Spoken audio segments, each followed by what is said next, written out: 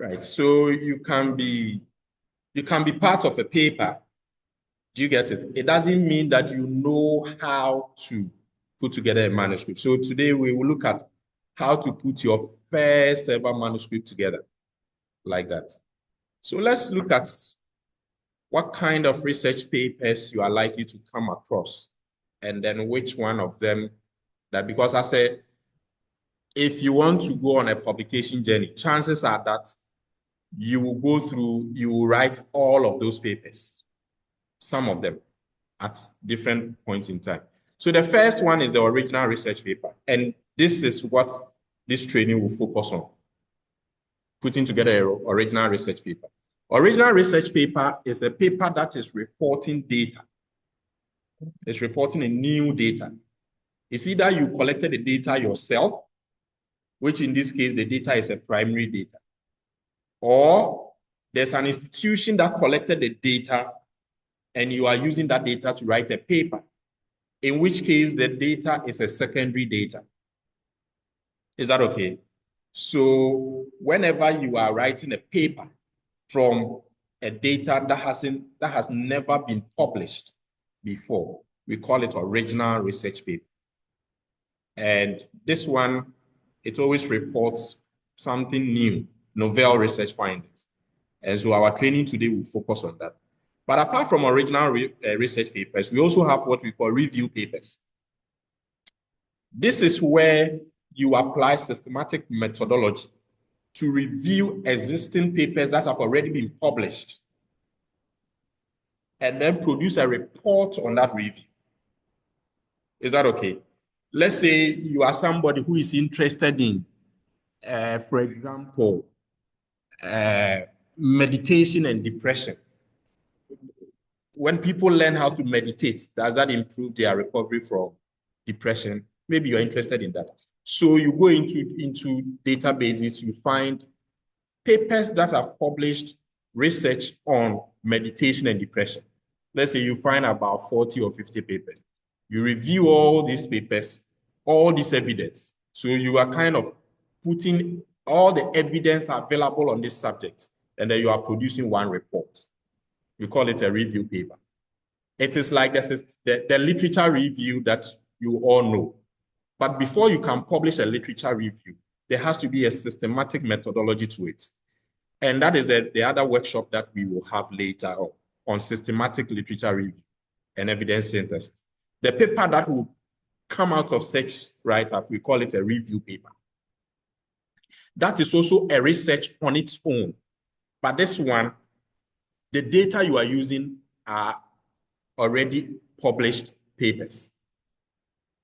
Do you get it? For original research paper, you go to the field to gather the data. For review papers, you go into the databases, you search for papers that have published papers on this on a subject that you are interested in. Do you get it? And then you publish a report. For example, currently I'm mentoring some young researchers to look at research on happiness in children. One guy who is interested in happiness research, he wants to know what research has been done on happiness among children. Okay, so the papers have been selected, the papers have been summarized, the thematic findings have been laid out, so it's now left with the draft of the manuscripts. So when such a paper is ready, do you get it? We call it a review paper. So with the training we'll be doing today, that one is on original research. Then we also have what we call short communication. Sometimes there are some papers you download online and the whole paper is 2 pages. Is that okay? Sometimes a senior scholar in a field can decide to publish some short communication to practitioners in the field on something. Is that okay? But for short communication, it's usually, if you are not well advanced, if you are not an advanced scholar in that field, no credible journal will publish a short communication from you. What are you communicating? Do you get it?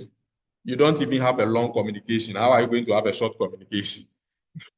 So these ones are by well-advanced professors. Do you get it? Well-advanced professors on something. So, for example, during the COVID,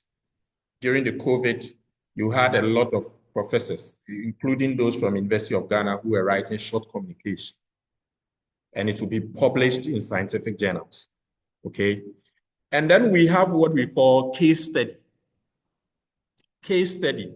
Case study papers are papers that practitioners often write.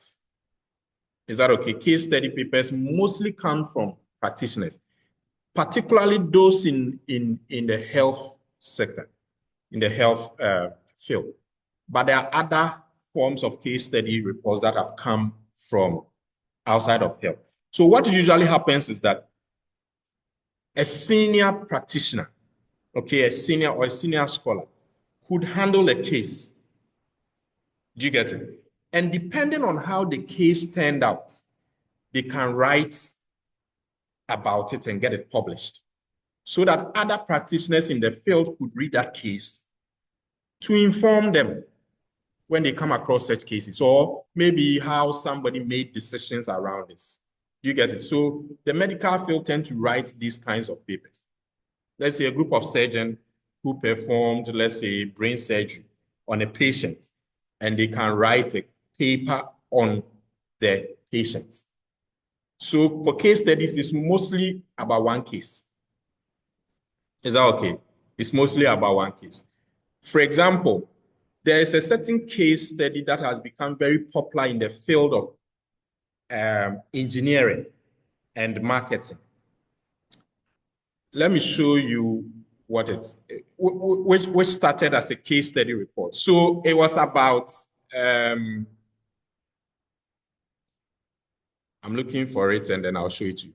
It was about GM, General Motors, that company. So they produce, you know, the Pontiac Vibe. When they started producing that car, there was a customer who bought one of those cars. Yeah. So there was a customer who bought one of those cars. And the customer kept complaining. The customer lodged a complaint to their customer service that anytime I drive my car to go and buy vanilla ice cream, when I finish, the car doesn't start. Right? I mean, this is a funny complaint. Do you get it? It's a funny complaint. So the customer service didn't attend to it. The customer reported again.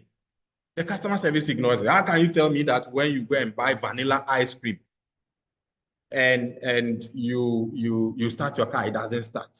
So they invited the customer. They asked, okay, apart from vanilla, when you buy any other flavor, does it happen? He said, no.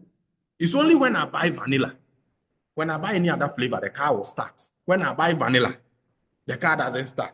Are you telling us the car is allergic to vanilla? Right? So they were still not attending to him until it was escalated to the president. And the president nominated one of the engineers to follow up, to understand. So the engineer started driving with the customer in the customer's car to where the customer goes to buy vanilla. And truly, whenever they go and buy vanilla, the car doesn't start. But whenever they go and buy any other ice cream, any other flavor, the car starts. So the engineer became even more interested and confused. So he followed up on 4 more rounds, on 5 more rounds, on 6 more rounds. And so he kept him thinking, and then he realized that, okay, he studied the way the ice cream shop is set up. And he realized that the vanilla flavor is right in front of the shop. The other flavors are at the back.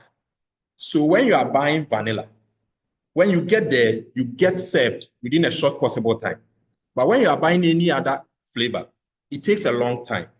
So then the engineer was like, okay, then maybe time is the problem and not the flavor. Do you get it? Long story short, the engineer was able to narrow the issue to about something you call vapor lock. That when you switch off the engine and you start again within a shorter time, the vapor lock, so the engine is not able to start, right? But when you leave the engine for a longer time and you start it starts. Do you get it? They never knew this problem, that their engine was having this problem, until the customer reported this case.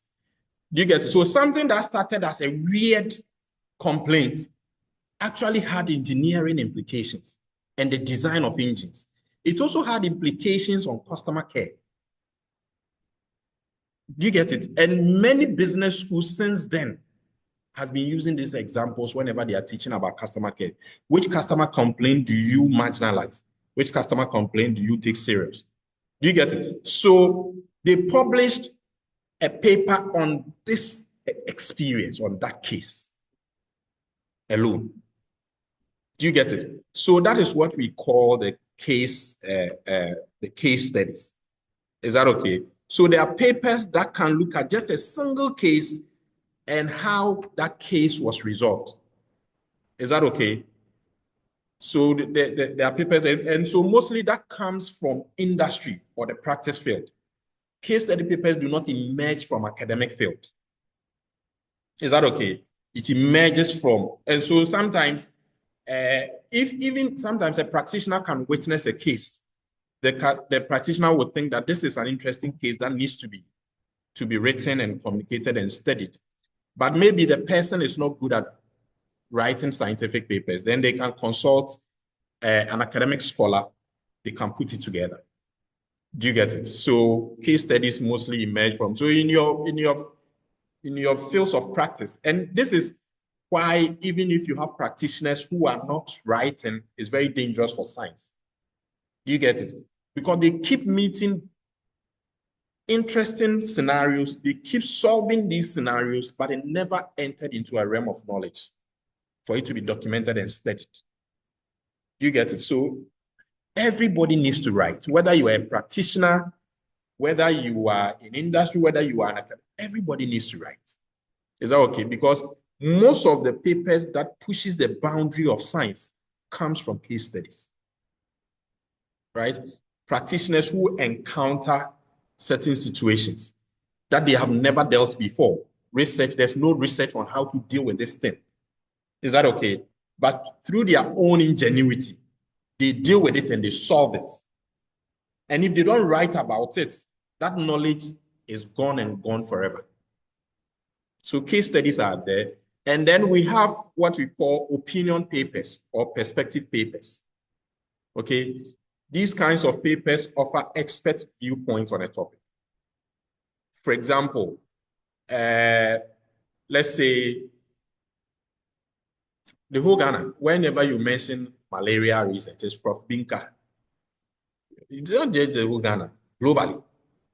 Do you get it? So because he is an expert in the field, he can write an opinion paper about even a malaria control program in Ghana or malaria control policies in Africa. Do you get it? So these papers, it comes from experts. And then we have editorial or commentary. This is where a scholar writes to a journal commenting on something. Is that okay? Commenting on something. Now, I have arranged a paper such that the early ones, you can start as a beginner researcher. Do you get it? As it goes down, you need more, more expertise.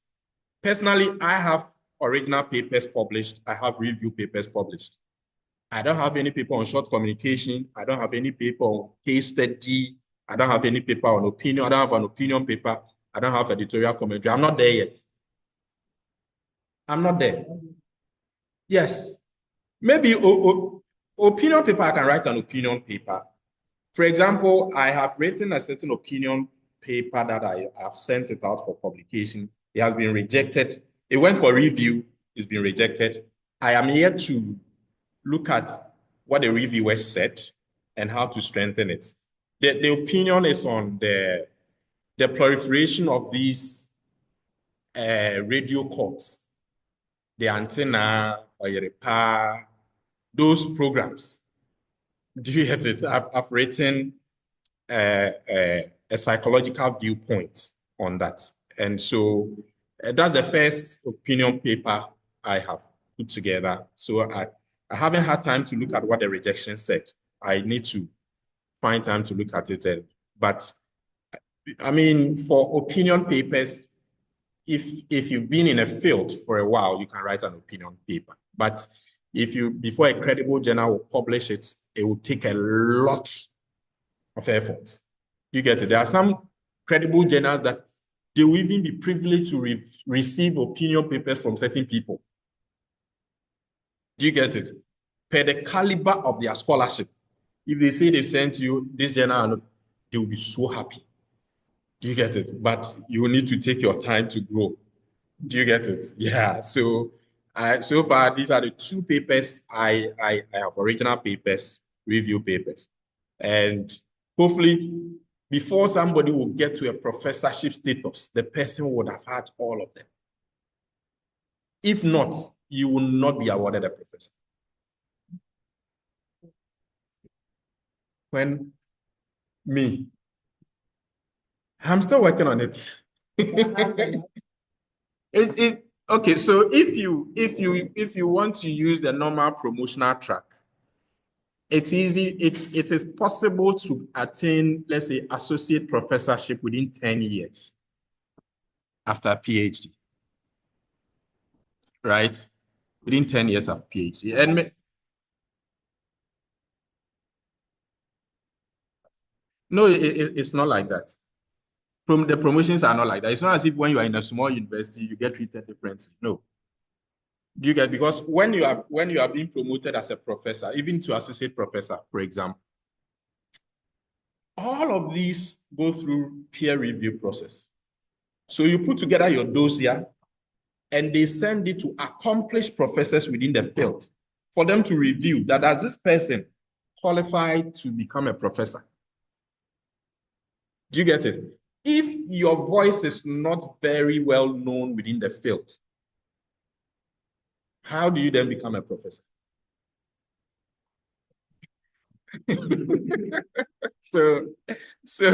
But before they name somebody as a professor, the person would have, I mean, by the time you are getting to the professorship status, you are moving away from original papers and review papers. You are moving away. You will only be providing mentorship for people you are mentoring in writing original review papers. From there, you have moved on to commentary, opinion papers, theoretical papers. That's where you are when you become a professor. Because what that means is that you have the authority to dictate to the field, to the discipline, on what to expand, what to exclude, and all of that. Do you get what I'm saying? So it takes a while. It takes a while. And I mean, as long as we are breathing, we are working on it. Okay, so your hand first before. So, sorry, those online, somebody asked, when am I going to be a professor? In case you didn't hear the question. So that was why, that was the response I gave. Okay, any other question? Yes.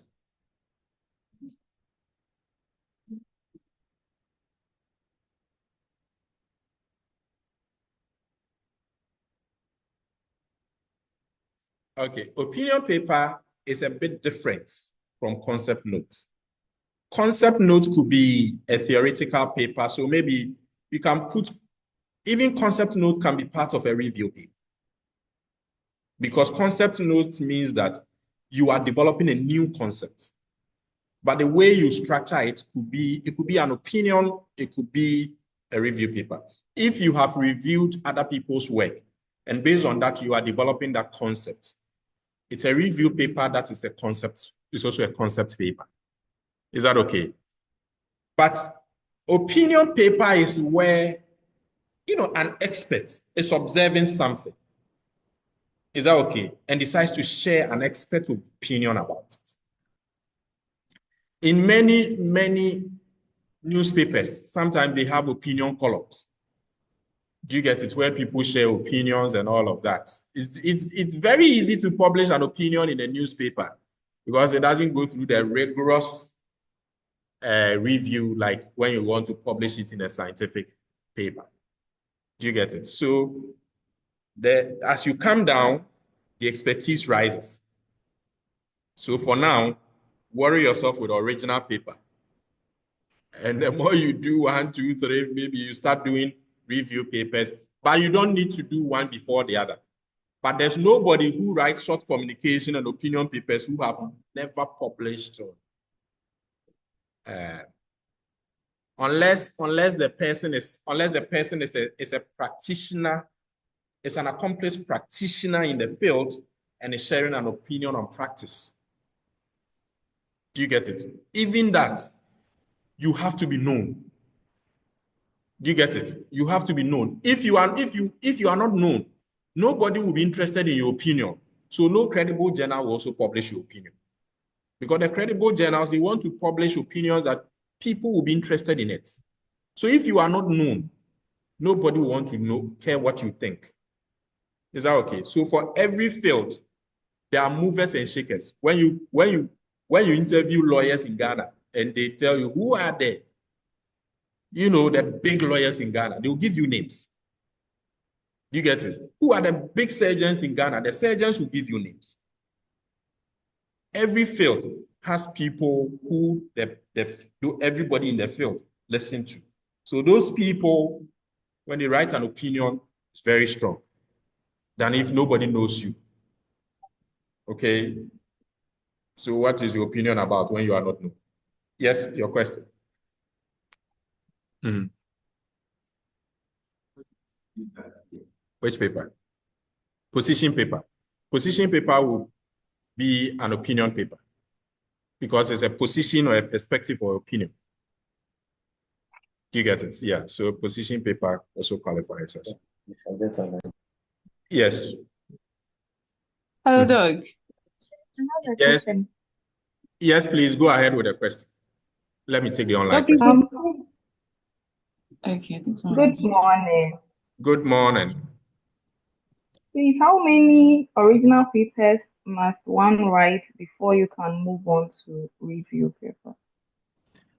There are no set records that you have to have original papers before review papers. You can even have review papers before original papers. For example, let's say you were a graduate student.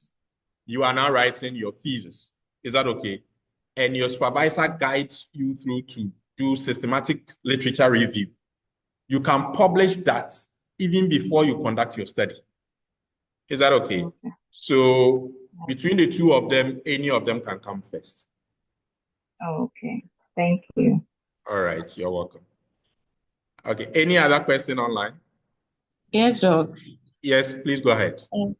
Doc, please, I wanted to ask if a policy brief is an opinion paper. A policy brief is, in some ways, it can also be classified as an opinion paper or a position paper like somebody asked. Is that okay? Because a policy brief means that a particular study has been conducted and the researchers are sharing opinion on the current policy and what they suggest should change in current policy. So it can be a position paper. It can also be called an opinion paper or a policy brief, depending on the way it's structured and what it's supposed to achieve. Please, does that answer your question? Yes, Doc. Thank you very much. Okay. All right. So now your question. Okay.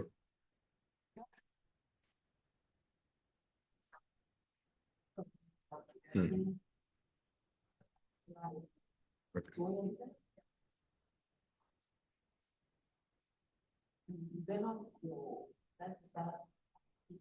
Okay, so somebody is asking that this case study listed here, how is it different from when somebody is doing research and a person is doing a case study?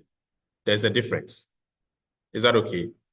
When you are doing research and you are doing a case study research, you are still doing original research. Okay, you are still doing original research where you need to get ethics, go to the field to gather data. And so you plan everything before you go in. That is still original research. You are just using a case study method. This case study as listed here is a bit different. These case studies, they are not pre-planned. Do you get it? They are not planned. They are not prepared for. They just happen in a field of practice. Do you get it? And the practitioners think that the community needs to know.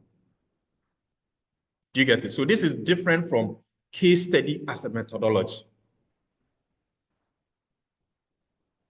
Yeah. Mm-hmm. Okay.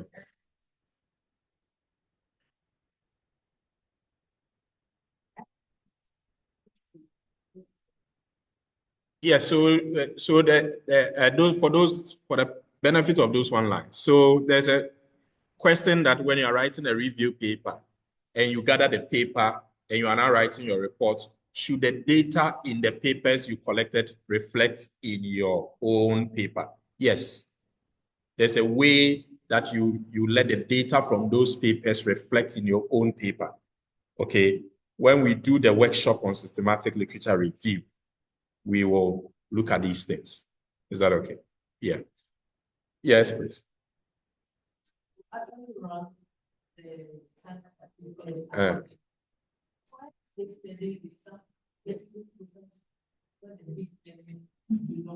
Okay. Mm-hmm.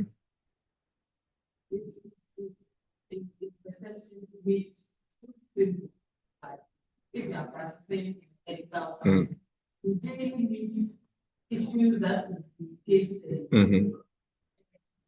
Using it as a paper and where it is. Okay, so somebody is asking that. Somebody is asking that when I said the case study forms part of the trade of those of people who have advanced in their trade. This person is thinking that, I mean, when you are practicing, you meet cases all the time. Okay, wouldn't that be too simple to write? The answer is no. It's not anybody who can write a case study. It's a case study as listed here. For example, let's say you are in the nursing field and you are an early career nurse. You have come into the profession barely 5 years. You've met a case and the case looks so novel to you.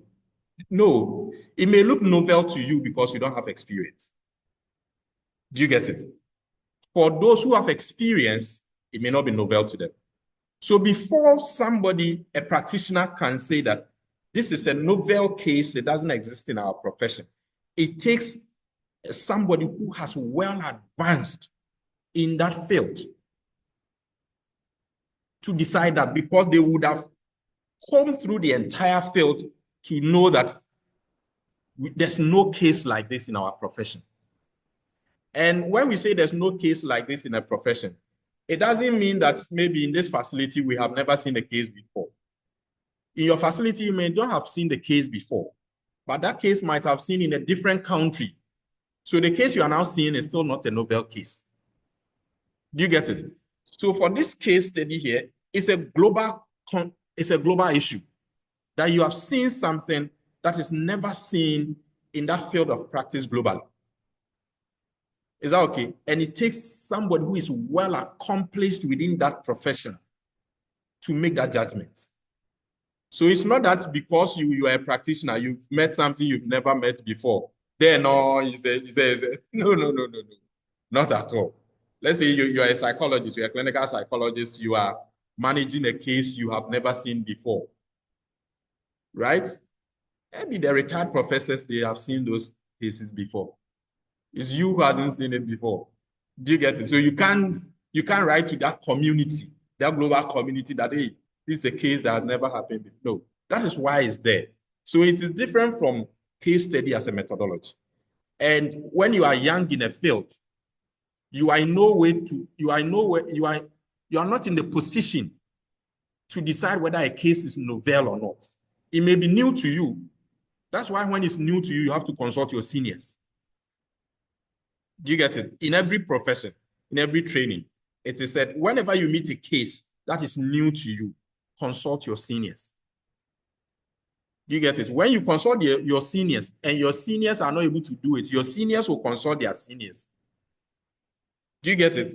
And when those seniors are not able to do it, those seniors will consult their seniors. Before it can now be understood to be that this is a novel case that needs to be written about. So it's not an easy issue. Mm-hmm.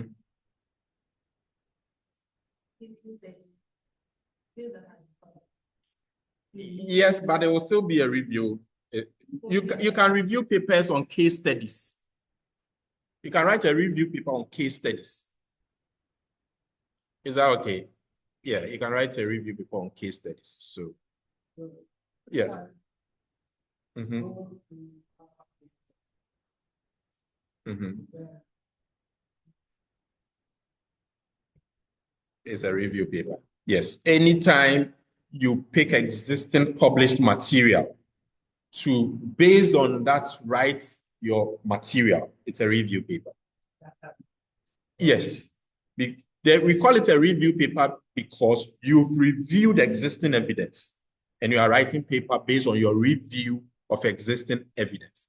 Somebody can write a review paper on existing theories, maybe the theories of dealing with these issues, and then they review it and write about what they think is wrong with that theory. That's also a review paper.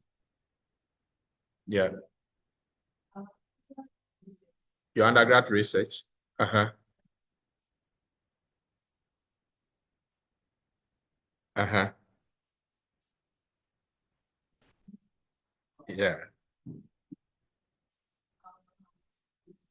Mm. Mm.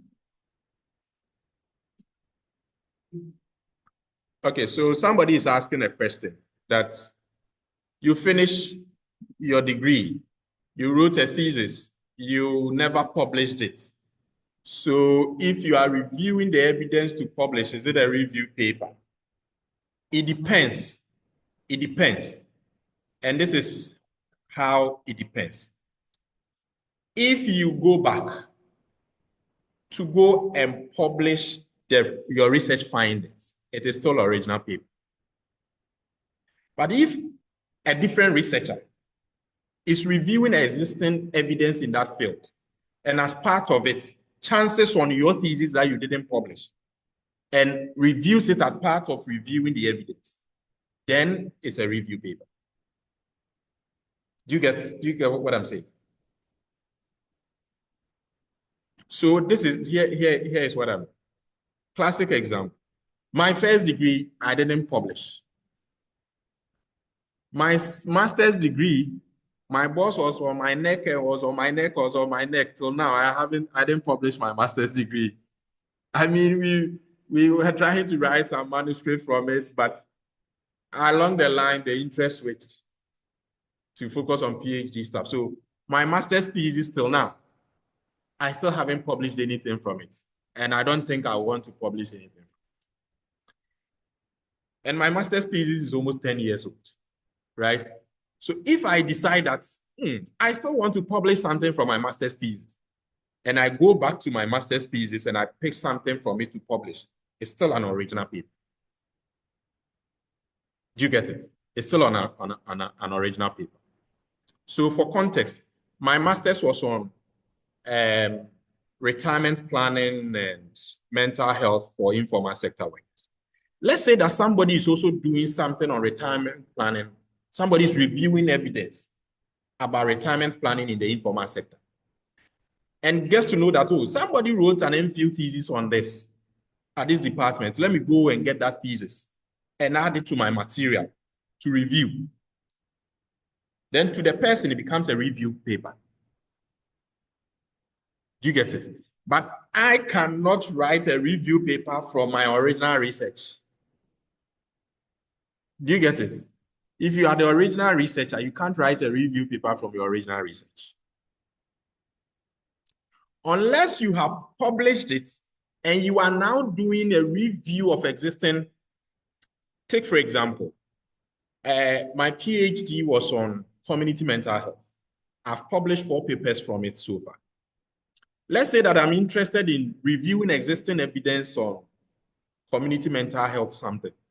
So I'm gathering all published materials on community mental health, let's say in Ghana. I will add my material to it. So it will come and form part of the materials I'm going to review. It won't be, you can't use one paper to say you have written a review paper. Do you get it? It has to be evidence synthesis from different papers. So anytime you go back to your master's thesis to publish something from it, it will still be original paper, no matter how old it is. Do you get it? So as I sit here, anytime I want, I can go back to my master's thesis that is almost 10 years if I want to go and write. I mean, I think I had drafted 3 manuscripts. It was, from that one.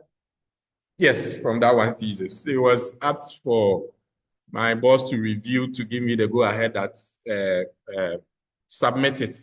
And, you know, over time, because I delayed, her interest also switched, and we're dealing with bigger projects and your PhD. Why do we need to go back to you? Because these people, they don't have time. So even if they are giving you 30 minutes of their time, make sure you are putting your best foot forward. Do you get it? Make sure you are putting your best foot forward. So I left it. Okay, anytime I decide to go back to it, it's still original paper. Yeah. Okay, so last question and then we'll move on. But I like the questions because you are getting ideas about the different kinds of papers. And that also means that when you come across any paper, you'll be able to know that this is an original paper, this is a review paper, this is an opinion paper. You'll be able to know the difference. Because the way to read each of them is different. There's a different way for reading each of them. Yes, please, your question. Maybe your first degree of master's paper that I don't have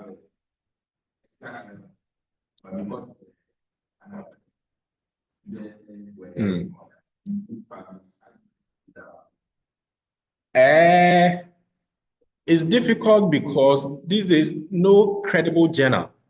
So somebody is asking, for the purpose of those online, somebody is asking a question that, let's say you have a first degree paper that because it was student work, you didn't have ethical clearance for it, but now you want to publish it. How do you go around it? Now, it is very, very difficult to publish original research that doesn't have ethical clearance. It's very difficult, okay? So even here in UHAS, even undergraduates are required to get ethical clearance. Unless let's say the supervisor is willing to publish with you, but the supervisor will make a statement to the ethics of it. Do you get it? Then some journals may consider it, because it may not be every research that you will need clearance of a sort. For example, there are instances where when I was doing my PhD, my boss was teaching a master's class that I was a teaching assistant on the course. And my boss wanted to have a kind of, have the students do practice about interviewing, transcription analysis. So she had them interview practitioners in the field. So for that paper, we didn't apply for clearance. But in the write-up, we had to indicate that it was a class project. Is that okay? It was a class project. For class project, you will need an ethical clearance. But there's a way to write that. Interestingly, one of the people who were in that class is on the online call, who is now doing a PhD now. Hello, Hannah. Hello, Doc.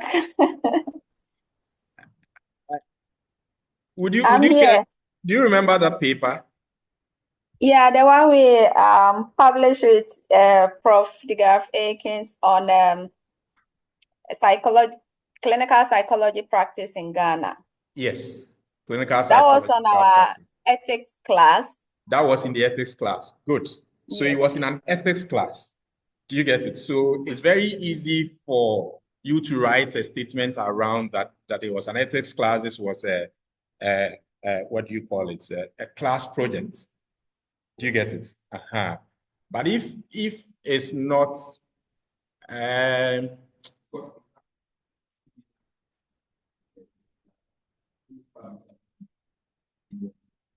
yes. So yes, you need to tailor it around it. I mean, when you check my profile on Google Scholar, you will see that paper. It's on professional psychological practice something. So you can pick that paper up. Competence. Competence. Let me see. Practice. Yes, so you can. Let me see. Because one of the things you guys need to understand also is that when you are starting off as a new publisher, you always need a mentor paper. Do you get it? When my boss started training us, and we'll talk about that very soon, she will not review your manuscript until you send a manuscript with a model manuscript. Do you get it? A model manuscript, so that you know that, okay, this is the manuscript of all manuscripts you've reviewed. This is the one you are modeling yours over. Okay, it helps a lot to solve. We'll discuss that very soon. Let me see if I can get.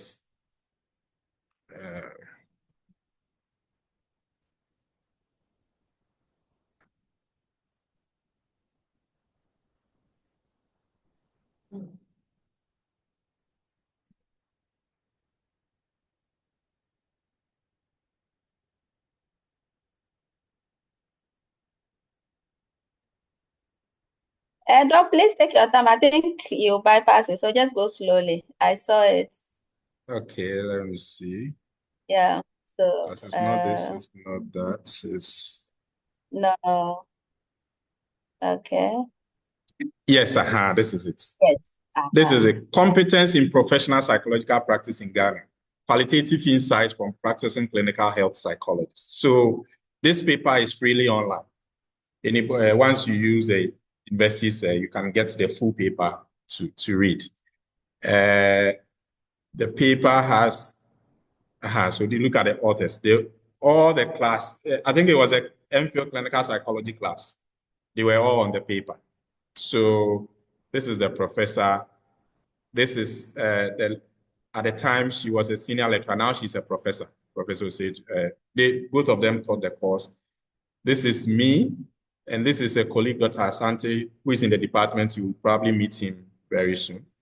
And then the next person, this is the lady who just spoke. Right? This is a lady who just spoke. At the time, they were first year MPhil student, clinical psychology student. So from here, from this list down, they were all clinical psychology students. They all came together to do that project. So their names. So from that, I'm sure for many of them, this was the first publication that but it was it was something nice. How do you do a course in a semester, and from that course, you have a paper. It's very nice,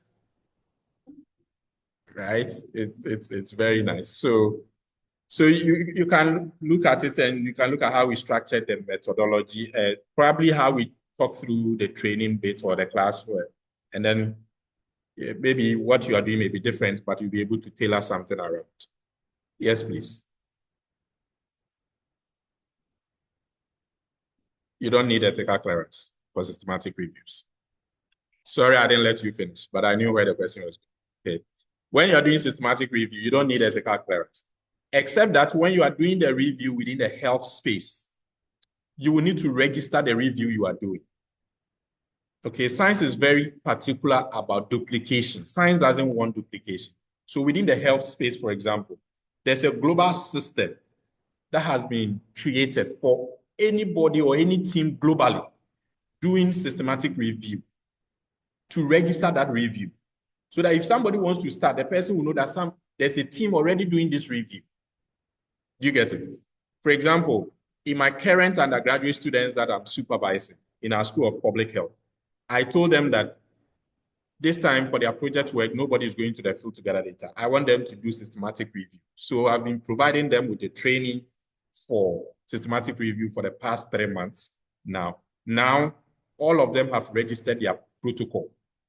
The protocol is, for example, is something like you put something together like a short proposal for the systematic review you are going to do, and you have to register it. We call it the review protocol. You register that. So that globally, so it's a database that you register in online. Do you get it? Because this one is not systematic review, we will not go details into it. But when we are doing the systematic review workshop, we'll go do that into details. And then you all get to register your systematic review there. You get it? They will give you a review ID. So whenever you want to publish that paper, they will require the review ID. Is that okay? Yeah. But apart from that, if it's not in the health space, then you probably don't need anything. And that even that is not an ethical clearance. No, you are just putting the information to the global community that me and my team are reviewing this evidence. So people can contact you on that. How far have you gone? Can you share some insights? We want to collaborate with you, just so that the community would. All right. Okay. So we move on. We'll take the first break at 11. That means I would have done 2 hours. So we'll take the first break at 11. And then, so in 30 minutes time, we'll take the first. All right. Now let's move to the substance of the workshop, or the substance of our meeting for yesterday and today, developing manuscript as a beginner. Developing the manuscript as a beginner. So here I provide some steps, and then we'll go into the details of the steps. Okay. First of all, you can never write a manuscript in a field that you have never read well.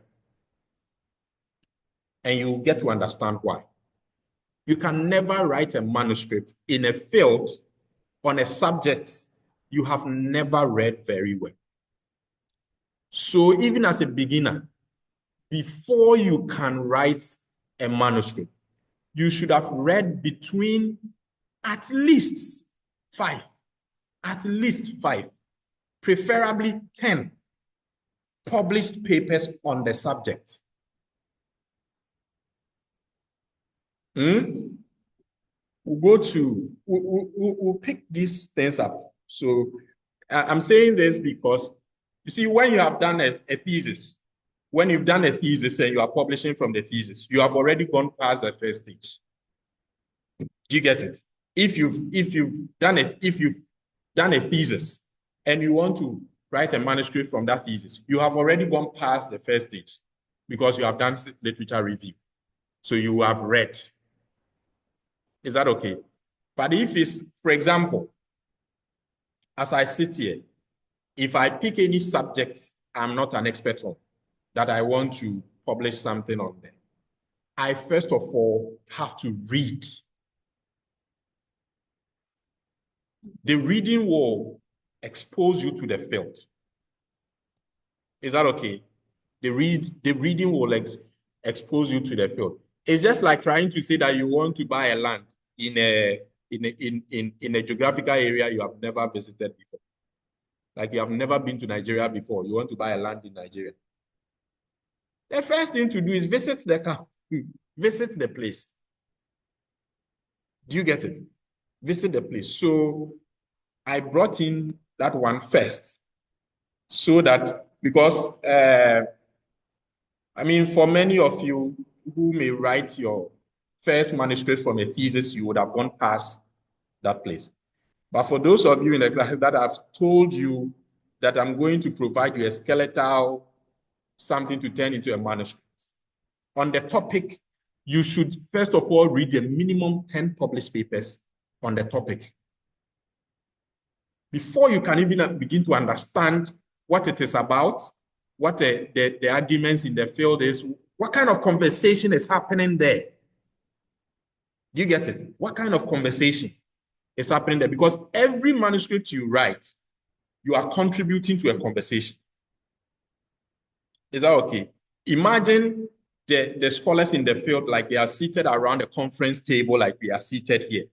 And you say you want to come and take a seat there. So you want a seat at the table.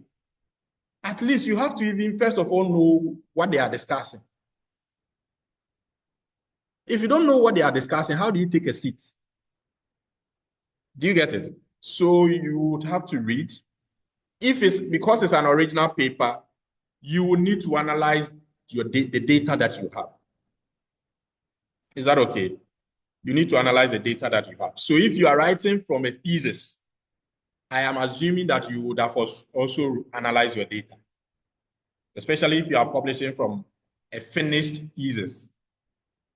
You would have analyzed the data already. Is that okay? So there's a little bit difference. There's a difference when you are publishing from a thesis and when you are publishing not from a thesis. It's a bit different. When you are publishing from a thesis, the thesis would have been completed. Do you get it? You would have had supervisors supervise you. So the thesis has been completed. You would have written your introductory chapter, your literature review chapter, your methodology chapter, your results chapter, your discussion chapter. You would even have an abstract. But even that, when you are publishing from a finished thesis, you cannot use the abstract of that thesis for the abstract of your manuscript. Unless you are publishing the whole thesis as one paper. And mostly, a whole thesis cannot be published as one paper. Unless maybe it's an undergraduate work, which doesn't contain a lot. Even a master's thesis, the whole thesis cannot be published as one paper. So one thesis, it is possible to get 2 or more manuscripts from it. Is that okay? It is possible to get 2 or more manuscripts from it. So you cannot use the abstract of your manuscripts as the abstract for the thesis. So the manuscript that you now want to write or prepare, you first of all write an abstract for that manuscript. We'll go into that. When you finish, and mostly, you know, for an abstract, you are probably looking at between 100 to 250 words. Okay, some journals will say 100 words, some will say 150 words, some will say the highest you may get maybe 250 words. Is that okay? So you first of all need to prepare a manuscript first. If it's the first time ever you are trying your hands on a manuscript, when you are done, the next thing you do is to now write what we call extended abstracts. And we'll talk about the extended abstract. Now, you keep the original abstract you have. You are now going to expand that original abstract into an extended abstract. So maybe in the first abstract, you wrote, let's say, 150 words. You are now going to expand to, let's say, 500 words. And so we'll talk briefly about what the abstract is and what the extended abstract does. Is that okay? When you finish, then you need to draft some sections. I mean, a typical manuscript has introduction, methodology, results, discussion. A typical manuscript. When you're writing a thesis, you write introduction, literature review, methodology. In a typical manuscript, you are not likely to have a section called literature review. No. Okay, but even between these between these 4 sections, there are certain sections that are better written first before others. And we'll discuss that soon. But first, let's look at when you are reviewing the first set of studies, especially if you are not publishing from your thesis. You are publishing, let's say, I have sent you a data. We have a data on it. Analyze the data on this subject and let's write a thesis, a manuscript on it. Because you might not have done literature review on the subject, you now have to study the field. Is that okay? Study the field. If you know the process to go through, you may be a psychologist, but you look, as I sit here, I've written finance papers for some people who thought that I have qualification in finance, but I don't. I've written papers on archaeology. Yes. Recently, I've just finished writing a paper on econometrics. And I'm not an economist. If you know how the process works, is that okay? First of all, get to read what is there. Is that okay? And when you are reading, you are looking for specific things. So I say read minimum 5 current papers, appropriately 10. I say minimum 5, appropriately 10 papers that are directly related to the subject you want to publish on. So this is when you are publishing not from a thesis. Is that okay? Maybe you are part of a project. And they require you to produce a manuscript on a particular subject. Okay? So make sure you read current. When I say current evidence, make sure that the papers you are reading is not too old. We live in a current age where if a paper is more than 5 years, it's old. In the past, people could be writing papers and they could be citing 1966, 1970, and it's okay. Now, if you are writing a paper, you are citing 2016, 2017, we'll tell you they are too old. If you cite a 2016 paper, we are in 2025.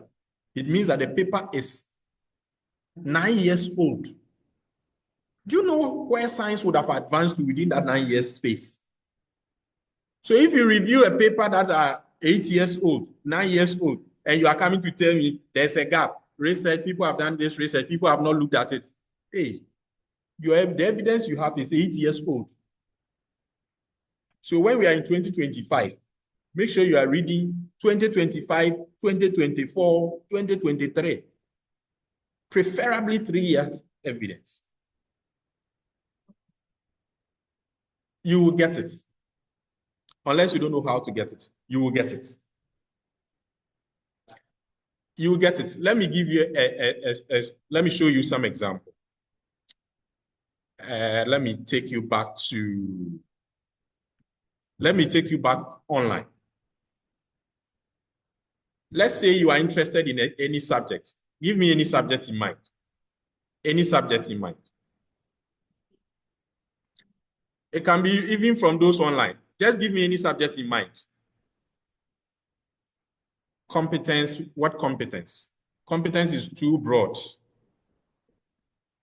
Ethical dilemma. Let's say you want to publish something on ethical dilemma in nursing, or let's say in healthcare. Wherever. Right? Right? So let's say you go to your database. You type in whatever you are interested in. Every database has advanced search help. So you see to the left of this page, you have any time since 2025, since 2024, or you can custom range. Any time is highlighted red because I haven't specified any particular time. So they are bringing me papers from 2010. The first paper here is 2010. The next one is 1990. If a paper is written 1990, that's 35 years ago. Well, currency is also classic. Right? So this is 1990, this is 2020, this is... So if you need papers between 2023 to 2025, let's say if I click 2021, it will start bringing me papers that has been published since 2021.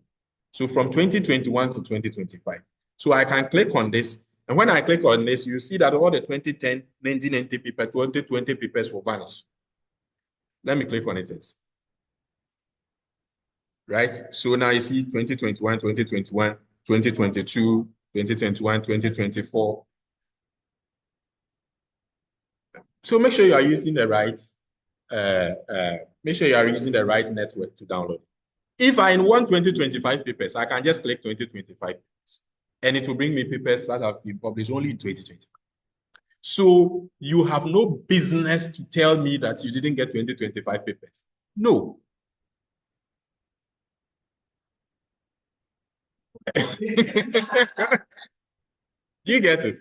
But some of these search strategies, we will go in depth when we do the systematic review workshop. But what I'm saying is that make sure your evidence you are reviewing is current.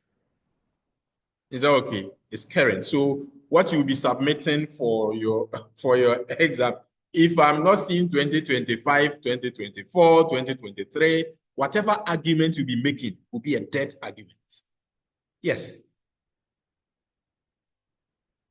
If you are right, if you look, I have written, there's a team I'm working with on blood health project, and we put together a manuscript, and I was quoting a certain statistics and quoting 2022 paper.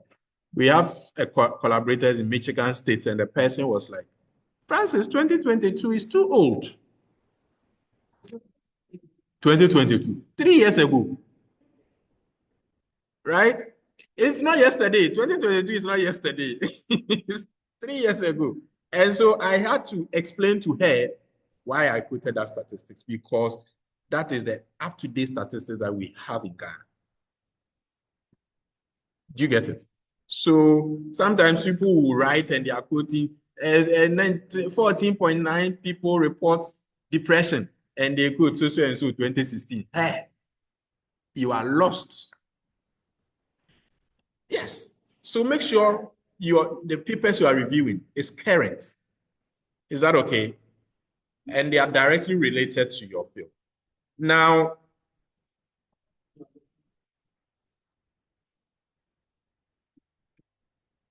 we have it.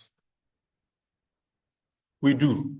You see, don't start with this mantra that there are no papers. Don't start it. As much as possible, banish it from your mind. There are no papers on this, there are no, banish it. If you haven't found it, you see, even in the scientific field, where you are stating something is not there, even you have to be careful. Sometimes you even have to say to the best of our knowledge. Do you get it? I've sat through a PhD defense where a PhD said there are no papers on this in Ghana.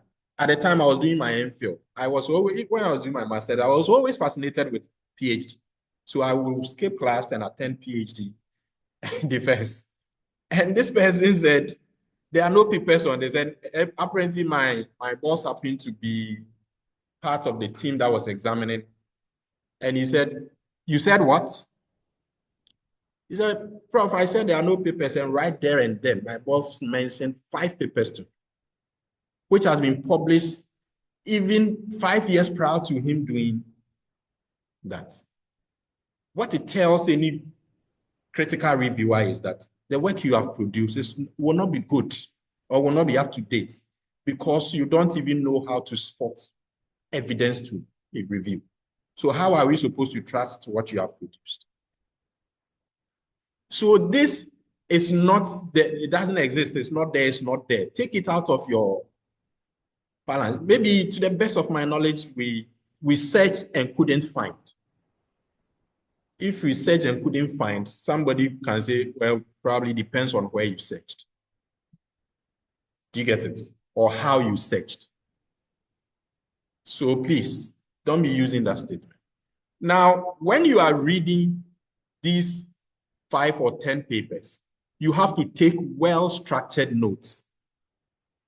Well-structured notes, because like I said, every typical manuscript will have introduction, methodology, resource, discussion.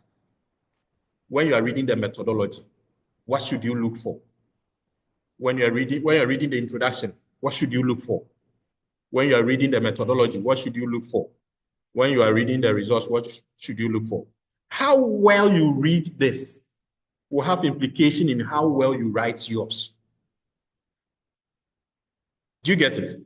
So when you are reading the introduction, You are paying attention to some specific things. What key arguments are the authors making in their introduction? Right? What key findings are they reported in the field? What key research gaps did they talk about? And what was their key research question or their key objectives?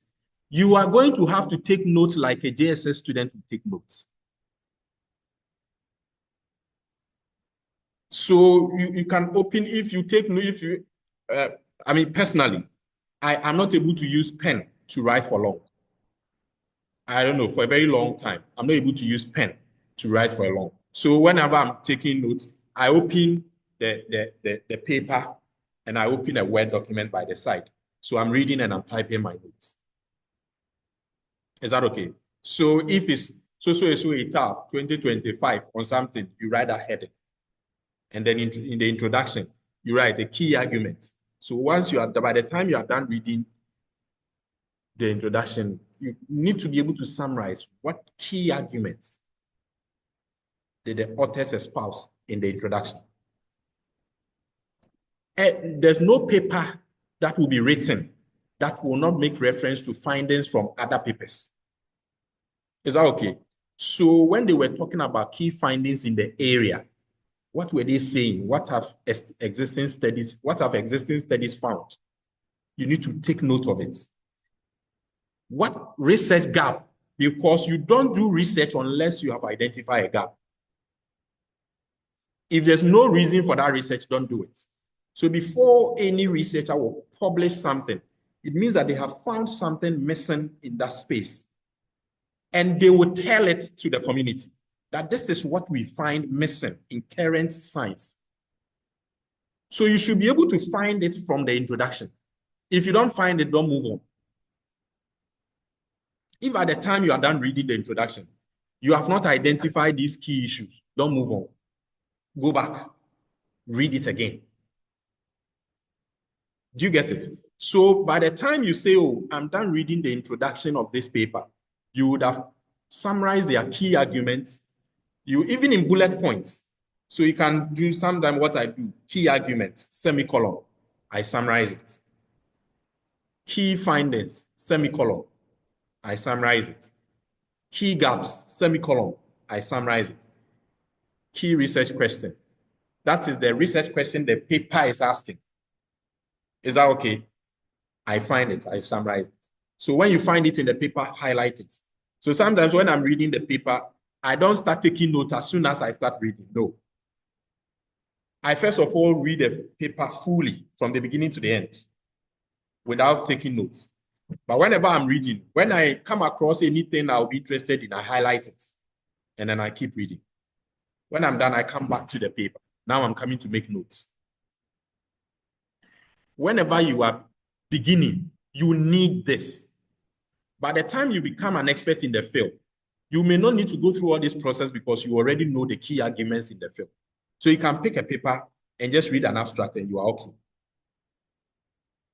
So when people are talking and they say, oh, once you pick an argument, once you pick a paper, you can only read the abstract. And I keep telling you, are you serious? You are not an expert. Don't do that.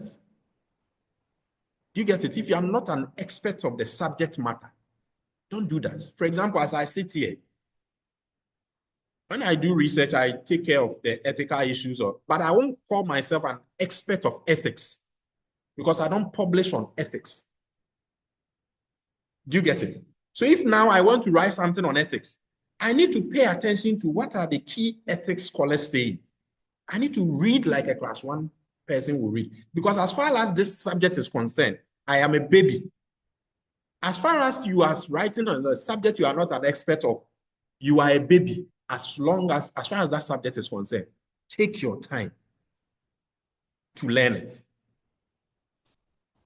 Because if you skip this process, you will never be able to write a manuscript. If you skip this process, you will never be able to write a manuscript. So the introduction, make a key way. Methodology, the paper will tell you their methodology. Read it carefully. Okay, where did they do the study? How did they do it? Which people did they use? What instrument did they use? What kind of analysis did they do? And what reasons were they given for doing what they did? Pay attention and read it carefully. Okay? And then you also need to read the results or the findings. When it gets here, it will be a bit tricky because findings section tend to be very technical. Findings section tend to be very technical. So if it's a paper that is reporting, let's say, empirical studies, it's going to report very technical statistics or very technical, mostly if it's qualitative. No matter how technical it is, you may be able to wrap your head around. But when it's statistics, sometimes there are some people, the moment they see the numbers, their brain switch off automatically, like the person who goes to buy the vanilla ice cream.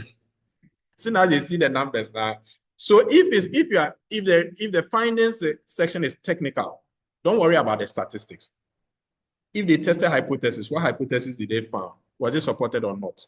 Did they find that women report something higher? Just write a summary of the findings. Is that okay? Now you are going to read the discussion. When you are reading the discussion, you are looking at how did they discuss the findings they got.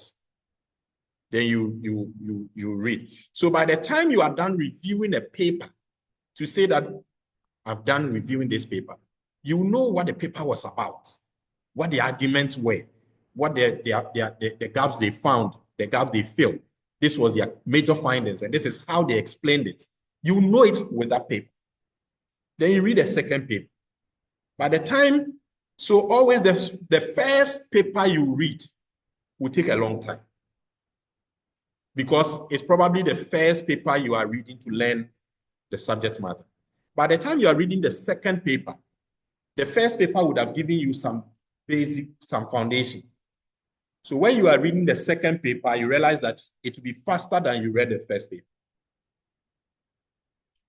Then you read the third paper, and that one will even be quicker than the second paper because now you are becoming a bit familiar with concepts, with arguments. Is that okay? So certain things will start running across the papers. By the time you are done reviewing the fifth paper, you will become knowledgeable about the conversations there. Is that okay? So, like I said, these papers you read will help you to, it will introduce you to the arguments, the key findings, and the discussions in that area.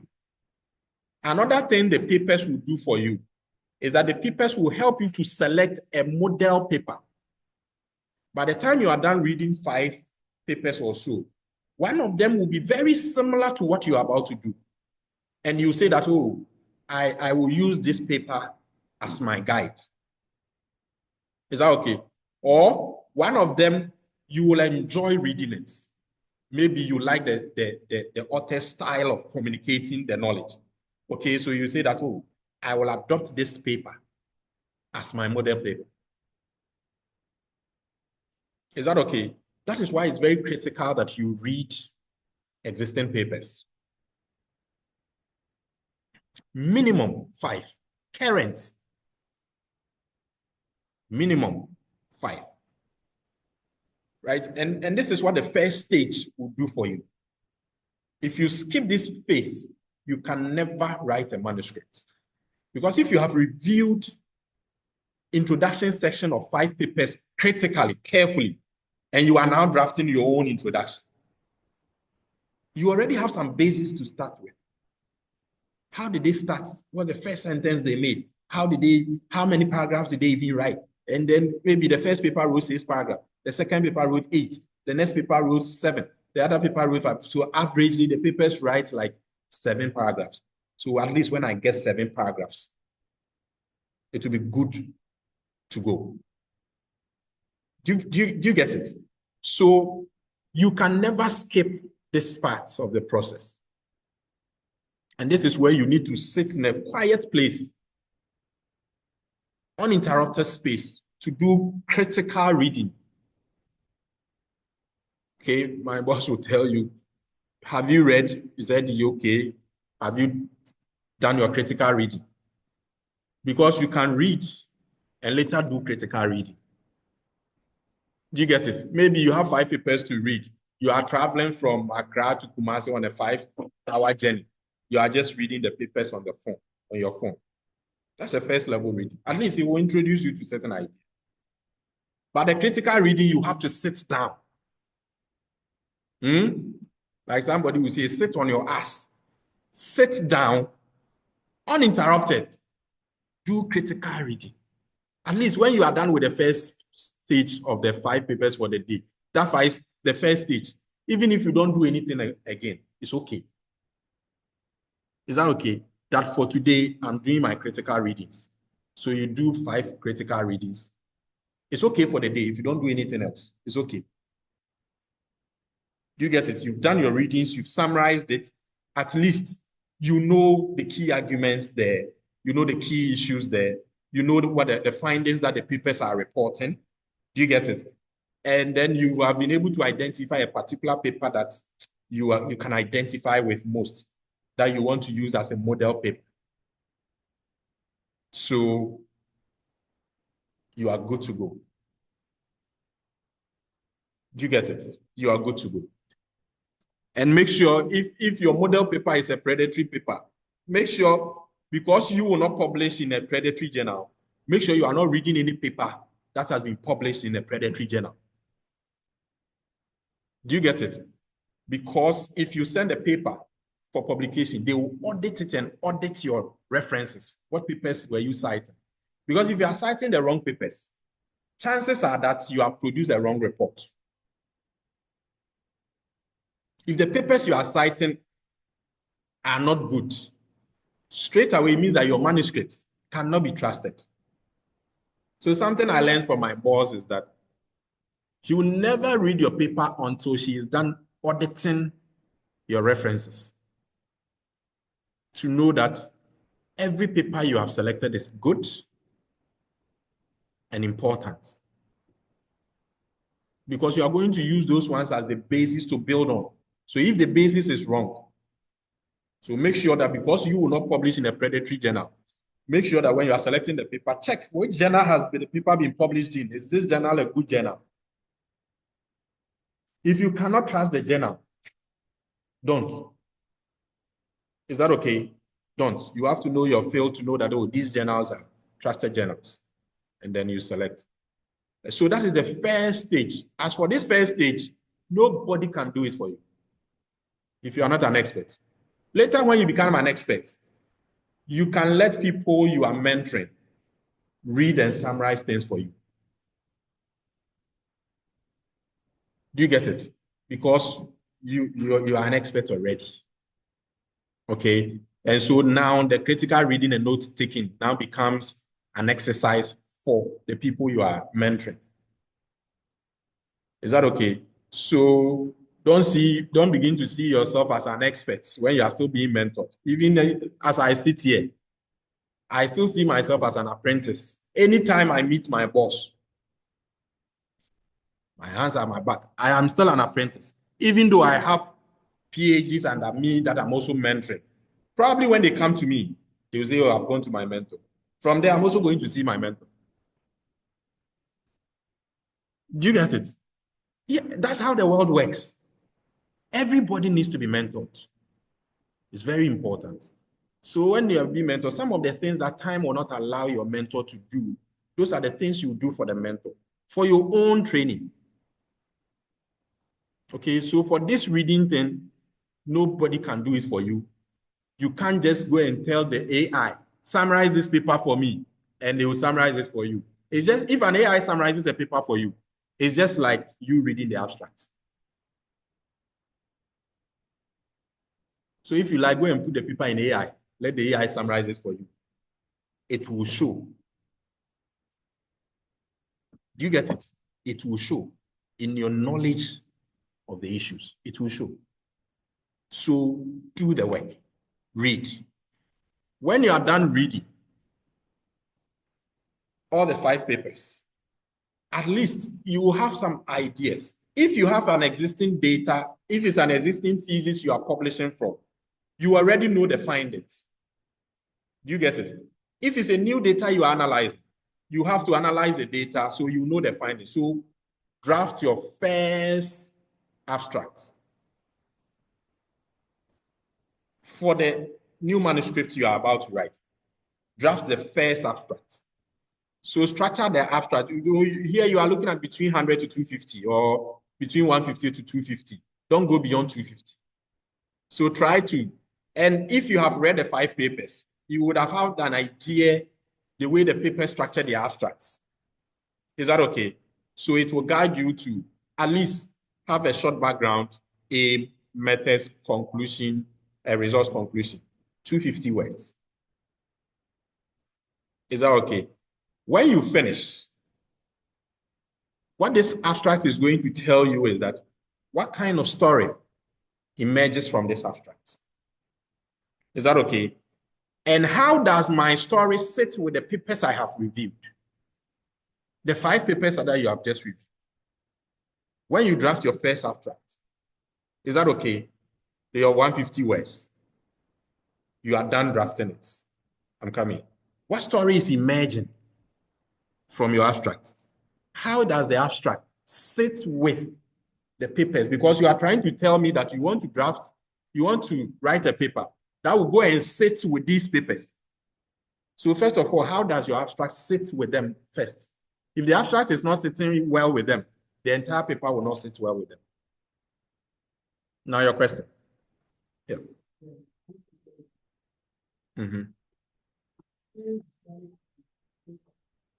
Yes, you should have the same topic you are doing.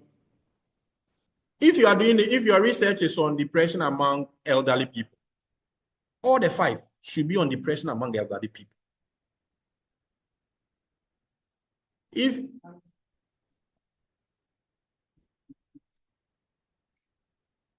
there's nothing like a work has been done, so nobody else can do it. No. A work has been done. How did they do it? What arguments did they use? How did they define their concepts? What kind of arguments were they making? Do you get it? That will tell you that, oh, almost all the work on elderly, on depression among elderly have focused on, let's say, elderly women. Elderly men has not been done. Or all the work focused on, we will come to that when you're, by the time you are done reviewing the 5 papers, or you will find that there's something missing. We'll come to it when when we do details about the introduction. We'll come to that. Okay, so you need to prepare your first abstract. That one will be, and by the time you are done reading the first paper, the second paper, the third paper, if it's about a paper, if it's about a thesis that you have the findings already, your own abstract would have started emerging in your head. Do you get it? Your own abstract, because you know the findings you have already, your own abstract would have started emerging. Okay, so once you are done, you draft your first abstract between 100 to 250 words, 150, okay, don't go beyond 250. And ask yourself, read it again, is this abstract clear? Does it tell a coherent story? How do I compare it with the 5 papers I have reviewed? If you can compare it and it sits well, that's the first win for you. Yes, as a matter of fact, it's a major win for you. Do you get it? It's a major win because you need this to build on. You need this to build on. Then when you finish, maybe you use 1 day to do your critical reading. You can use 1 day to work on your first abstract. When you are done with the abstract for the day, it is enough. Even if you don't do anything about the paper, it's okay. As a first time, you've been able to put your own abstract together. It's a big win. Even if you don't do anything, it's okay. Okay, the next day, you can move into what we call extended abstracts. The extended abstract is your first attempt at expanding the abstract you wrote. Do you get it? Because you have written a 200-word abstract or a 150-word abstract and a story emerges. A typical manuscript could have between 4,000 to 5,000 words. You have written a first 150 words. It makes sense. You are going to expand it to 4,000 or 5,000 words. Will it still make sense? You have to try your hands at a shorter version first. Okay, so you are now going to extend your abstract. And this time you are looking at between 500 to 700 words. Okay, so you will not delete the first abstract. You will keep it. Is that okay? But you see, if you sectioned it into sections like this, you can just copy and bring it down, copy and paste it down. Now you are going to expand on the sections. Okay, so now you are going to expand on certain sections of the original or the first abstract. So you are going to expand the background.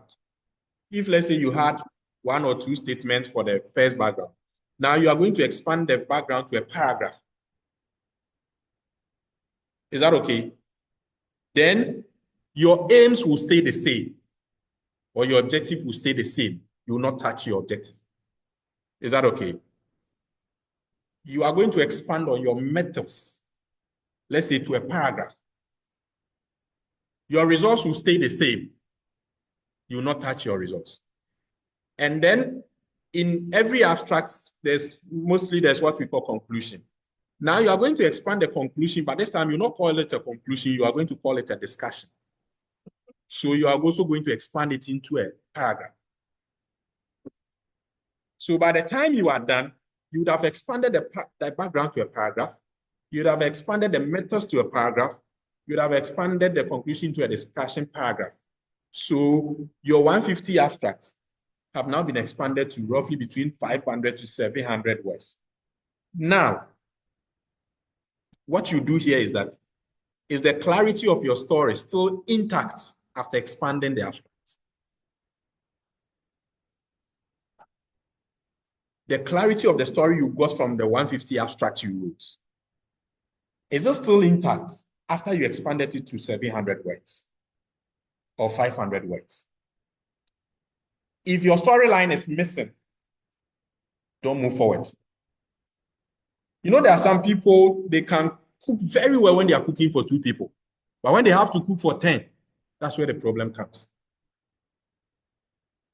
So the fact that you cook very good food for 3 people doesn't mean you can cook for 20 people. Do you get it? So this is your first attempt at trying your hand at expanding. If your storyline is getting lost, stay there. Fix it. Yes, your question. You are not. Mm-hmm.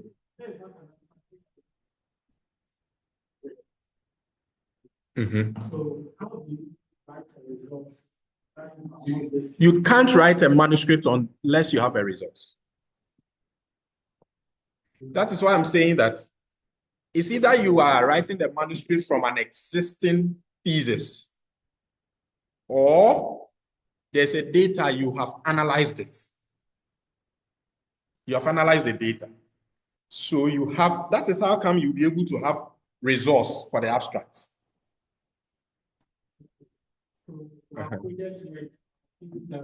Yes.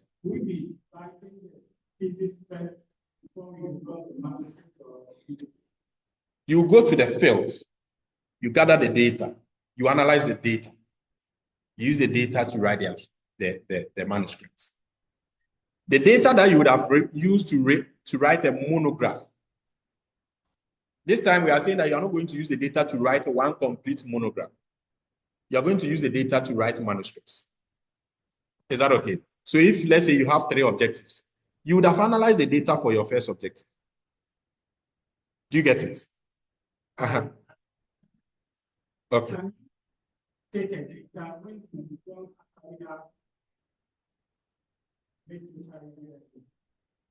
Yes, you can take a data. For example, there are some databases. So I can take a data and let's say in the data, they assess, let's say, happiness. Okay, and I say, okay, let me analyze this data and let me see what I will get. Okay, so I analyze the data on happiness, and maybe I'm getting a certain findings which I find very interesting. And I say that I want to write on this and publish it. Do you get it? I want to write on this. What I'm finding is interesting. I want to write on it and publish it. So now I need to move to the manuscript development stage. I have to read first. So I have to find papers that have been published, that have published similar things on what I've just analyzed. To read, to find out how did they make the argument, where did they start from, how did they end, what are the key arguments there, and all of that, to introduce me to the field. And so you don't write a manuscript until you know your findings. So you always know your findings. Is that okay?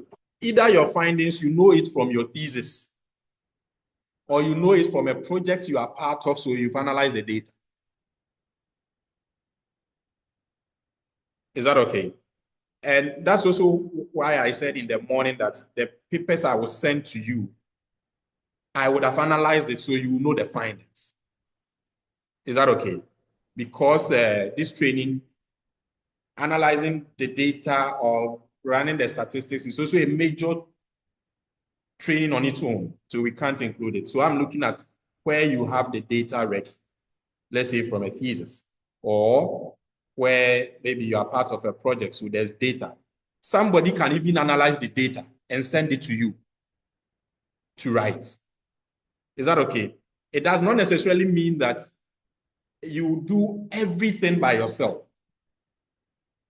Is that okay? Your own project, you can give the data to somebody to analyze the data for you. The person will send you the data analysis and a write-up of the results. But because it's your field, you understand the results. Do you get it? You understand? So for example, I do data science consulting for people in fields I have no expertise in, but I have expertise in data science. So I can analyze data from the field of mining and tell them that this is what your data is showing. You now have to go and use your expertise to discuss it. That won't come from me. Do you get what I'm saying? Aha. But because if what you are writing is in your field, then you have to. So in terms of the data, even if you don't know how to do the analysis, even those in the hard sciences, those in physical, biological sciences, they understand that sometimes a student can send his or her samples to South Africa or to US for them to analyze it and send it back to them. And they continue it, but it's still their project. Is that okay? There are professors who will say, analyze this data for me, because, for example, there are professors who are qualitative experts. So when they have quantitative data, they have to give it to somebody who does quantitative analysis to analyze it for them. But when you analyze it for them and they get the results, they can discuss it because they have authority. The same way, there are some professors who are purely quantitative. They don't know how to analyze qualitative data. So they'll give the data to you, go and analyze it. When I was doing my, I think, PhD, myself and a colleague of mine, Dr. Asante, sometimes a professor will say, look, you guys, I've booked this hotel. 1 week, go and stay there, analyze this data for me. And we are at the hotel, chilling. 1 week, we are analyzing the data. Everything's sorted. The room is sorted. Breakfast, lunch, dinner sorted. And by the time you are done with the 1 week, you get something good. And what we are doing is that we are analyzing the data. So we analyze the data, we send them the report, and they will decide that, oh, okay, I'm going to write on this first. I'm going to write on that first. So you can't write a manuscript when you don't have what do you call it? Resource. You need a resource. Okay. Right. So that is what your extended abstracts does. Your first attempt at expanding. So when you get your extended abstract to be good, then you can move into actual writing of sections. Is that okay? So we'll move into that later, but we'll take a break here for now. Any questions so far? When we come back, we are going to do actual writing. Any questions so far? Hey. Sorry, I just got an email with that. I see. Any questions so far? Those here and online. Okay, if there's no question here and online, then we will take, we've done 2 hours, 15 minutes. So we'll take 30 minutes break. When we come back, we'll sit through till we finish. So we'll take 30 minutes break. And so the link will be left on. So those of you who are on, if you want to log out, you can log out and log in again if you want to. But the link will be left on, except that the recording will be stopped or paused for now.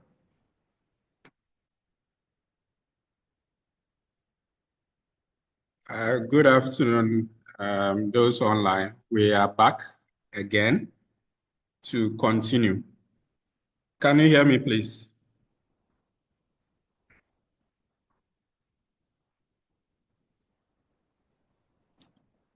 Those online. Yeah, I can hear you now.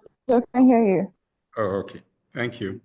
So we are moving into our next session. But before we do that, the next 1 minute, do anybody here in the conference room and online have any question you wanted to ask but you couldn't, or has any question popped into your head you would want to ask before we continue?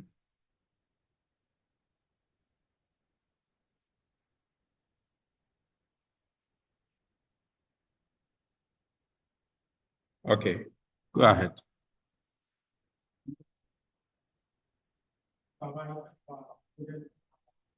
Okay.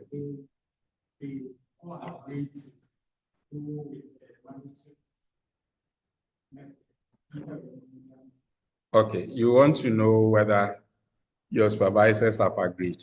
Yes. I mean, I am the coordinator, so I've told them. That's one. So they know. Okay. It's also easier to supervise graduate students who produce manuscript reports than monograph. Because when you produce monograph and you graduate, it can take forever and you might not have written a thing from a single manuscript from your thesis. Okay. And supervisors put in a lot of work. You get it? Put in a lot of work. And so if you are not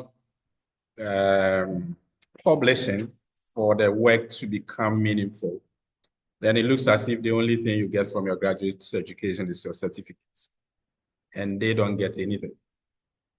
Okay.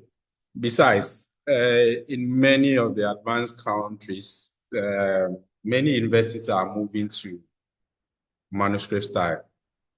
So if you have 3 objectives, produce 3 manuscripts and submit for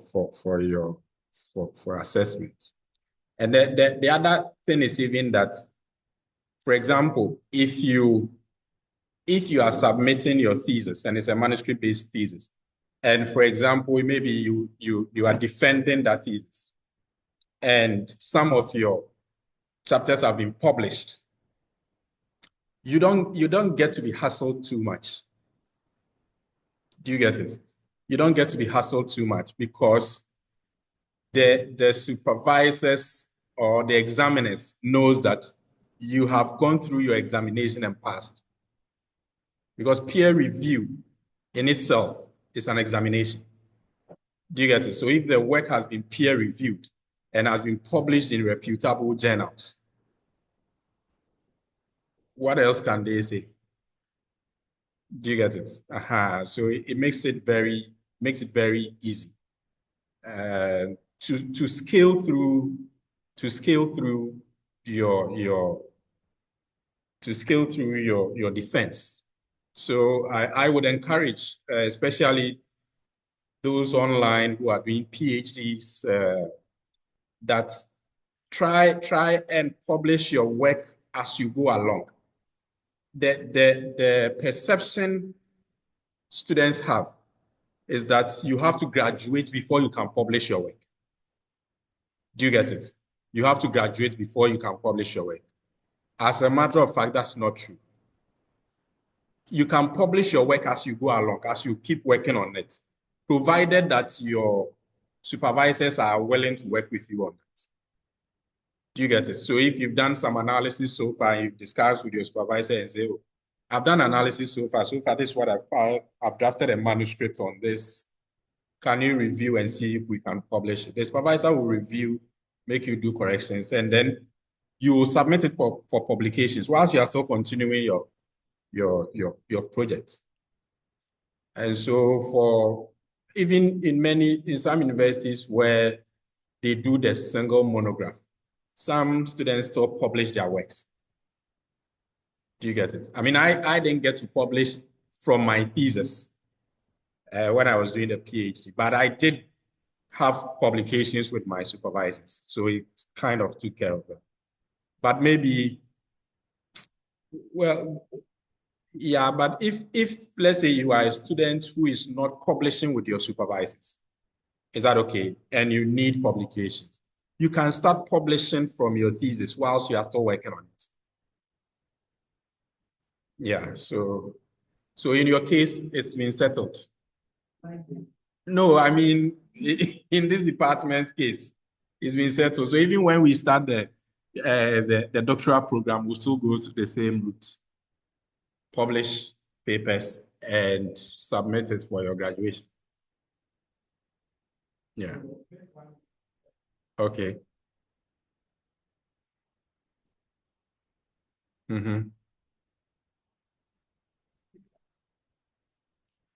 To get it published, to get the data.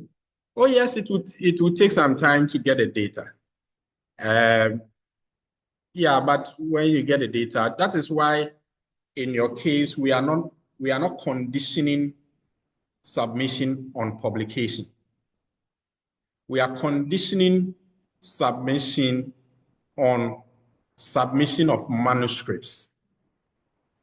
That instead of submitting a big work with pages 1 to 173, do you get it?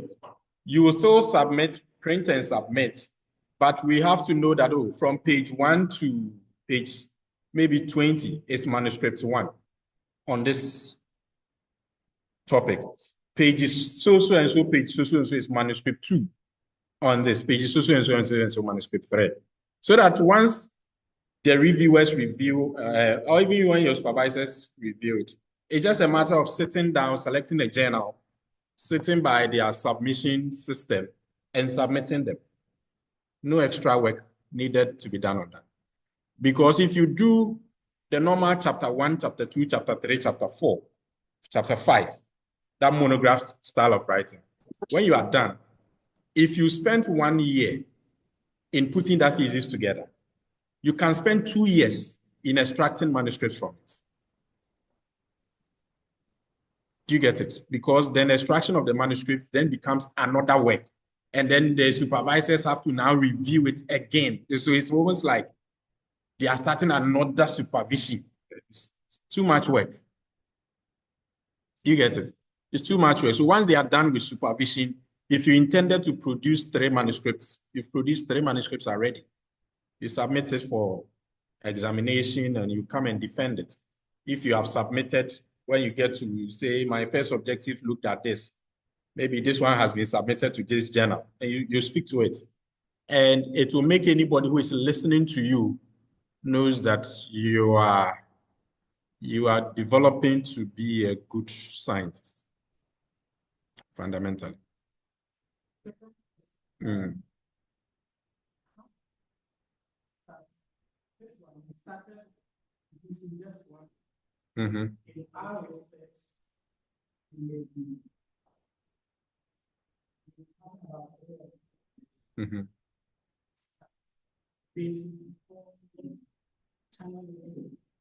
So, okay. So for the benefit of those online, the question is coming from one of our graduate students, and here we are making it a condition that instead of graduate students submitting a chapter 1 to 5 monograph thesis, they are going to submit manuscripts.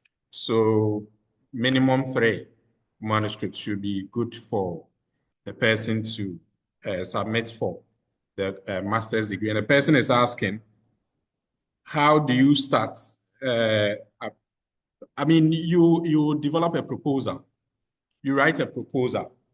Okay, what your research topic is, what your problem statement is, what your objectives are. Okay, and if you have 3 objectives, we will encourage you to have 3 manuscripts so that each objective produces 1 manuscript. Do you get it? Each objective produces 1 manuscript. If you have 4 objectives, we will encourage you such that each objective you pick should produce 1 manuscript. So that you present your proposal on your plan for going to the field to gather your data. So once your data then comes in, do you get it? So you start analyzing your data and start putting your manuscripts together. Just as somebody will write a report, maybe I'm writing my findings chapter, I'm writing my discussion chapter, I'm writing my this. You guys now say, okay, I'm on my first manuscript. So I'm working on my first objective. So you work on it, you have your introduction, your methodology, your findings, your discussion. Do you get it? You move to your second objective. You draft your introduction, your methodology, your findings, your discussion. You draft it and like that. So that's how you submit. Yes. Yes. The data collected will give you. No, you are not going to collect 3 data sets for 3 manuscripts.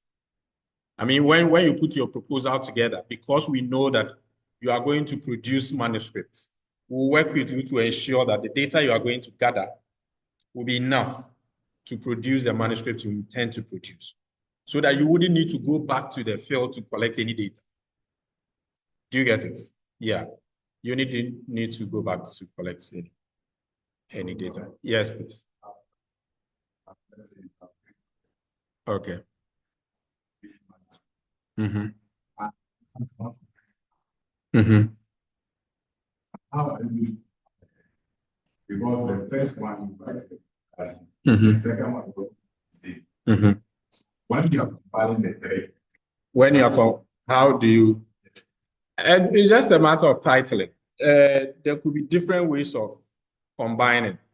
Maybe you may have a general introduction that talks about what the study is about, and then maybe you can say chapter 2, manuscript 1.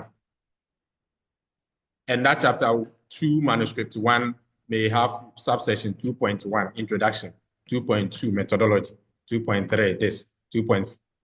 Right? Chapter 3, manuscript 2. Okay, so 3.1 will be introduction for that manuscript. 3.2 will be methodology for that manuscript. 3. It's just sectioning in Word documents. It can easily be done.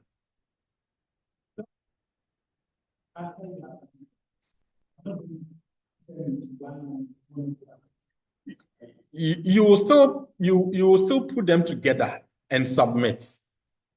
Okay, you still put them together and bind them together as 1 document and submit. But that 1 document has 3 manuscripts in there.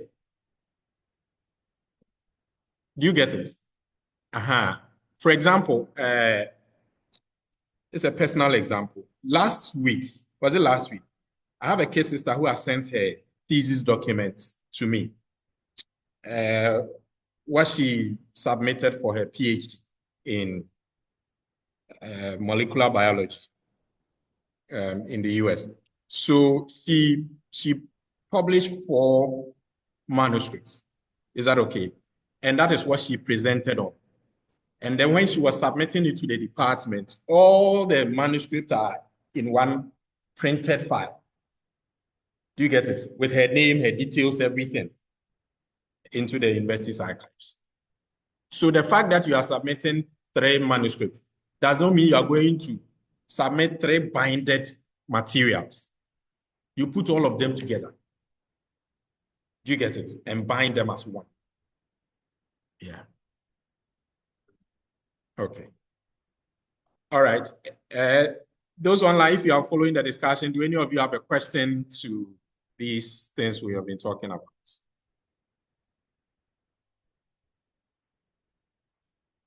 Okay, so let's move on to our next session.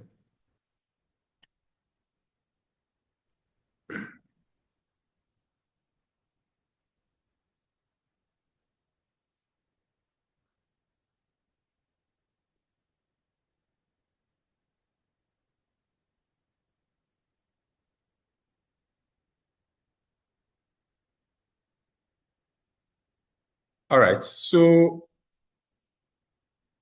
if you succeed in producing the extended abstracts, your next focus will be to expand the extended abstracts into a full manuscript. Okay, to expand the extended abstracts to a full manuscript. Now, for a full manuscript, the basic structure sometimes is referred to as the IMRAD structure. Okay, the IMRAD structure, where you have introduction, methodology, resource, discussion. So this will be the major subsections, or the major section is in one manuscript, the IMRAD. So it means that if you add the abstracts that will be added, that means that you are going to have 5 sections in the manuscript: abstracts, introduction, methods, resource, discussion. And you see, when you are writing the monograph thesis, you write on a section called literature review. You write on a chapter called literature review. You write on a chapter called introduction. And in that introduction, you have subsections such as background of the study, problem statements, objectives. Do you get it? And then when you move to the literature review chapter, you have subsections such as theoretical framework, empirical review. In a manuscript, background of the study, problem statements, theoretical review, empirical review, objectives, they are all put together under introduction.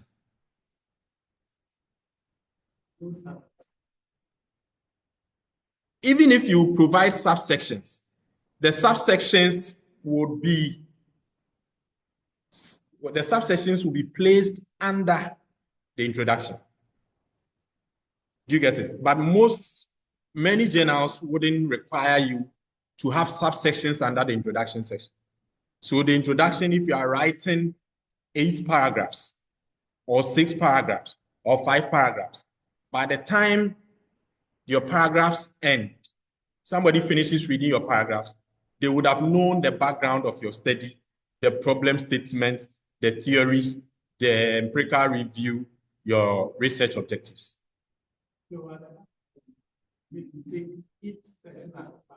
You can use each section as a paragraph, for example. So let's look at what to do. I mean, personally, if you are starting out off, this is what I would recommend for you, because you have to write different sections. Okay, they are back. Yeah, so when you are writing a manuscript, you cannot at one sitting write introduction, methodology, resource, discussion at one sitting. It can never be done. As a matter of fact, you cannot even write 2 sections in one day, unless you have a skeletal outline for all of them. Do you get it? For example, I have some manuscripts hanging where under the introduction, I've had bulleted points about what I'm going to write. Maybe if I'm going to write 6 paragraphs, I have 6 bullet points. I know what the first paragraph will do, what the second paragraph will do. Under the methodology, I have skeletal notes. Under the discussion, I have skeletal notes. So something like that, when I sit down, I can do 2 sessions in a day. But I'm telling you as a beginner, the best you can do is 1 section a day. Do you get it? 1 session a day. And if you're going to do 1 session a day, it's better to start with certain sections before others. The fact that introduction comes first does not necessarily mean by hook or crook write the introduction first. No. Because each of the chapters have their focuses and each of the sections have their focus, which makes the difficulty levels different. The section that I find to be very, I won't say easy, but straightforward to write is a resource section. So if somebody did the analysis for you, the person should produce kind of a report on it for you. That report may constitute the analysis, the resource section. If you did it yourself and you are writing the resource section doesn't require too much thinking. The resource, you are just reporting. So if it's statistics, you are just looking on what you are seeing on the tables and you are reporting. You don't need too much thinking. Do you get it? For example, if you are presenting on maybe demographics and you have your gender, male, female, 50%, you say more than half of them are women. Their ages are between. You are just looking on tables and you are reporting. You can do it even in a noisy environment. Do you get it? Because it doesn't require any higher cognitive thinking. Because you are not producing new knowledge. The knowledge has been produced from the statistical software, if you use the software. If you did qualitative analysis, you have your thematic table. The results are there. So you are just looking at the table and reporting. You're looking at it and reporting. So it's very easy to do that section. So me, for all manuscripts I write, the resource section is the first I write. Okay, because for that section, the primary function there is to report. When you finish, the next section that is also a bit easier to draft is the methodology. The methodology you are descriptively reporting. It's like you are describing how the study was done. Where did we do the study? You will describe it. How did you take the data? You will describe it. We'll go into various subsections in these, but I'm just telling you the different focuses of each of the chapters. So try and do your resource first, if the resource is not done already. Do your methodology next. So maybe you can say today, I'm working on my resource section. If you, depending on how fast you work, you can do 3 to 4 hours and you would finish. If you work slowly, you can use the entire day. You do some in the morning, you do some in the afternoon, you do some in the evening. You are done with your resource section. Do you get it? If you are somebody who works very fast, you can do your resource section in 2 hours and you are done. If you have enough energy in you, and when I say energy, I'm talking about physical and psychological energy, because sometimes the body can sit and work, but the mind is tired. You can write the results when you are physically exhausted. You can still write it because you don't need too much cognitive activity. You can write the methodology section, even if you are tired or even if you don't feel like it. When it comes to the introduction and the discussion, it's a different level. Those 2 sections, they are different levels. Is that okay? The introduction and the discussion requires a lot of cognitive energy, cognitive resources. So you are thinking and writing at the same time. Okay, so for the introduction and for the discussion, have dedicated time. Know yourself. Which times of the day do you work best? Me, whenever I want to write introductions, I do it early morning. Let's say I wake up by 5. The environment is not noisy. Is that okay? There are no calls that are coming to disturb me. And I sit and I make sure that I am able to think. And when I will do that, I make sure I sleep well so that I wake up with a lot of psychologically refreshed, because you need your mind to be working at the optimal level. If there are things stressing you emotionally, psychologically, you will not be able to write an introduction. You won't. Do you get it? So you make sure that you are in a very good psychological space. That way you are able to focus and write. And the same thing with the discussion. For the introduction is what is going to frame your whole study. Your background, your theory, your empirical studies, your research gaps, your research objectives, is bringing all of them together in between 6 to 8 paragraphs. So you need to think critically. Is that okay? When you move to the discussion is where you are now going to draw interpretations and explanations into your findings in a way that will make it practicable and relevant to anybody listening or reading your work. So it also requires a lot of, so chances are that you cannot do introduction and discussions in one day. But you can do introduction methodology or introduction resource. So sometimes when I want to do multiple sections, I can sit down and do the introduction. When I'm tired, then I do the methodology. Or when I'm tired, then I do the resource. Or if I pick on introduction and I'm writing and I get to the point where I'm becoming psychologically tired, I move to methods. Mostly the resource, I always find it very easy to do the resource, especially when it is statistics. I do statistics when I'm tired, when I'm physically tired, because it doesn't require too much thinking. I'm just using the software. So I'm clicking here and clicking here and clicking there and clicking there to produce the tables. Do you get it? No too much, no too much thinking. But that no too much thinking, the thinking has happened already. I have studied the statistics well already. So I know if I'm comparing male and female, what kind of statistics to run, if I am doing this and doing that. So those information are there. So once that is there, it's just like when you are an experienced driver and you sit in the car, you think where to put the key. Sometimes you're on the call and then you just put in the key and you spark, and then you change you are not thinking about the activity because you are used to it. Do you get it?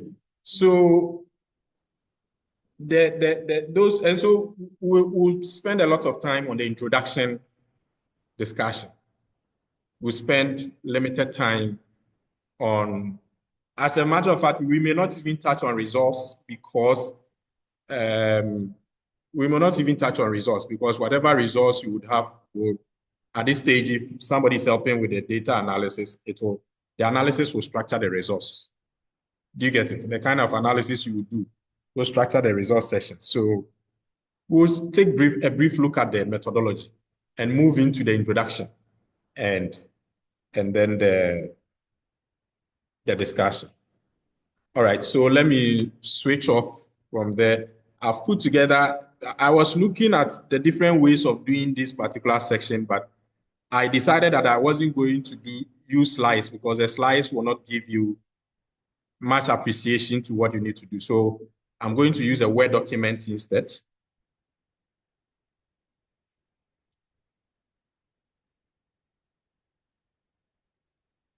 Those online, can you see my Can you see the Word documents page I'm showing?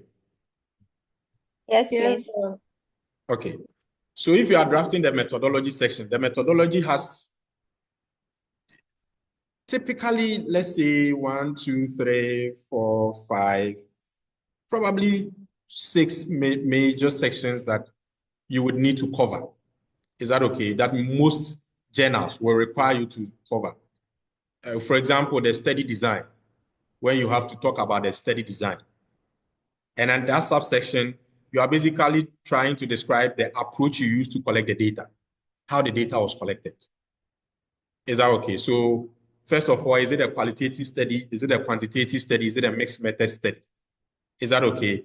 Is it a survey? Is it an interview? Is it focus group discussion? How did you do it? And if you've read the studies very well, you would have known how to describe study design, because all the studies would write study design. Do you get it? So for example, under this, you can say the study adopted a cross-sectional method where it incorporated both survey and qualitative. This is where you are writing a study design. So each subsection, you don't need more than a paragraph for each. When you're writing the study design, you don't need more than a paragraph. If the study is not too complex, within a paragraph, you are done on how you collected the data. When you finish, you are looking at study setting and participants. Where did you collect the data? Who did you collect the data from? Is that okay? And so here, you are basically looking at, is it a geographical session or is it institutional setting? Where did you take the data from? You get it? So an example of a draft would be, the study was conducted in 2 communities in Accra, or whichever way. The participants were adults between age 18 to 65 who has lived in, if you took your data from the workplace, maybe the data was collected from, from the banking sector or employees in the bank. So bank employees who have worked for a minimum 1 year. You get it? So, I mean, if you are writing from your thesis, if you are writing from a thesis, from methodology, all the information you find there. Even if you are writing from the manuscript style, in your proposal, all of these things are spelled out already. Do you get it? Just that in the proposal, they are communicated in future tense. You are now going to do, so I will collect, the data will be collected from, and will be. When you are drafting a manuscript, you either use a past tense or a present tense. Is that okay? So for example, the study was conducted so a purposive sampling approach was used to select 40 participants. How did you select your participants? And these ones, the more you read other people's, they are talking about this. Do you get it? So you get to know what are the things they say, so that I will say the same thing about mine. Do you get it? So especially I talked about the fact that you select a model paper. Do you get it? So if you are going to draft your study setting and participants, first of all, read the model paper, that section. How did the person draft that section? The person started talking about where he collected the data. So let me talk about where I collected my data first. After that, the person talked about the participants. Let me talk about my participant next. The person talked about this. Let me talk about mine.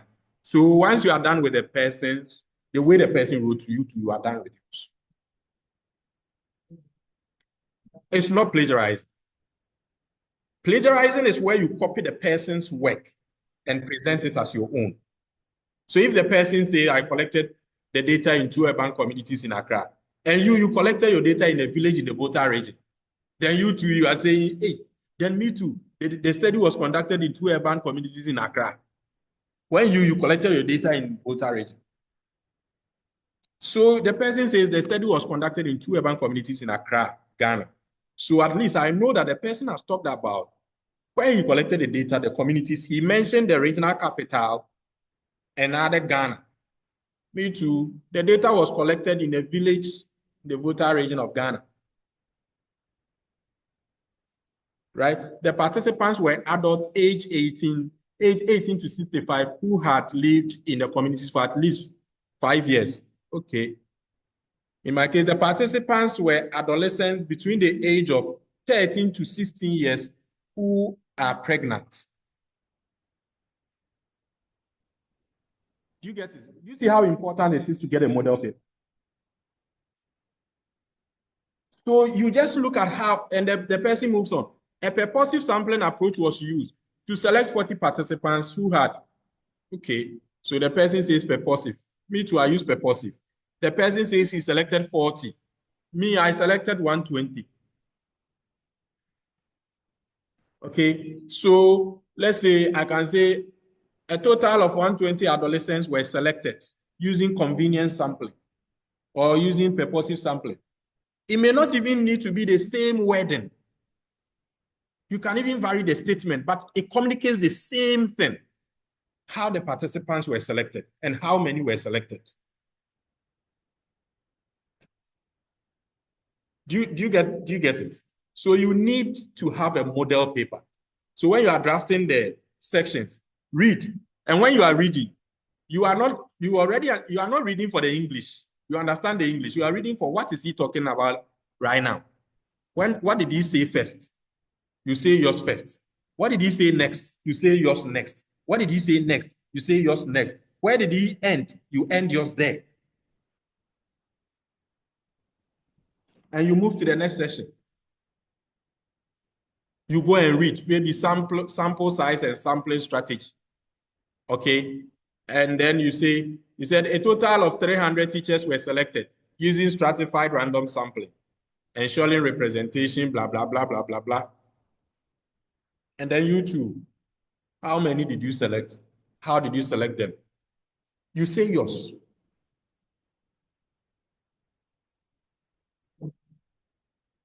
Is that okay? This is you see, we always say that when the way we treat children is not good, because why can't we allow children to look into books and write exams? Because even we as adults, anything you have to do, you have to look at what somebody has done. Use it to inform yours. Do you get it? So if you are bringing me exams to write, why can't you bring me exam scripts from those who wrote last year? So I'll look at their answers and provide it. But I mean, there are different levels of maturity in these days. But if you have what do you call it? A model paper, and you did the reading very well, the methodology should be the simplest you write. The simplest, because for that one, most of everything that will be stated there, the same thing will be stated in yours. Do you get it? And when you are choosing the model paper, choose it carefully. If your work is a survey, quantitative survey, choose a model paper that is also survey. If your work is qualitative interviews, choose a model paper that also reports qualitative findings. Do you get it? Because if your work is, let's say, a survey, and you choose a model paper that reports qualitative findings, there's differences in methodology. So there are things you'll be talking about in the paper that you don't have in your methodology. Do you get it? So match the methodology of your manuscript to the model paper. This is a survey, this is a survey. Once it's a survey, almost 100% of what you'll be talking about in this, I'll be talking about in mine. Is that okay? So that you are able to draft the method. And then you go to data collection, how they collected the data. They say quantitative data was collected using a structured questionnaire adapted from technology acceptance model. Okay. B2, quantitative data was collected using a structured questionnaire adapted from, where did I get my questionnaire from? From DAS 2021. Or from so and so questionnaire. Then he moves on. The questionnaire included Likert scale items, measuring perceived usefulness, perceived. So he's now describing the questionnaire. Me too. The questionnaire included Likert scale, if it's mine too, is a Likert scale. Likert scale items, assessing depression, anxiety, and stress. If in a manuscript, they will want you to also indicate how the Likert scale was scored. Was it 5-point Likert scale, 1 to 5, or was it 4 points? You just, I mean, these examples I'm giving are just, they are not from any paper. They are just sample examples I just brought. So it wouldn't have everything that was in it. But when you get actual papers, we'll look at an actual paper too. Then data analysis. If you are the one who did the data analysis yourself, it's easy to write it. If somebody did it for you, let the person write the process for you.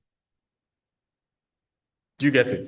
If somebody did it for you, if I analyze your data, when I am sending the report, it will include section on analysis. Step-by-step process. Do you get it? So if somebody did this for you, just copy and paste. If you did it yourself, just look at how it has been communicated. So this was the quantitative data was analyzed using SPSS version 27.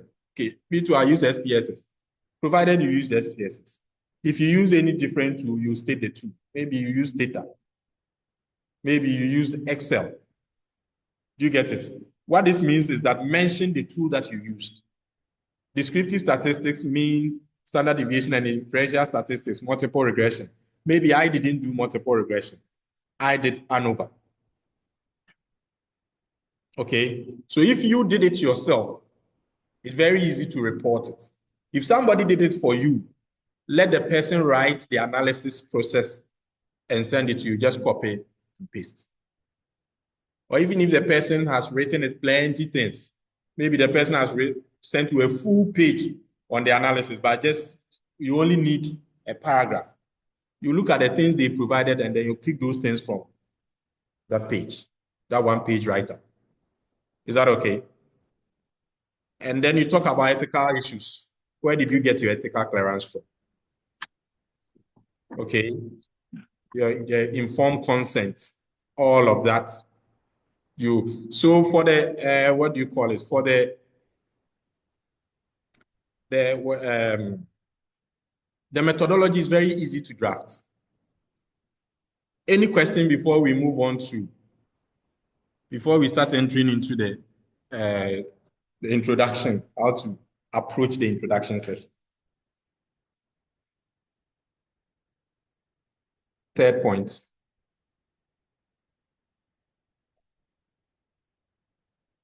No, for this one, you see, when you select a model paper in the methodology, look at how many sections are stated in this paper and provide the same sections.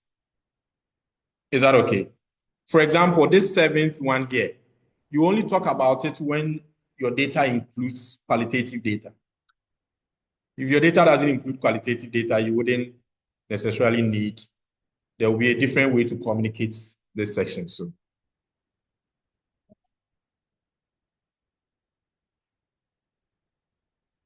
the sample size and sampling strategy. Is it this one? Now, all these materials, I will send all of them to you. The slides, this Word document, including other APA journals, that when you finish writing your manuscript, a checklist of things you need to cross-check from your manuscript to know that the manuscript is strong. We'll look at that. So once this workshop, I will send all materials to you, including those who are, and then the organizer, you share it with those who are online. So this Word document too will come with it, but it will just be as just a guide. Is that okay? Yeah. Yes, please. Okay. Mm-hmm. Uh-huh.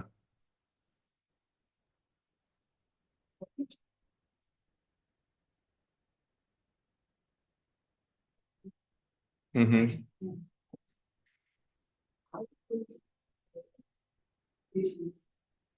No. Each of the publications, yes. Yes. Yes. No, as in the ones you need to read. The ones you need to read, they are already written. They have already written their methodology, so you are just reading it. Do you get it? You are just reading it. But when you are done reading, there may be one paper there will always be one paper that you identify with. Is that okay? Let me show you a trick. When I started learning about manuscripts, right? If I'm writing a manuscript for my boss, I will always pick a paper that she has published that is related to what I am doing, so that I will look at her style of communication, the structures, what subsection does she cover? Did she cover under the methodology and all of that? Whenever I was working with a different professor, okay, and we're working on the quantitative data, I'll go through the professors and find out, oh, she just published this one recently. Because the structure is likely to resonate with the person. Is that okay? But it doesn't always mean that you always use the person's structure. You can use a different structure. Do you get it? And so for all the 10, all the 5 or the 10 that you will read, when you are about to write, you will select one, just one paper. If you want, you can select 2, so that if I'm writing study design, I'll look at the way this one wrote it and the way this one wrote it, and I'll go here. But when I come to the setting, I'll look at the way this one wrote it and I'll go here. Or maybe I'll merge their 2 ideas. This one talked about this one didn't. Me too, I will talk about. But at the beginning, 1, so that you don't confuse yourself. Okay, just 1. Right. Okay, so now let's look at the introduction. Remember, I said that in a matter of 6 to 8 paragraphs, you are going to communicate background of the study, problem statements, a theoretical review, research gap, everything in that short statement. Okay, so what are the different stages? I've provided like step 1, step 2, step 3, 4,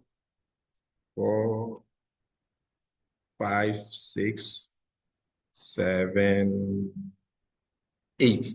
I've provided 8 steps to follow when you are drafting your introduction. That means that you are probably aiming for 8 paragraphs or minimum 7 paragraphs. Is that okay? So the paragraph 1, what should you aim to achieve in your first paragraph? What I've tried to do is that I have come up with some hypothetical studies. Okay, some hypothetical studies. So the first step, I'll show you the different ways to achieve it. Is that okay? So your first step is that it is always good to start with a hook. Your opening statement is very, very important. The first statement you make, is that okay? It's always very important, because within that split of the first 2 sentences in the introduction, you need to capture the reader's attention. Okay, you can do that by introducing a broad or a very compelling issue related to your study. The way you can do it different. You can begin with a real-world problem, or you can start with key statistics. There are some papers when you start, they go like, globally, about 23% of the world experience so and so. The person is starting with a key statistic. Is that okay? Or somebody can start with a very thought-provoking statement. You need to start some way, somehow. And then ensure that the statement aligns with the focus of your study. Even though we say background, we don't mean a very broad background that has nothing to do. For example, if you are writing on depression among adolescent mothers, and you are saying, globally, 20% of people live with depression, it's too removed from the focus of your focus is on depression among adolescents. So if you are going to say something among depression within adolescents. Do you get it? And so make sure it's concise, it's clear, and all that. So if you look at the first study on mental health and community well-being, let's say what you are writing on, is on mental health community well-being. You can just say mental health is a critical component of overall well-being, yet access to mental health services remains a significant challenge in many communities. Because your study is on mental health and communities, you are not just making broad statements on mental health. Do you get it? Keep your opening statement very focused on what your study is about. Okay, focus on what your study is about. So you make a statement, for example, in your first, where you want to start with the hook, the opening paragraph, for example. So an example, for example, mental health is a critical component of overall well-being, yet access to mental health services remains a significant challenge in many communities. In low resource settings, mental health care is often shaped by social and cultural beliefs, which influence how individuals perceive and respond to psychosocial distress. Understanding these perceptions is crucial for designing effective community-based mental health intervention. The person is basically saying that mental health is important, and yet in many communities, access to mental health is difficult. This is, in many of these communities, people's cultural understanding influence what they do. So we need to understand this so that when we are developing community interventions, we can. That's how this starts. Okay. Again, if you have read the 5 papers very well, you would have seen how different papers started their first paragraph and the styles they used. And then you can decide which of them will resonate with you. Sometimes when I am reading, I kind of open a Word document of how I'm going to structure my manuscript. So when I'm reading somebody's introduction, and the styles I'm seeing and certain statements I'm seeing there, once it resonates with me, I write it under mine in bullet points. Maybe I might also start mine like this or this way. If you take another example, let's say somebody, this one is writing on technology adoption and digital transformation. How did the person begin with a hook? Then the person can start, the rapid advancement of digital technologies has transformed industries worldwide. Yet, the adoption of these innovations varies significantly across organizations and sectors. So there's something similar with the first write-up and the second write-up, where the person makes a statement about a general issue and say yet, then the person is coming to focus on what may be missing in the place where he looked at. For example, if you look at the first one, I say mental health is a crucial component of overall well-being, yet access to mental health services remains a significant challenge in many communities. Anybody who is a good reader should know that you are going to focus on communities if you make such a statement. Do you get it? So your first statement should give an idea, should tell the reader where your focus is going to go. Because if you are going to focus on organizations and you make this statement about communities, there's a problem. Let's say your work is about mental health in organizations. Then you would have said that maybe mental health is a crucial component of well-being, yet access to mental health services remains a significant challenge for workers in many organizations. Do you get it? Because that is where your focus is going to go. Okay? When you look at the second one, the rapid advancement of digital technologies has transformed industries worldwide. Yet, the adoption of these innovations varies significantly across organizations and sectors. What do you think the person is going to focus on? The person is likely going to focus on organizations in different sectors.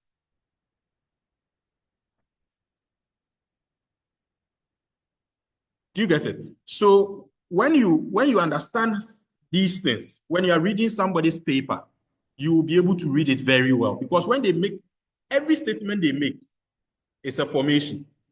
Either it's a 4-4-2, that the footballers, either they are playing 4-4-2, or they are paying 433, or they are playing 441, whatever. Every statement is a formation.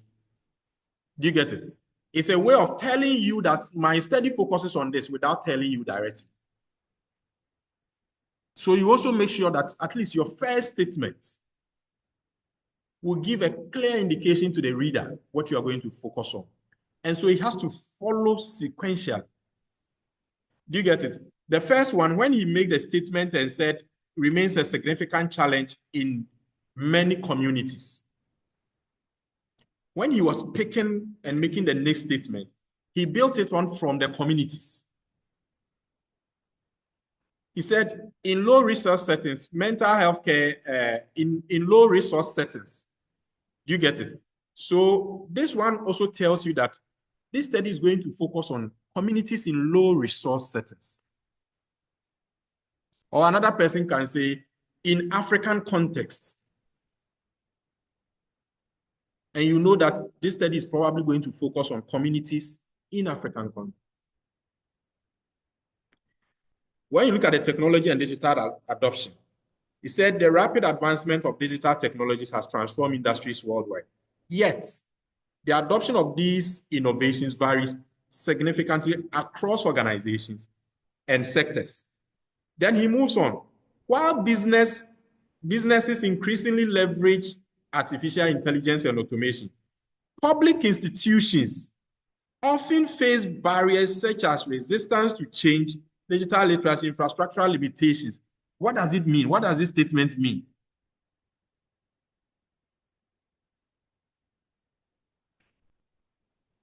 This statement means that the person is going to limit it to public sector organizations.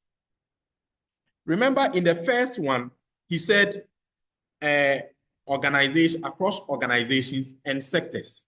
And I said it probably means that it's going to look at organizations in different sectors. But the next statement, he has pointed out that even though these challenges exist in different sectors, the public institutions, the challenges they face is higher. It tells you directly that this person is going to focus on organizations in public institutions. So if you set up your introduction this way, and we go to your methodology and you sample private sector institutions or private sector organization, your introduction and your methodology, they are off.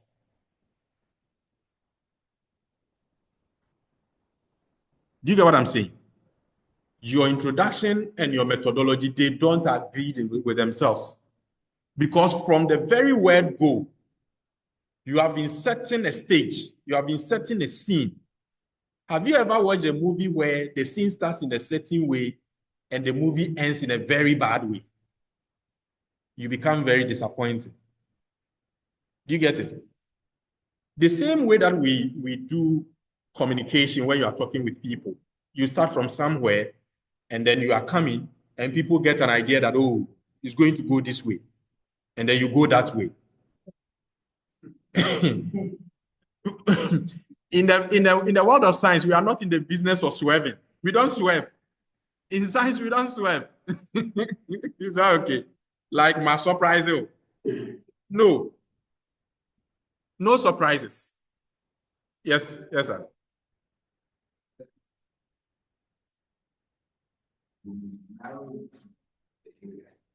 This is what the person did.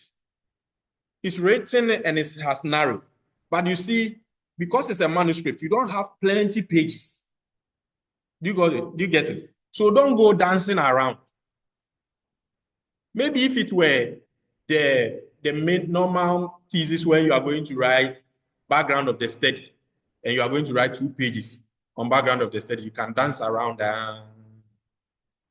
Do you get it? You pick a rapid advancement in digital technologies worldwide.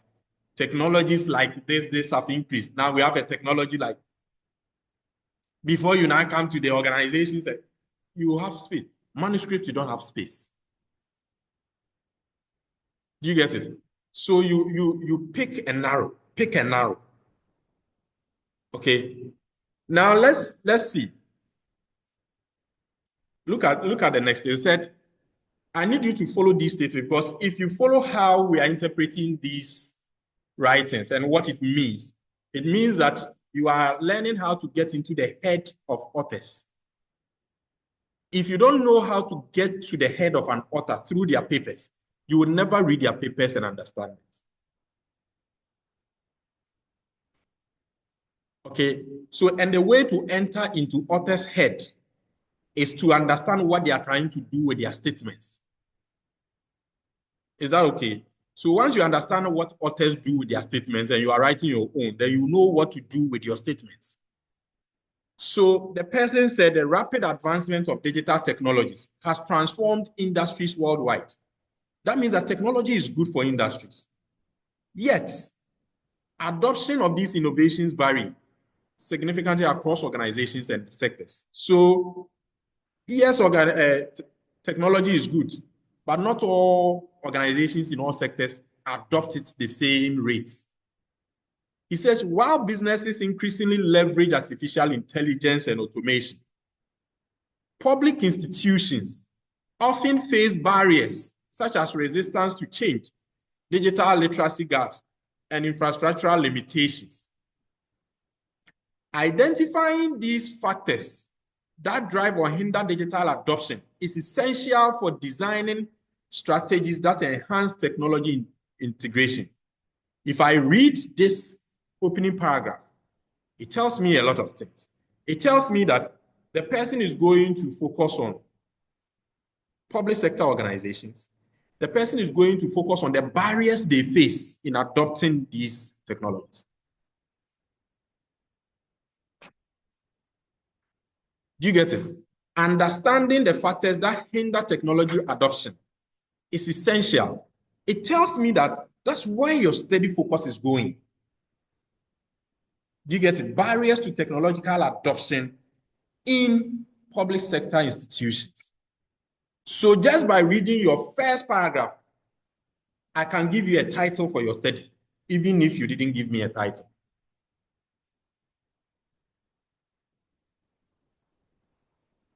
So your first paragraph is very, very important. Okay, your first paragraph where you start with something interesting. Now, let's look at another study that was writing on teachers' professional development and learning outcomes. The paragraph starts like, the quality of education is directly linked to continuous professional development of teachers. It goes straight to the focus. Do you get it? It doesn't beat around the bush. In manuscript, you don't have a space, so don't beat around the bush. Even if your study is about depression, it's not depression in general. Do you get it? So go straight to the focus. It's a research suggests that teachers who engage in ongoing training demonstrate higher levels of creativity, adaptability, and instruction effectiveness. However, in many educational systems, CPD programs remain fragmented, lacking coherence and direct application to classroom. Examining the impact of CPD on teacher performance can provide insight into improving students' learning outcomes. When you read like this, you should have an idea what the study title is about. The person is going to assess the impact of CPD on teacher performance. This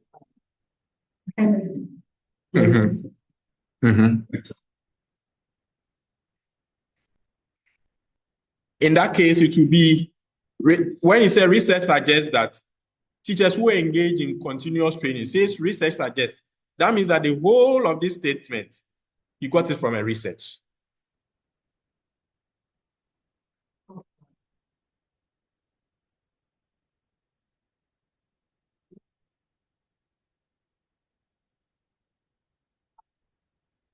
So while businesses increasingly leverage artificial intelligence and public sector organized institutions, so in a statement like this, it will be better attributed to the statement on public sector institutions.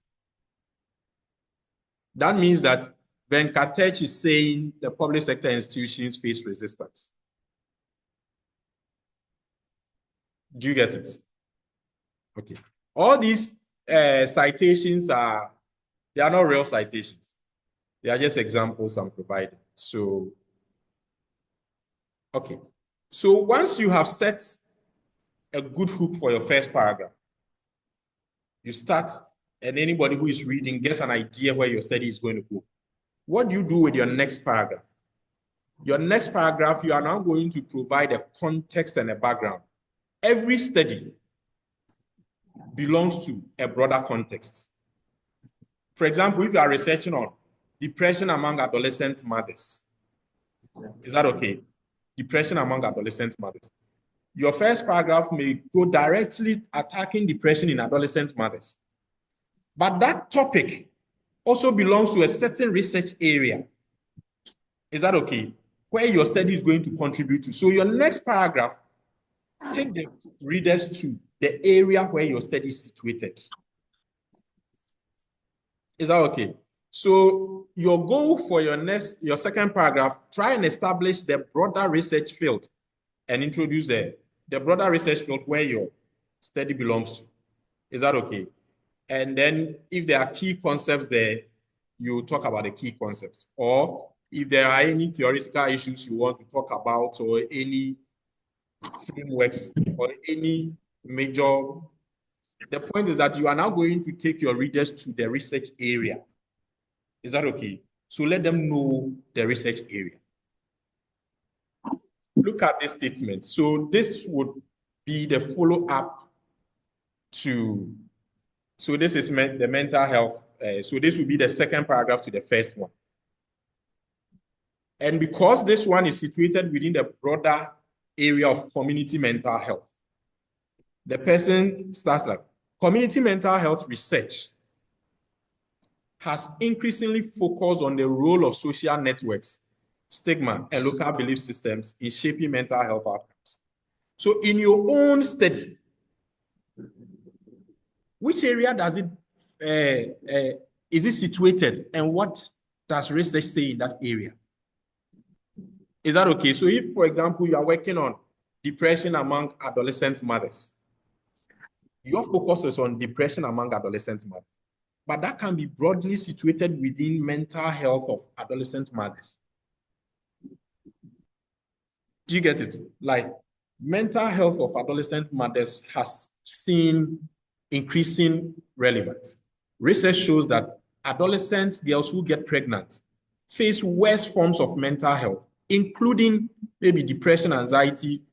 You are now exposing your reader to the field that this my study on depression among adolescent mothers belongs to the broader field of mental health of adolescent mothers. Is that okay? Or maybe if you want to stretch it more, you can even stretch it to mental health of mothers or maternal mental health. Is that okay? Because all you have in your manuscript is a topic, a focused topic, but that topic belongs to an area. Is that okay? So let your first paragraph deal with the direct focus of your study. The second paragraph, take your readers a bit behind and give them a bedside view. Is that okay? A bedside view of the area where your study is focusing. Okay? And the way you can give, listen, the way you can give your readers that bedside view is if you are telling them where the research is located and what is going on in that field. That is where you are going to cite other studies. And so the studies that you read earlier, those 5 or 10 studies that you read earlier, you are now going to make reference to them here from the second paragraph of going. Okay, so look at where he said, community mental health research has increasingly focused on the role of social networks, stigma, and studies indicate that before you say it, you know that studies are saying this because you have looked at 5 or 10 studies. You've analyzed their findings, and they seem to be pointing to 3 key things. Do you get it? Studies indicate that individuals in rural poor communities often rely on informal support systems, such as family, religious leaders, traditional leaders, rather than seeking professional help. So you might have gotten this from some of the papers you read. So if you are These are coming from 3 of the papers you read. You put all the 3 in citation in a bracket. Do you get it? These social determinants play a critical role in defining. And so in your second paragraph, everybody will know that, oh, your study belongs to this area of research. And this is what existing research says there. And remember, this forms part of the literature review that if you were writing a chapter, you would have gone to write a chapter on. You are incorporating everything together. Let's look at the technology adoption and then that one too. He said digital transformation has become a necessity. You see, he talked about advancement in technology in public sector institutions. Now, the second paragraph is trying to say that my study is situated within the broader digital transformation. Do you get it? He's saying it without saying it. Digital transformation has become a necessity rather than a choice for organizations striving to remain competitive. The technology acceptance model, this one, instead of saying maybe other studies, he is saying what the theory there says or what a model they say. The technology acceptance model suggests that perceived usefulness and ease of use influence individuals' willingness to adopt new technologies. However, the effectiveness of digital transformation effort depends not only on technological advancement, but also on organizational culture, leadership support, and perceived value of new systems. So from the first paragraph, in the second paragraph, he has put you to a broader research area where his study is located.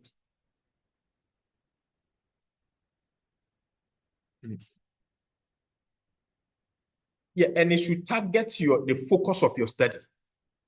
The first paragraph, attack the focus of your study.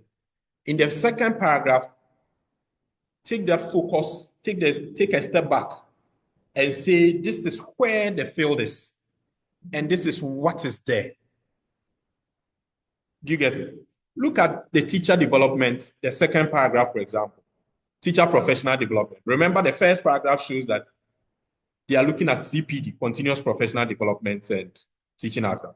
Then the second paragraph, he said, teacher development is an essential component of education reforms worldwide. This one is telling you that my topic is situated within the broader research field on teacher development.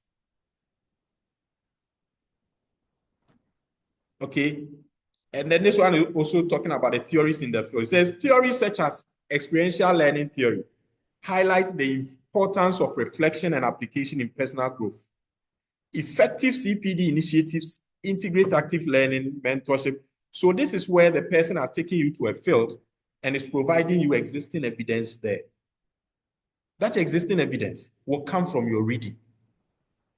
Because when you are reading every paper, okay, you will have two level exposure to existing evidence. In the introduction, the paper will introduce you to existing evidence. Is that okay? Then the paper will now report new findings. The new findings the paper has reported also adds to the new what exists there. Do you understand what I'm saying? So if, for example, somebody is researching gender differences in depression, the person will tell you that depression among genders, so research shows that maybe this and that, the person is exposing you to evidence there before they bring their own findings. Now, after you have known their own findings, you will now add their findings to existing evidence.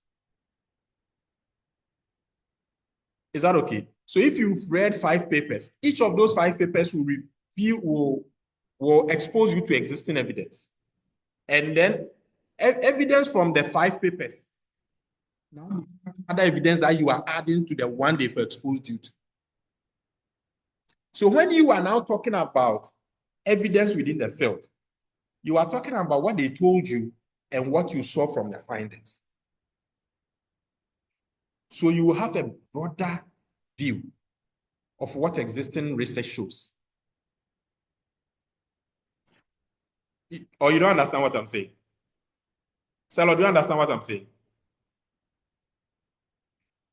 Take, for example, in case I'm looking at gender differences in depression, and I'm saying that research evidence shows maybe I'm reading somebody's paper, and the person is telling me that existing evidence shows that women report higher depression than men.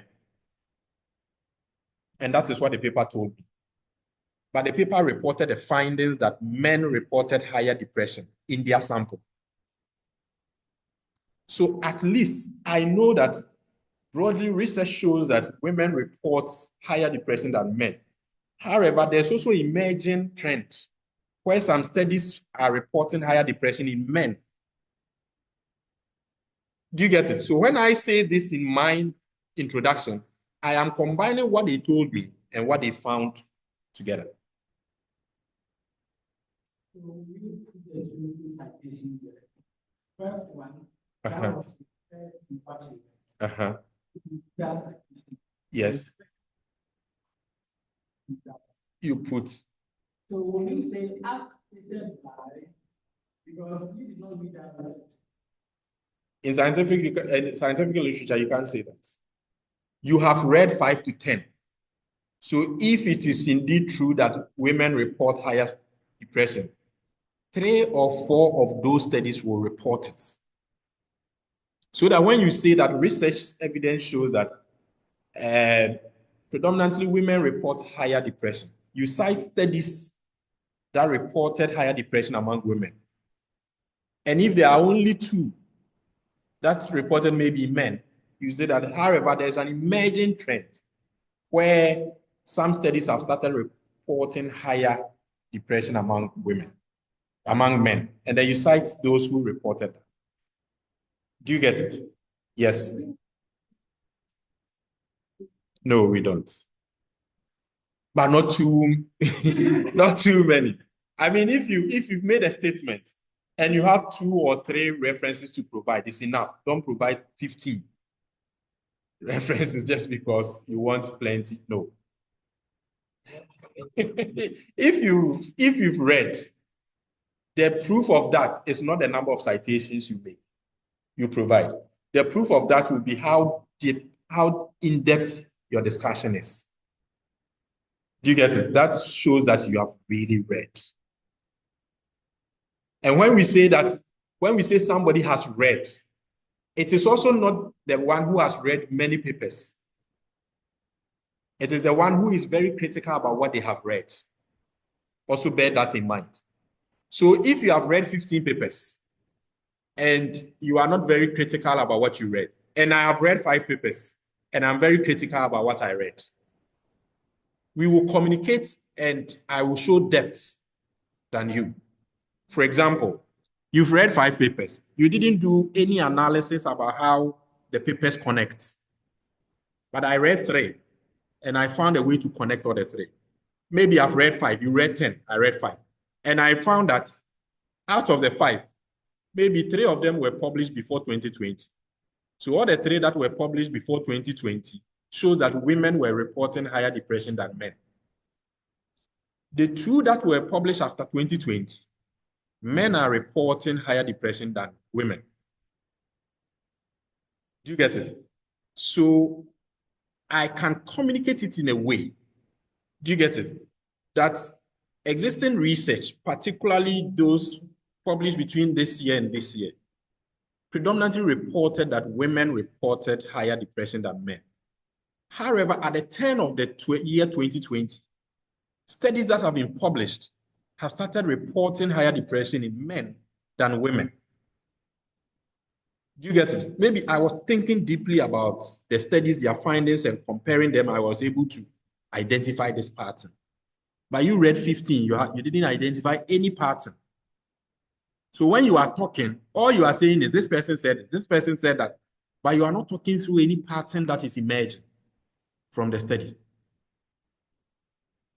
Do you get it? So when you are reading, the moment you read 2 papers, 3, 4, 5, think, is there a pattern emerging that I need to pay attention to?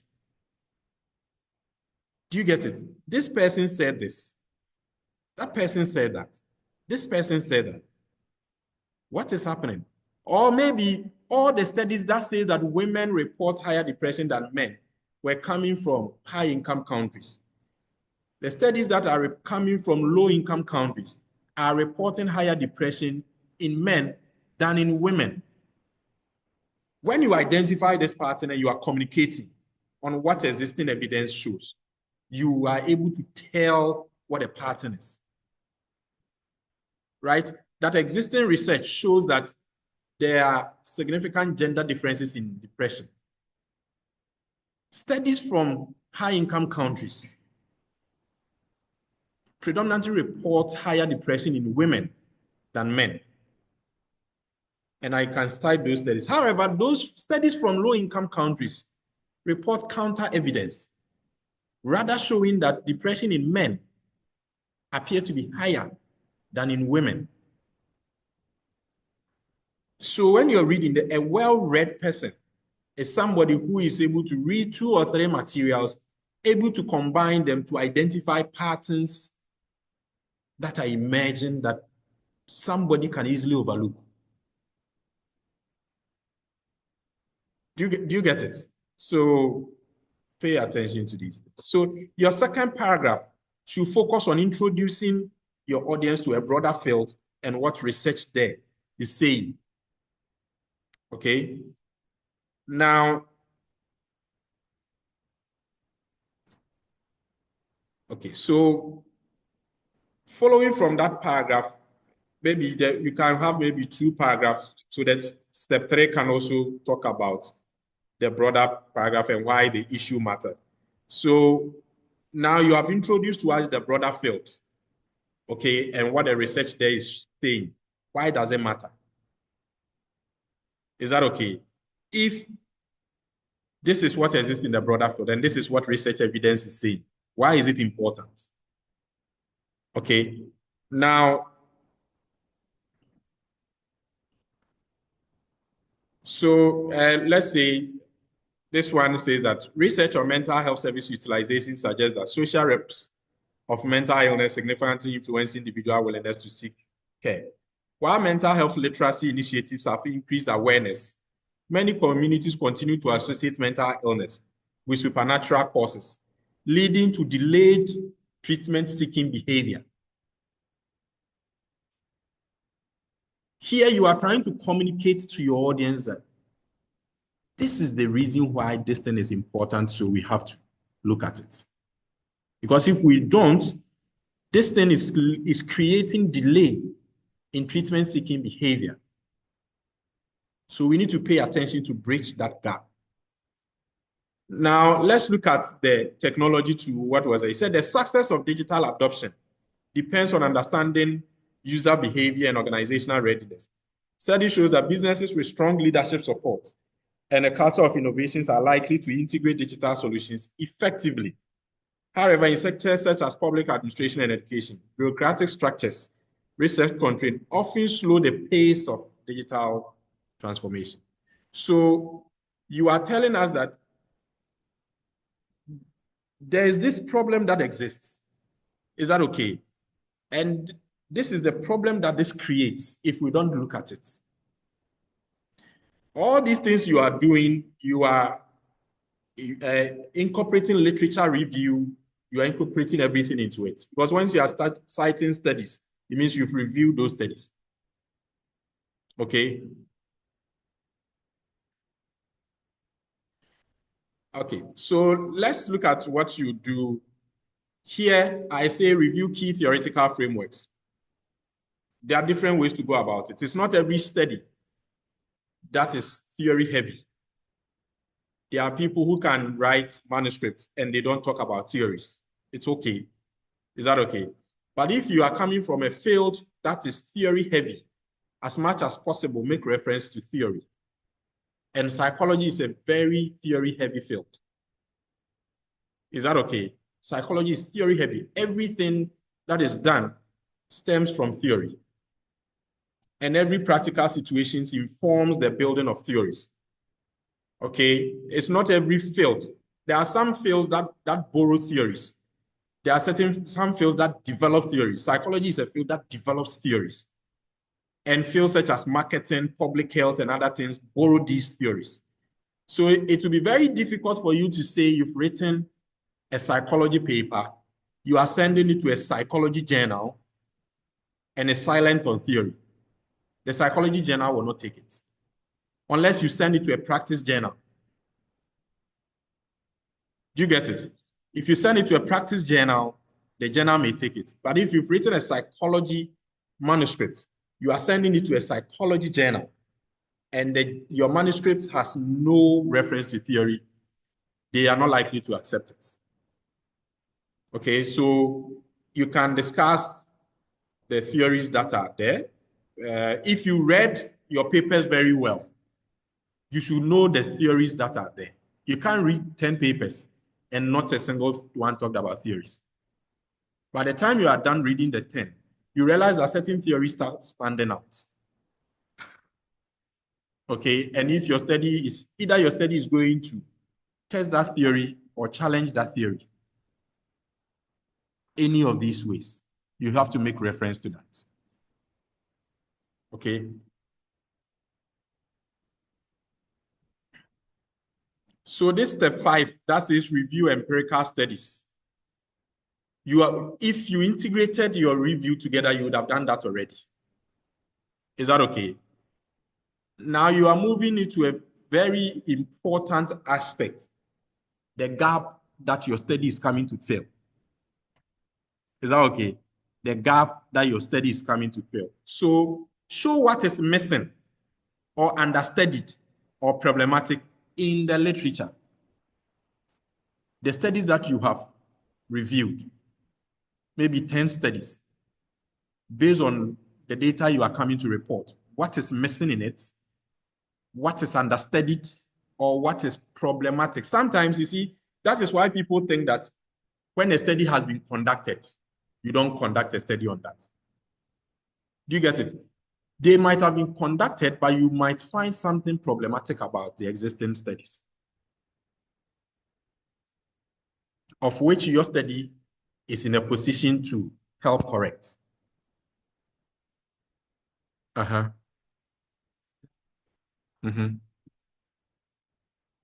Mm-hmm. Mm-hmm.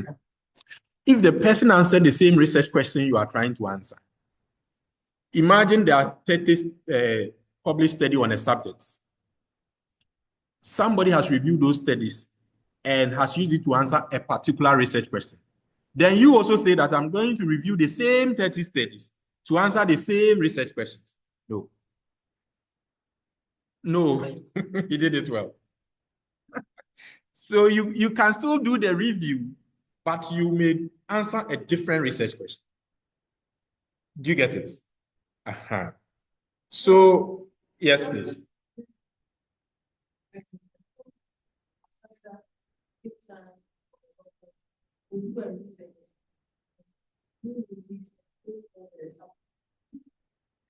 So understand that when you identify a weakness in a study, it doesn't mean the person is not good. Is that okay? Sometimes when you put one good study together with another good study, when you put them together, it may reveal that there's something we haven't paid attention to. Do you get it? And the one who did this study and the one who did that study, they have done no wrong for you seeing what you have seen. As a matter of fact, they have even helped you. They have helped you and they have helped science. So there are certain problems that you only see it when you put some studies together. You can't read one study and say that based on this study, there's a gap. Gap where? One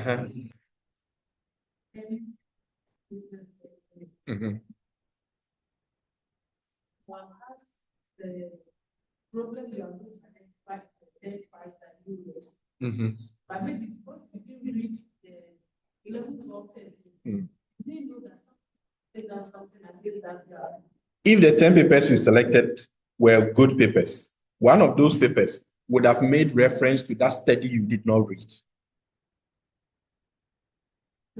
Because let me explain this to you.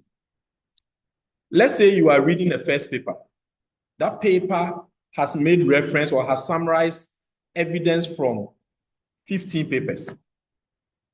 So that one paper you are reading, you are getting knowledge for 16 papers. Do you understand what I'm saying? So you might have read 5 papers, but given the fact that each of those 5 papers made reference to other papers, the knowledge you have is probably from 30 papers. Mm-hmm. Mm-hmm. Uh-huh. Yes. Mm-hmm. Mm-hmm. Mm-hmm.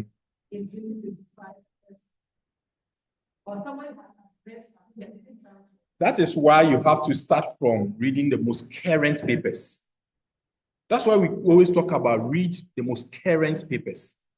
Because if you read the most current papers, they will make reference to past papers. Do you get it? But if you read 2016 papers, 2017 papers, maybe somebody has corrected the gap in 2024 paper. You didn't find it. But if you are reading 2025 papers, 2024 papers, they are citing the old ones. No, then you didn't read well.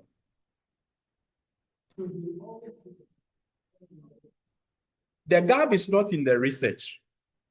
The gap is in your understanding of the issues and how critical you are as a person. Because unless you are bringing your critical mind to it, mind you, the paper you are reading was written by human beings.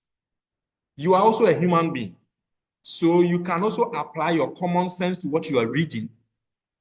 Do you get it? And you may find something that there are certain gaps that sometimes it's only you who can find it based on the way you understand the world and the way you see life to be.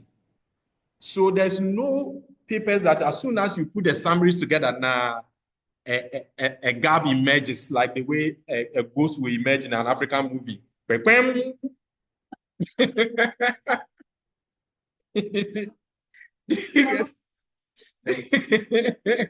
you get it? You have to be thinking through, reflecting on what you have read. Do you get it? Reflecting and reflecting over and over. And then looking at how they are even interpreting the issues for you to know whether you agree or disagree. Yes.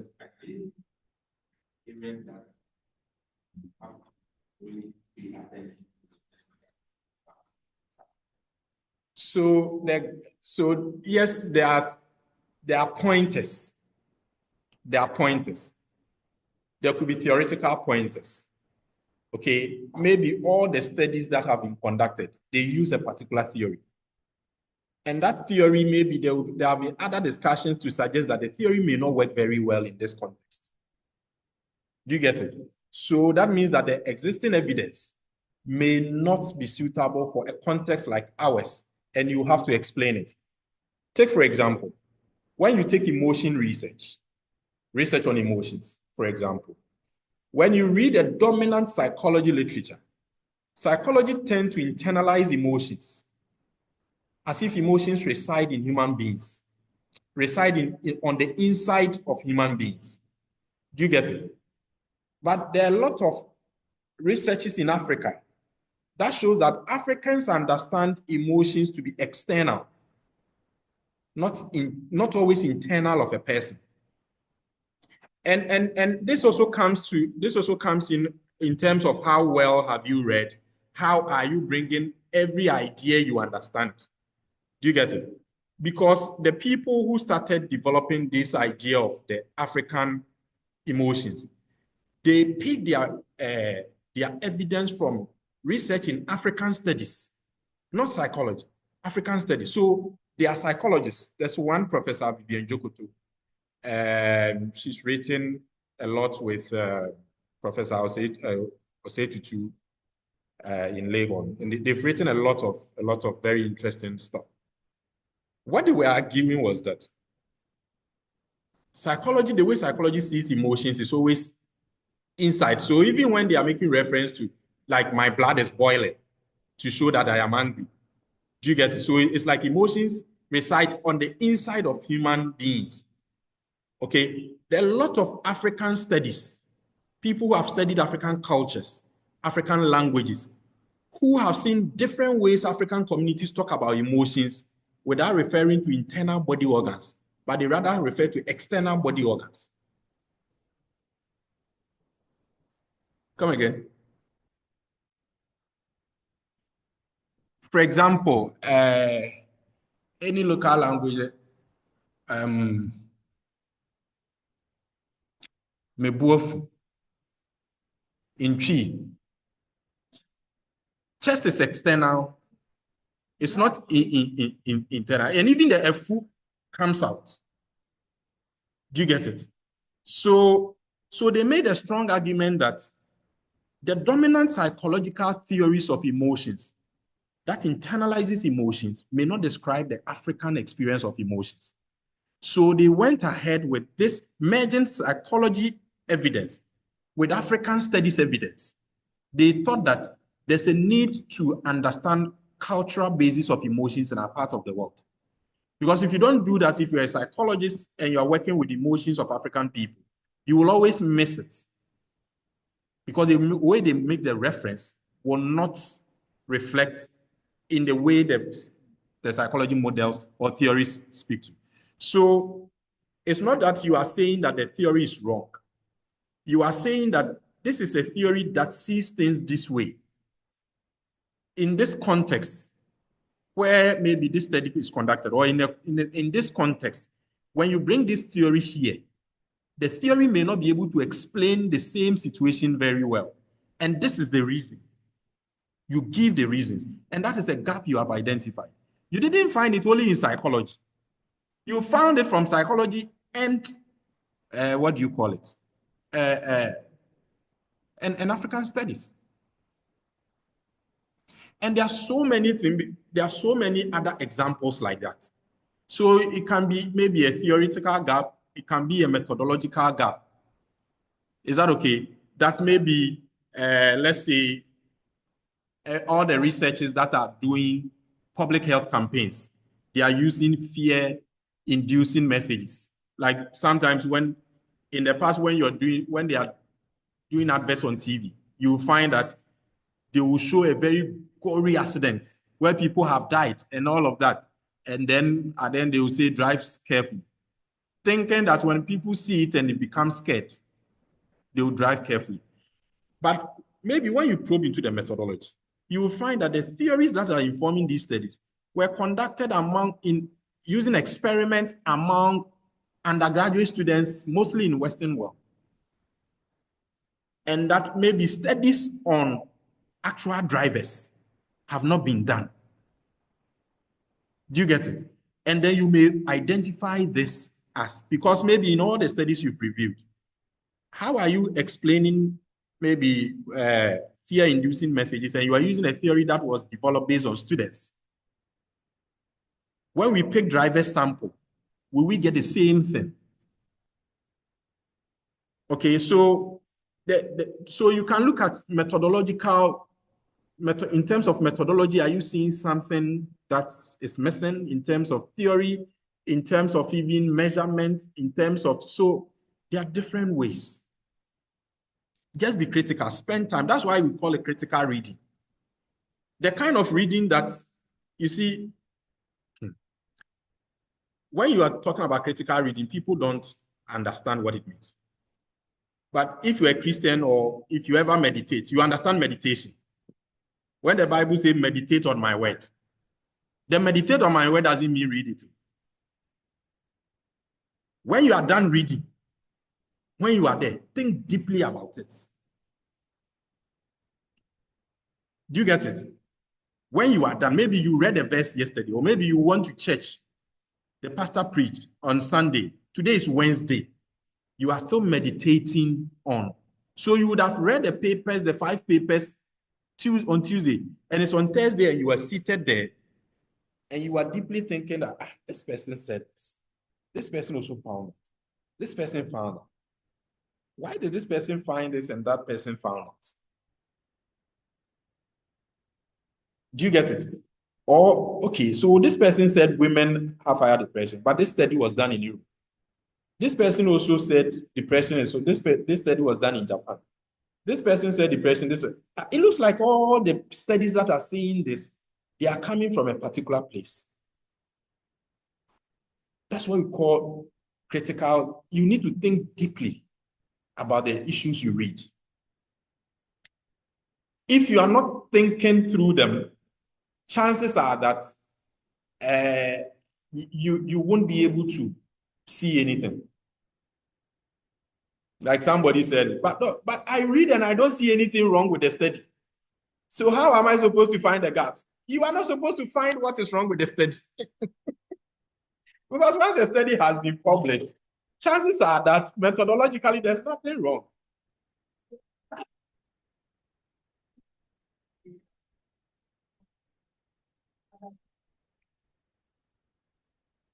Not necessarily what you think they should have thought about. Maybe something that in your own critical eye, you think that it looks like we are not interpreting this issue well. Do you get it? It looks like we are not looking at this thing critically. Take, for example, there's a lot of research that shows that family provides a conducive psychosocial support to individuals. This same Professor Jokoto, I'm sure one of these days, some of you will meet her. She's a psychologist with the Virginia State. This same person sat there with some, what do you call it? Even this one was started, this writing was started by an American called, what do you call it? Adams, Glenn Adams. He wrote it with Vivian Jokoto, two ladies. It was about this individualism, collectivism, where Africans, they say Africans are collective people. The Western world, they are individualistic people. And then the collectivism, because we are collective people, we help ourselves and all of that. So it looks like the collective culture is the best. They sat down critically and they thought deeply and said, it may not always be the case that collectivism is okay. It may not always be the case. And they picked evidence from study of proverbs on the African continent. They didn't pick it from psychology. They picked it from proverbs. Take, for example, I can't have a proverb called Abwebi Bekawa if you want to. Those of you who are Akans or Tree speakers, what does it mean? A person can only harm you spiritually when they are closest to you. And by closest to you, they mean family. So people tend to fear family members even more than outsiders. Right? And so they had to write about this and develop this whole concept about enemyship and use that enemyship to make a strong case argument that collectivism is not always pro-social. No, it's not. Because one is an African American and one is purely Ghanaian.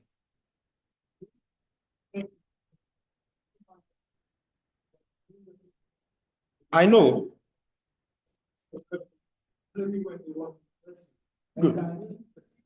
Yes, I agree with that. But racism can also mean that when you discount race, the evidence is not true. But when you discount race, even when you discount race, the evidence is still true. Then it's not racism. Mm-hmm. Mm-hmm. No. Take for example, when a typical African is praying against enemies, where do they locate those enemies?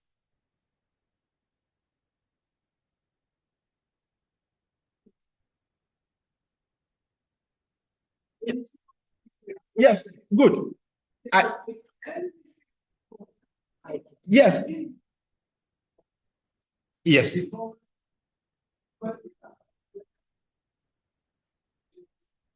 Mm-hmm. Mm-hmm. Yes. Yes.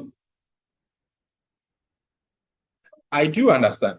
But the evidence is that the existing literature always conceptualize collectivism as if there's everything wrong, everything good with it, and there's nothing wrong with it. So if we don't probe it well to find out what is good about it and where does it become harmful, we won't even understand how people's, let's say, psychosocial stresses are being driven by the collective culture they live in. Do you get it? Because there are a lot of research, even in Ghana, especially in low-income communities, shows that the people there who are a little bit economically well-to-do, their level of stress is always higher than the general people. Because everybody is going to them. What is making everybody go to them? The culture. Do you get it? So they are not saying that there's everything wrong. Do you get it? They brought that up to understand the limits of concepts. Do you get it? And under what context does a concept become protective? Under what context does a concept become a risk? So that we know how best to manage it. Do you get it? So all of these things, sometimes you can read some studies and their findings, and then you can also look at your deeper understanding of a certain context and understand that this may not sit well with this particular context. And you provide logical explanations to it. That could also constitute a gap. So there's nowhere in science where a gap is waiting for somebody to discover, like the way gold is waiting for somebody to come and mine. There's no way in science that a gap is sitting there for somebody to discover. Gaps are always like manufactured, created, imagined, argued for. All gaps are argued for. Do you get it? But your argument has to be logical. You can't just say, I feel like, as for me, I disagree. I feel like, no. Do you get it? If you feel like it's a valid feeling, communicate it logically. Okay? And those will be your gaps. And once you have identified your gaps, then you move to your research objectives. So your research objectives will always follow your gaps. So that by the time you communicate that gap clearly, people should start guessing your objective of your study.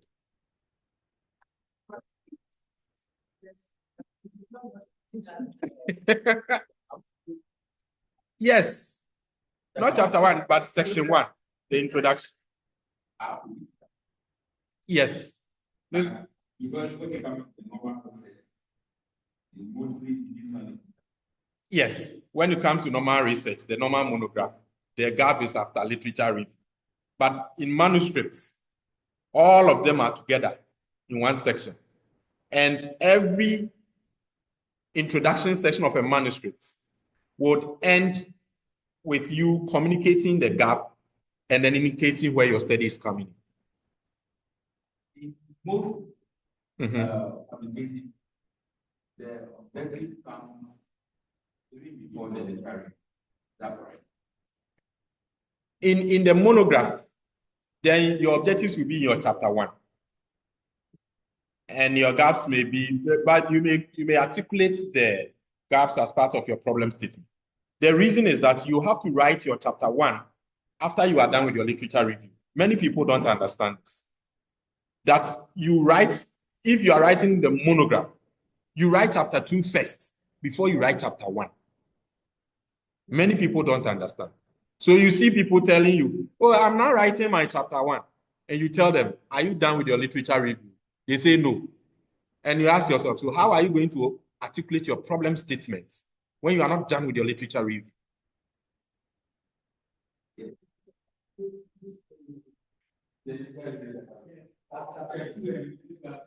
Why did they put the abstract as the first when the abstract is the last to be written?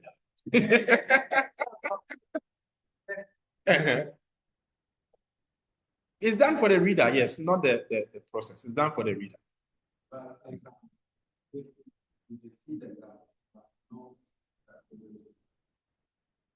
So there are institutional difference. There are some institutions that when they say problem statement, they mean practical problem.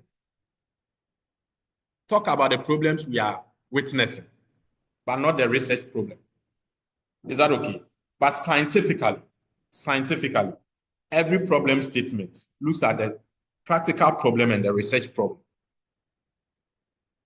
Scientifically. And so that is why in manuscripts, by the time anybody is done reading, the person would have understood what the problem is and why it's important and what problem do we have with current research, for which reason we have to do this current research. Is that okay? So by the time you get to your own research objective, then your study is, your introduction is okay. So if you look at this, what I've tried to do, for example, here. So what I did is that I extracted the different paragraphs we read together. So on the study about mental health and community well-being, the different paragraphs, when you put them together, this is what it becomes. This is what it becomes for the introduction. Do you get it? And when you read it, it has a very good logical flow, right? From the first paragraph that is looking at the focus of the study to the second paragraph that is looking at the broader research area to where it talks about existing research and then where it talks about the gaps, right? So for example, it says, despite the increasing focus on community mental health, little is known about how individuals in urban poor settings navigate multiple mental care options. Because this one too, he was saying that if you look at the, let's take it from, it was looking at how maybe people's social network can hinder them from care seeking. But he was looking at maybe seeking institutional care. In Africa, where people seek multiple care, maybe they can go to hospital and a herbalist and go and see a prophet and all of that. There wasn't any research on how family members contribute to this. Do you get it? And so he was looking at how, so he said, despite the increasing focus on community mental health, little is known about how individuals in poor settings navigate multiple mental care options. Existing studies often examine either traditional or biomedical approaches in isolation, failing to account for a hybrid care pattern. So this study aims to examine how, so the moment you communicate your gap like this, you are now moving into your study, this current study. So you articulate the aim, and if you have multiple objectives, there sometimes in one manuscript, you may have two objectives. Okay, so you move in and then your introduction is finishing. Yeah. Mm-hmm. Mm-hmm.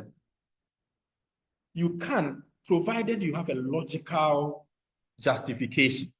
Like if a study has been conducted among adolescents, can you replicate it among adults? You can if you have a good justification for it. For example, there are many adolescent studies in psychology that look at identity development. That in adolescents, they are now developing their identity, how that influences their health and well-being. But when you look at studies on adults, it always assumes that adults are done with identity development. But there are still adults who are still in the development process. So if you can make such a logical argument, there's nothing you cannot do in this world if you have a logical argument. Mm-hmm. What about peer pressure among adults? Yes. Yes. Maybe somebody can look at peer pressure and cheating in marriages among adults. Maybe, who knows? Somebody can do that. Well, so if all studies on peer pressure is on adolescents and there's no study on among adults, and there's a certain pattern about adulthood life that you have identified, that you think that the basis of it is peer pressure, but peer pressure research is silent among adults. It's a fine.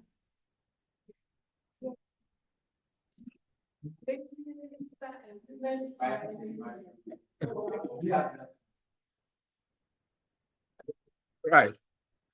So any question on the introduction?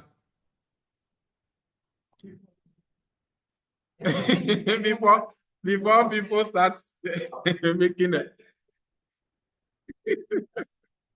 Yes. Mm-hmm.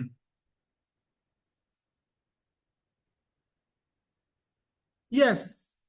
Your whole introduction, as a matter of fact, your whole introduction is to do two things: state the gap and what you are coming. But you have to build it from a point before you now say this is the gap.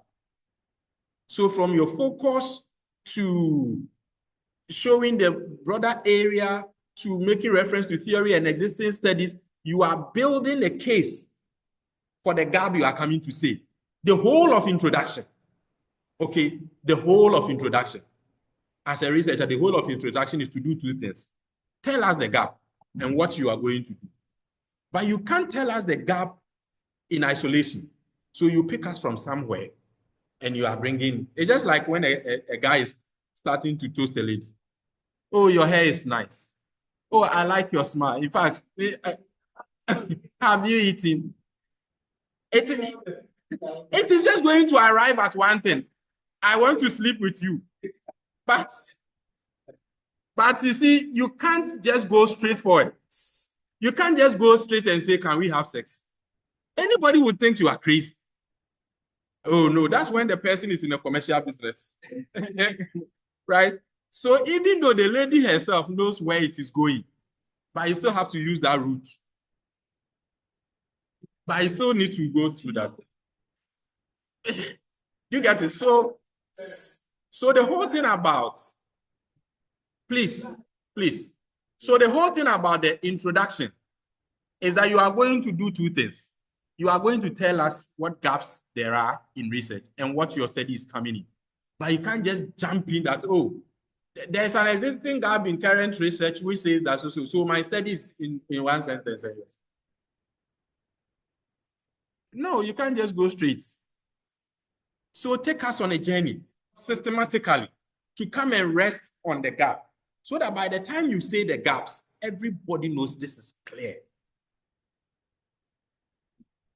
Because even the gap, maybe the editor who may review your manuscript, even if the person is a professor of the field, it doesn't know they have noticed that gap. They might not have noticed it. It is probably you who has noticed it, but they want you to lead them on to make a case, make your argument, so that by the time you show that this is a gap, it is clear. Nobody can argue with you. That is why you have to go through all these steps to come and arrive in your gaps, and then move on to indicate where your study is coming to, how your study is coming to address it. Yeah.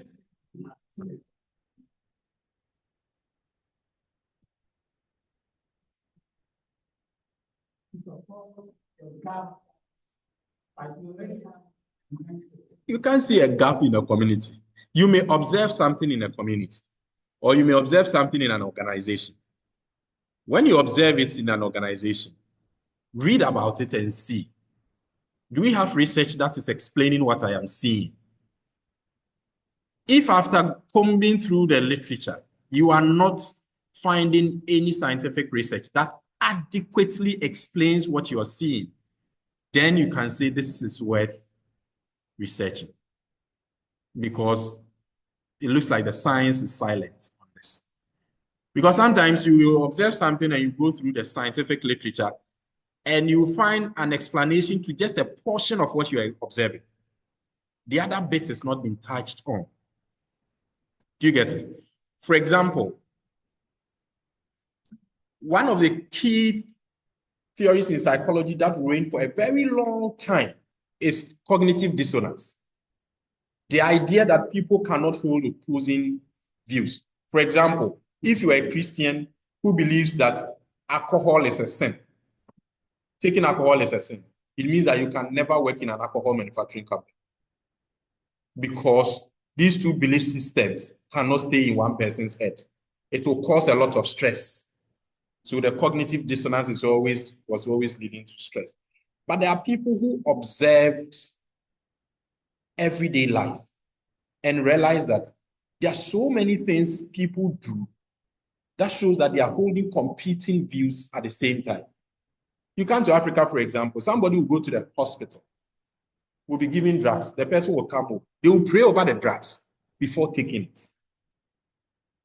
This is somebody who believes that doctors can heal, can cure, but God heals. If God heals, if you believe God heals, then you won't go to hospital. Or if you believe doctors cure diseases, then you won't pray about healing. But people harbor these things in their head, and they live a normal, healthy life. Is that okay? And so I think it started with Sergei Moscovici, who started doing mental health research in France, who started challenging the American literature. You know, psychology is for a long time, it was an American product. Who started challenging it? So he had to develop a concept of cognitive polyphasia as a counter to cognitive dissonance, such that people can hold 2 or 3 or 4 views, opposing views together. So somebody can love you and hate you at the same time. Yes, you can ask wives. No, husbands. You can ask wives. They can love you and hate you at the same time.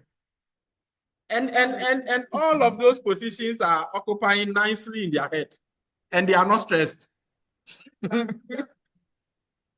I've seen the way you are looking at me. So I've also changed to Douglas's direction. Because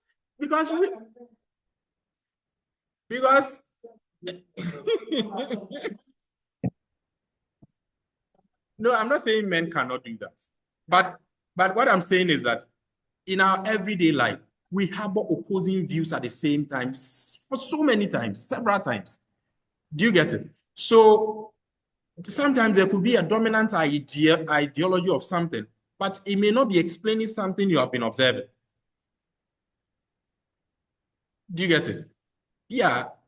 My boss, for example, used the concept of the cognitive polyphasia to develop a concept called healer shopping when he was researching about diabetes care and management and healer shopping. I mean, just be attentive. Do you get it? Be attentive, be open-minded, be critical, probe. Do you get it? So healer shopping is how people mostly manage chronic conditions in our part of the world. So where they are shopping for healers.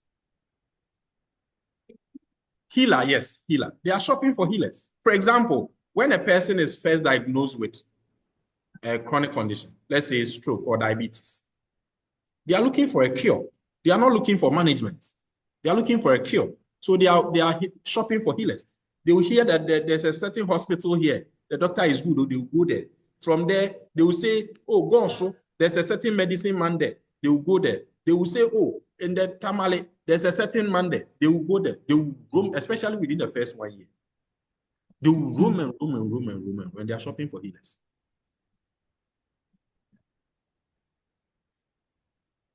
And then, yeah, you get it. So just if you want to be a good scientist, right? The science is always around you. The science is always around you. Whatever you read, whatever you observe, there's no theory without, sometimes they say that theories are not practical. Then you don't understand science. Because every theory started with practical things, practical observation. And there were logical explanations to those practical observations that came to form a theory. Do you get it? And so sometimes there are some theories that may not work in all contexts, or certain explanations that may not hold in different. You just have to be somebody who questions things a lot. That you don't take things on face value. Why is this thing like this? Why is this thing like this? Why is this thing like that? Do you get it? Even in research on social groups, there's a lot of evidence that shows that every group where you find peace and harmony, there are chances that some people are oppressing others, and they have all accepted their place. So the oppressor has accepted his place. The oppressee has also accepted it. So there is peace and harmony. The moment the person being oppressed starts saying that I am not going to allow myself to be oppressed again, you see that the peace will shake. So it has implications on what is peace. Do you get it? What is peace within a particular context? And so when somebody does research and the person is discussing and we find that there's a lot of peace in so and so, and you too, you know that whenever there's peace, it means somebody is suffering and the person is quiet. You can probe into their data and probably see that maybe one participant said something like this, which shows that there's some level of oppression going on. But because the researchers were only interested in peace, they didn't pay attention to it. So they didn't pay attention to subtle marginalization or uncommunicated marginalization. So just be open-minded. Once you are open-minded, when you are reading, you read better. Do you get it? You read better because it has implications on how you discuss your research findings. Is that okay? The level of critical thinking you have will always show in how you go about discussing the findings of your research. These days, when I get very, very upset when I'm examining thesis,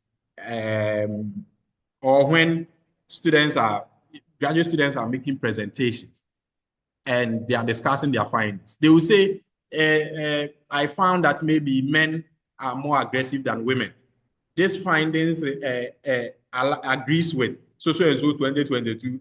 Their findings disagree with so-and-so 2023, and they have finished their discussion. That's not discussion.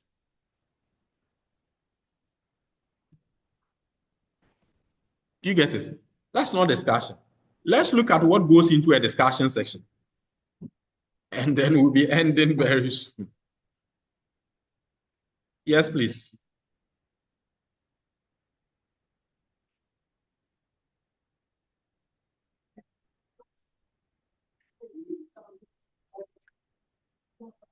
There is, in every human interaction, there is always a hidden something.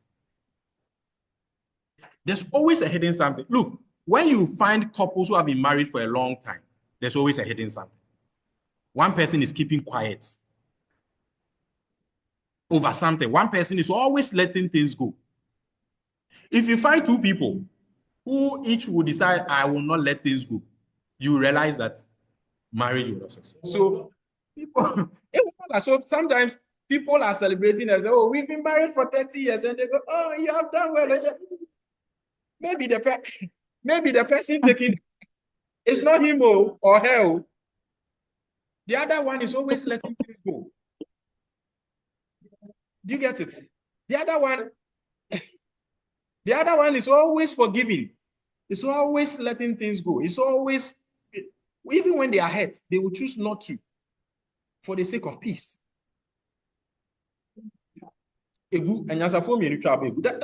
Fundamentally. Yes. You get it?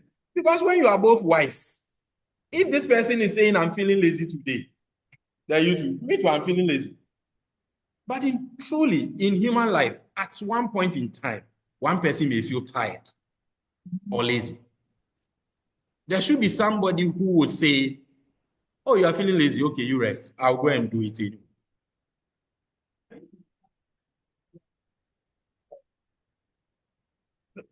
You see, the thing is that it's not always about one person holding a relationship.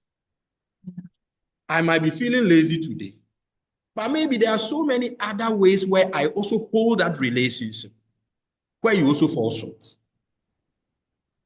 Do you get it? No two people contribute the same thing to a relationship. No two people. There's no successful relationship where both of them are contributing the same thing. No. Right? This person A contributes what person B cannot contribute. And then person B contributes what person A cannot contribute. So there's complementarity.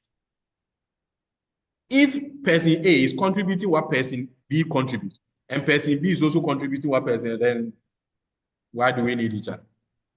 Why don't we just be by ourselves? When everything you are doing for me is the same thing I can do for myself, and everything I'm doing for you are things you can do for yourself. What are we doing together?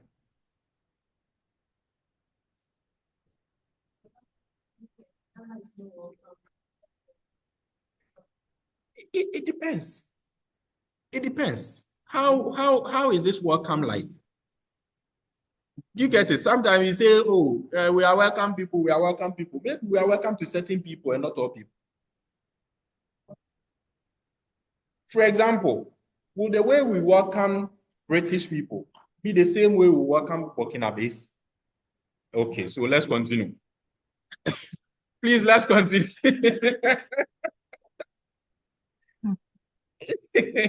Let's continue. So let's look at how you go about the discussion section. How you go about the discussion section. So we're assuming that you've structured your introduction, your methodology is laid out, your research, your results are laid out. So now you have your findings. One of the most important aspects is your discussion. Because mind you, the introduction is not your work. Do you understand that? The introduction is where you are basically presenting existing evidence. Your own contribution to your field is in the discussion. Because that is where you are now coming in with certain arguments that you have always been wanting to make, but they will not allow you to make if you won't present the data. So now you have presented the data. So based on the data you have presented, now listen to me. So you need to speak in the discussion. Do you get it? Everything that you have always been wanting to say, but they will not let you say it unless you use data to show. Now you have used the data to show it. So now they should listen to you. Is that okay? So you should always start, mostly you should start the discussion with a summary of your findings, at least within the first paragraph. Some people will even restate their objectives in the first paragraph. So in this study, we sought to so and so. Our findings show that. So state your key findings here. But when you are stating your findings, don't make reference to the raw data again in the discussion. So for example, let's say in the results section, you said men have higher depression, and you brought the mean score for men and mean score for women. And then you are now discussing and you say, we found that men report higher depression, into brackets, mean is equal to. No. You are not supposed to make reference to any data in the discussion. All the data would have been presented in the results section. Okay, so you have to provide, your first paragraph should provide a concise summary of the main results without repeating raw data. Without repeating raw data. And the way you do this is that you restate the key findings in a way that highlights their significance. Is that okay? If you found that men reporting higher depression than women, you need to restate it in a way that highlights its significance. And then focus on how does these findings answer your research question. But as avoid unnecessary repetition. In fact, if you did statistical analysis, don't make reference to anything statistical, whether it's a figure or a statistical term, in the result, the discussion session. If you did qualitative, don't mention any, don't talk about anything about code or theme. No. So, for example,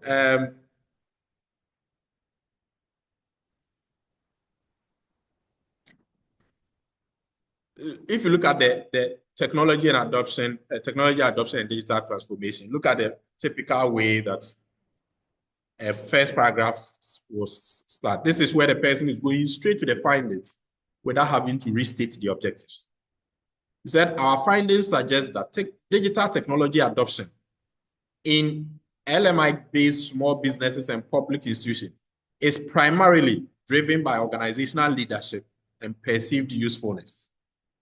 Employees who view digital tools as enhancing productivity are more likely to engage with them, whereas infrastructure challenges and digital literacy gaps serve as a major deterrent. Additionally, the results reveal that organizations with strong change management cultures demonstrate higher technology adoption. These insights highlight the importance of integrating digital literacy training alongside infrastructural investment. So this is like where you are now done with the statistics. Now you are speaking English. Because in the statistics, you will see that there's a significant differences between this, and then you state your F value, and then the beta value is this. So the hypothesis 2 is supported, or hypothesis so is supported. So in the results section, you are speaking statistics. In the discussion section, that is where you start speaking English. So even if you are reading a paper and the whole statistics look nyama, you are not understanding anything, go to the research, the discussion section. Chances are that in the first paragraph, they will outline all the findings one by one. Is that okay? Different people do it differently. Some people, if they had 3 key findings from their paper, they will highlight all the 3 key findings in the first paragraph. Some papers, they will pick the first finding, discuss it.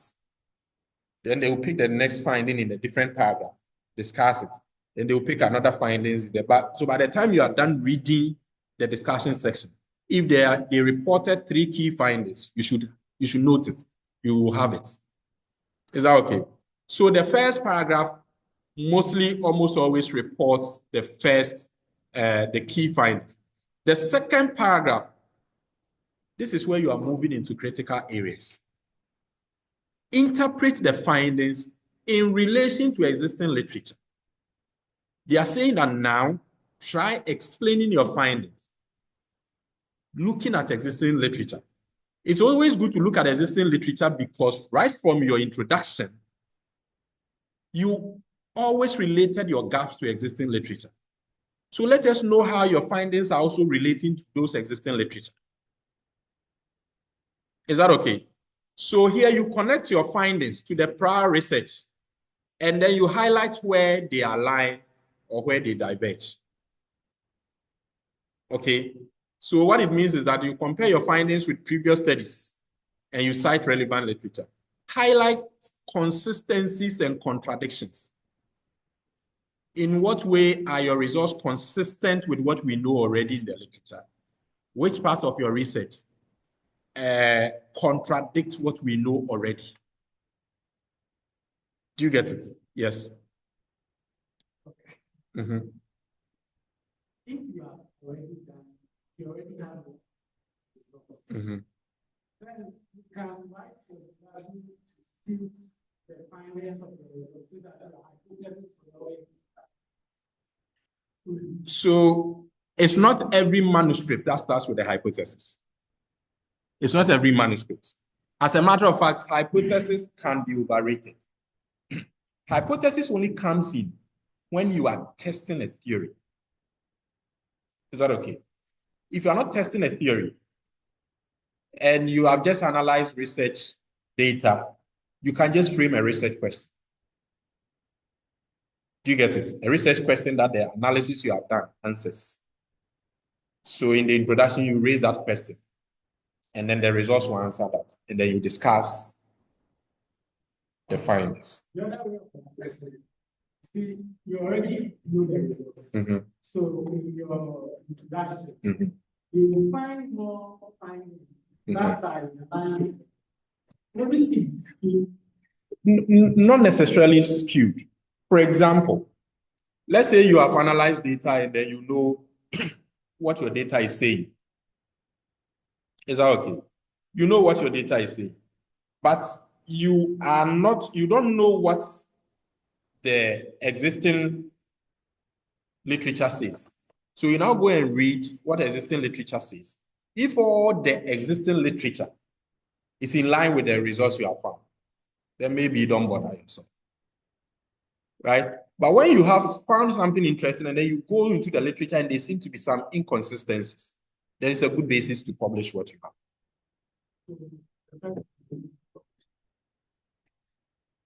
I mean, even if the first one, there will still be a basis for you to publish if you look critical. For example, if, maybe this theory has been used in different countries and they produce these results, but it has never been used in Ghana to see how well it works. We have a data in Ghana. We want to see how the theory works. You can still publish it.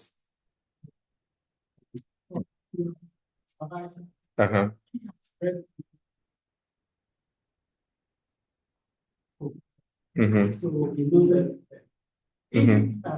after collecting the data, you realize that why you actually talking about the in the manuscript of nobody knows why you done it. Can you annotate the seeds what you found so that I don't know if you understand that? I do understand. So what it means is that if we all thought that women were going to report higher life satisfaction than men, if that is what we all thought, and now we have analyzed the data, our data is showing us that no, men are rather reporting higher life satisfaction. There's no need to alter your data to favor women. It probably means that what we have all thought to believe in the science is not always the case. Okay, so you can review studies and show that from where it's going, women tend to report higher life satisfaction than men. But would the situation be the same in Ghana? And can pose an open-ended question, an open question, which allows you to analyze your data and show that rather in this particular context, men are rather. So it's not, the thing about research is that the findings is not always when it goes in favor of what you expect. It's even better when it goes contrary to what you expected, because your expectation most of the time may be based on what you know from the literature or from what we all believe. So when the findings goes against it, then now we are seeing something new that we must pay attention to.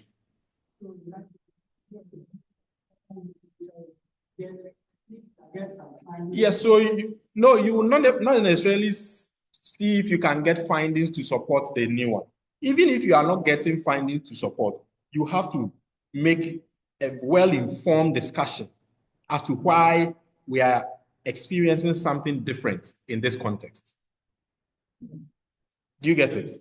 And when it's like that, journals will jump at it, because you are bringing in something so novel. I know there are so many people who will run their analysis and say, hey, my hypotheses were not supported. What am I going to do? That is good. If your hypothesis is not supported, that is also a major finding. Discuss it. Is that okay? Why is all the studies saying that there's gender differences in depression? But in your case, when you run your analysis is showing there's no gender difference. That's also a major finding. Discuss it.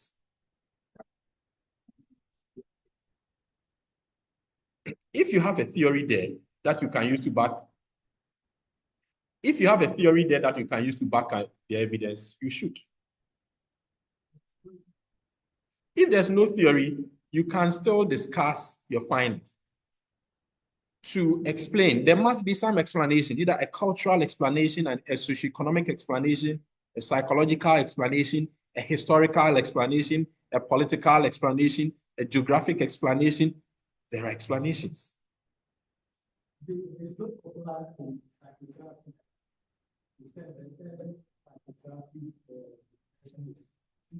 Mm-hmm.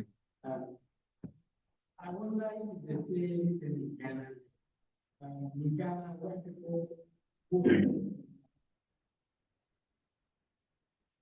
yeah, it depends on what you see, what you conceptualize as therapy.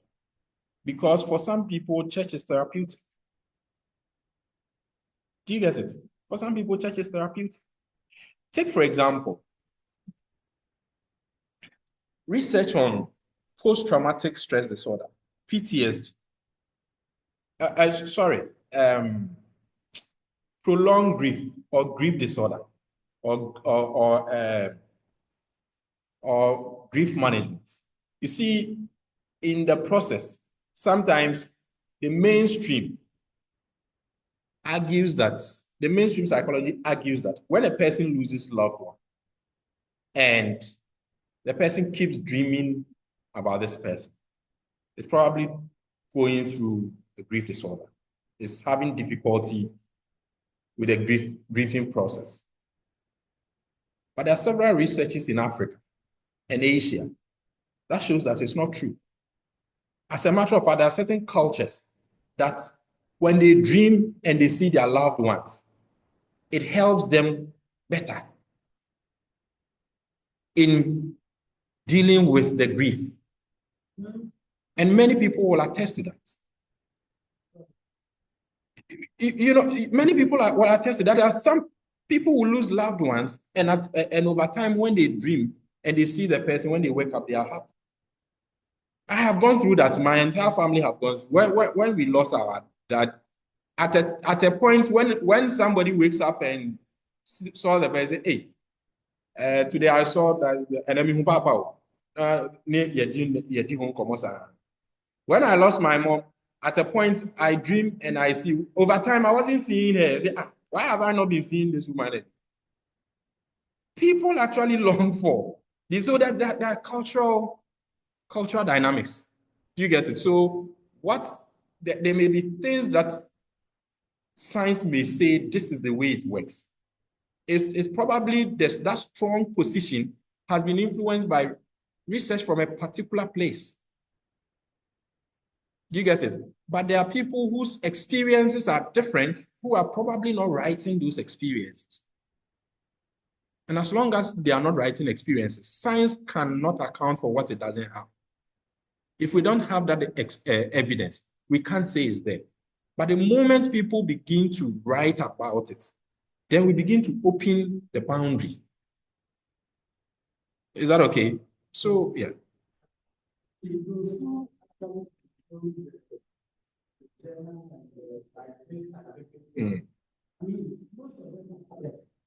Mm-hmm.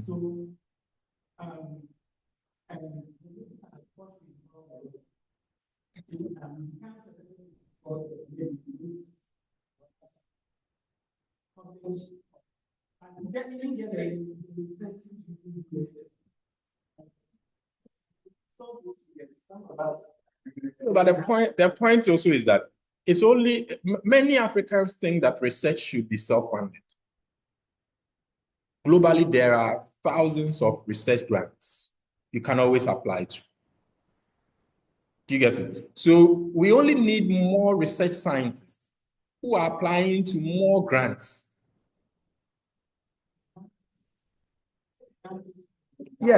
Yes. Every grant will tell you that, oh, we are giving a grant in this area. If you have any study you need a grant for, bring it. And globally, everybody applies. At the end of the day, they will have a review team who will review and maybe they want to fund 3 people, or maybe they want to fund 1 person, maybe they want to fund, they will definitely find the one which is best to fund. It's a global competition. maybe the one that may see what they are expecting. It's not always the case. It's not always the case. You see, these days, funders will not tell you the findings to produce. Do you get it? They may tell you the research focus they are interested in, but they will not dictate to you the findings you should get. Do you understand what I'm saying? Uh-huh.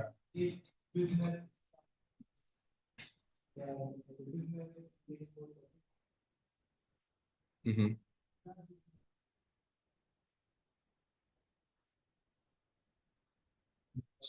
So there are some funders, there are some funds that come and they are very specific that we are funding research in America.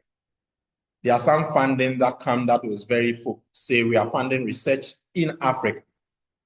So, or some funding that says that we are funding researchers in Africa.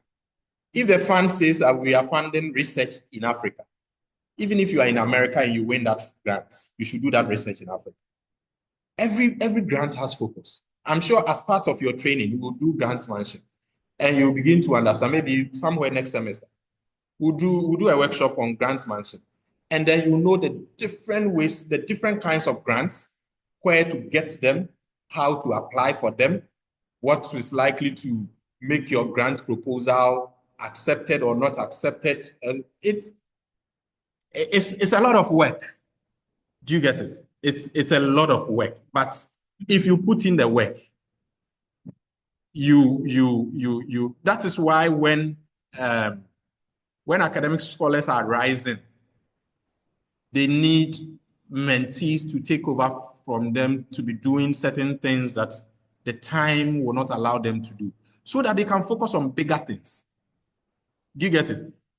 A university like UHAS, for example, and all universities, they need their professors to be winning big grants to bring to the university. The grants brings money to the university, and the grants puts the university's name out there. So if you're a university and all your faculty members, nobody is winning grants, your university is dying in the face of the global community, because nobody is getting to know your university. Do you get it? So they need to free their professors. So the moment a person becomes a professor, the amount of teaching load is reduced.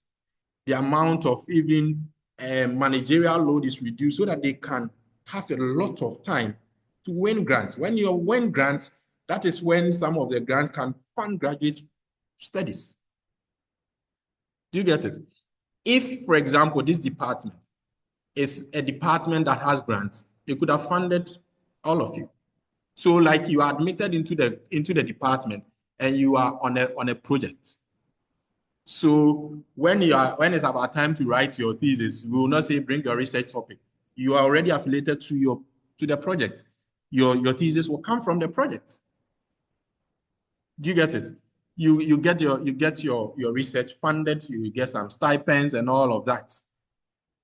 I mean, you guys are pioneers, so you don't get to enjoy this. So you would come and be winning grants, so that those who will come will be on your project and you fund them. And come again. Waiver in terms of what? What kind of?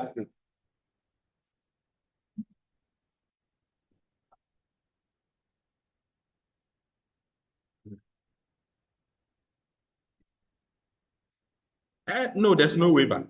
Okay, some journals can give waivers when you are coming from particular African countries. But mostly those countries do not include Ghana.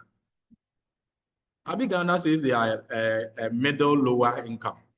So they are now looking for lower.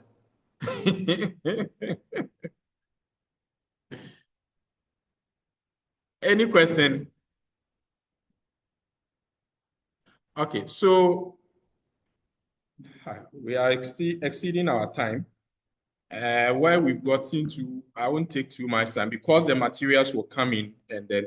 So your second step will be to interpret the findings in relation to existing studies. An example is this.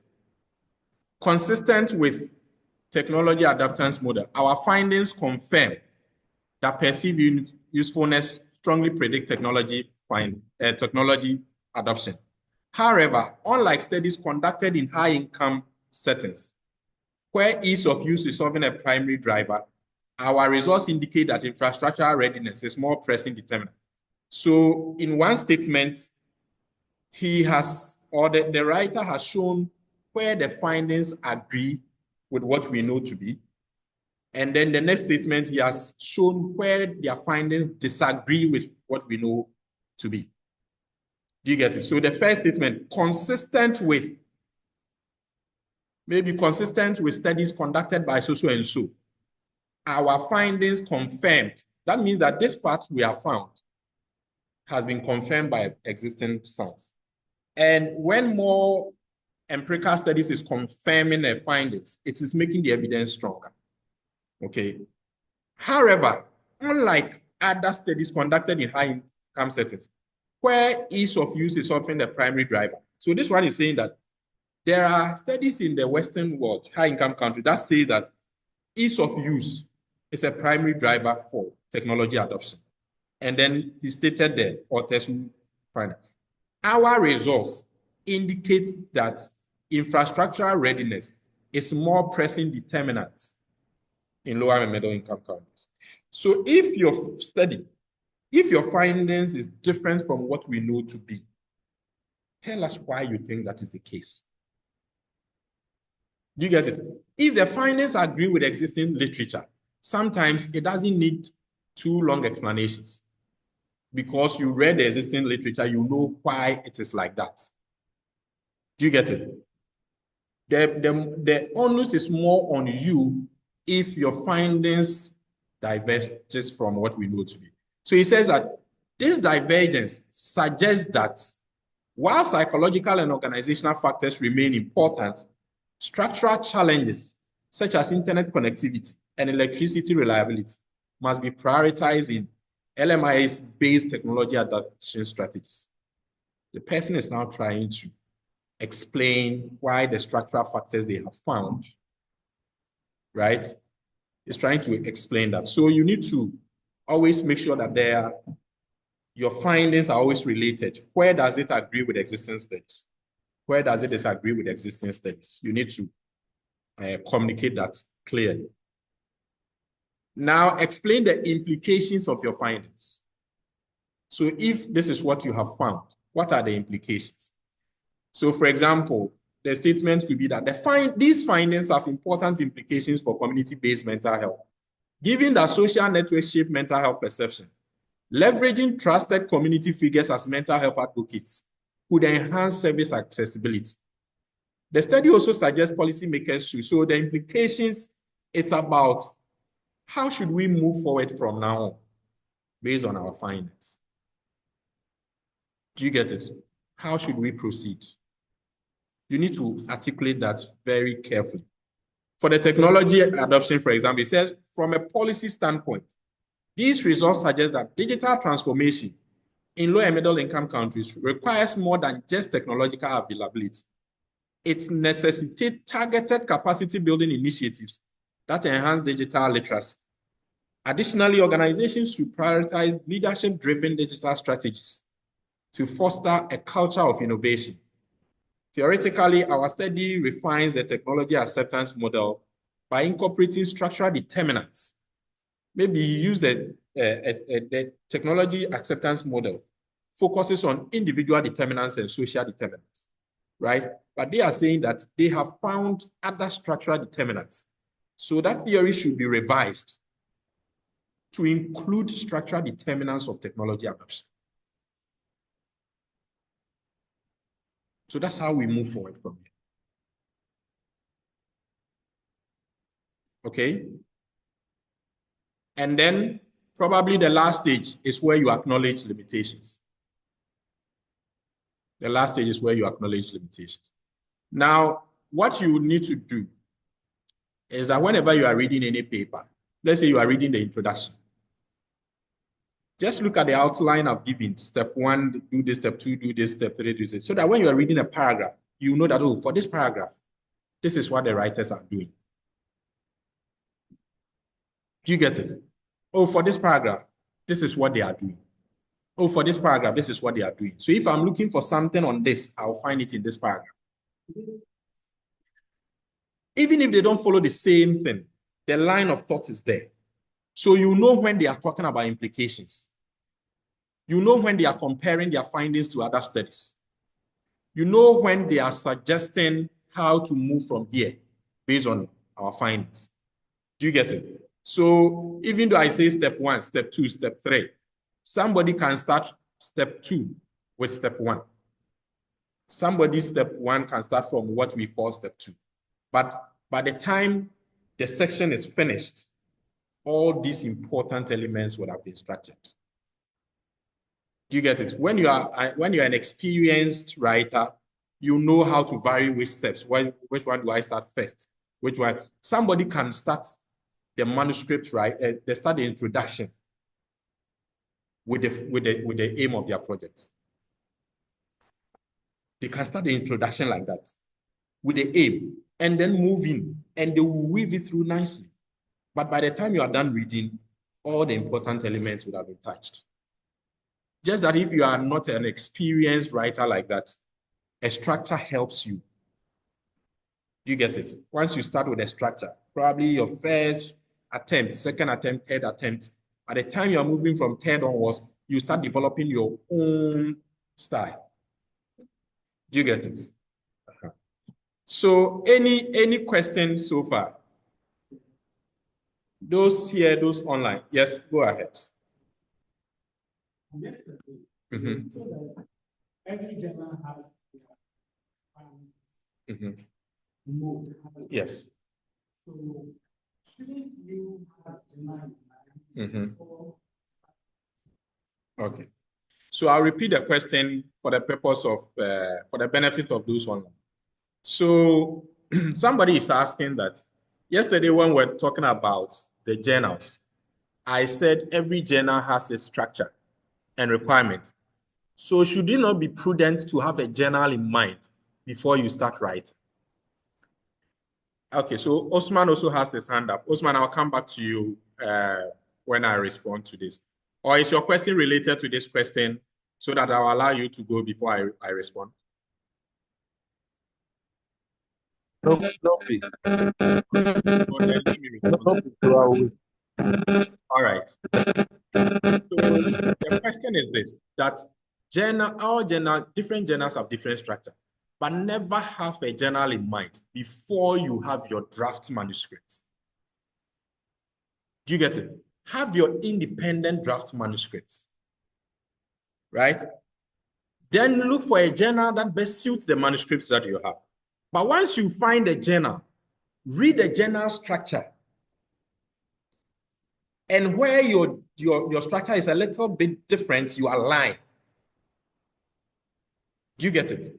The reason is that for one manuscript, it could be submitted to different journals. So there's no point saying that, oh, I am developing my journal to suit my structure, to suit the focus on the structure of the paper. It is the story you are telling that matters.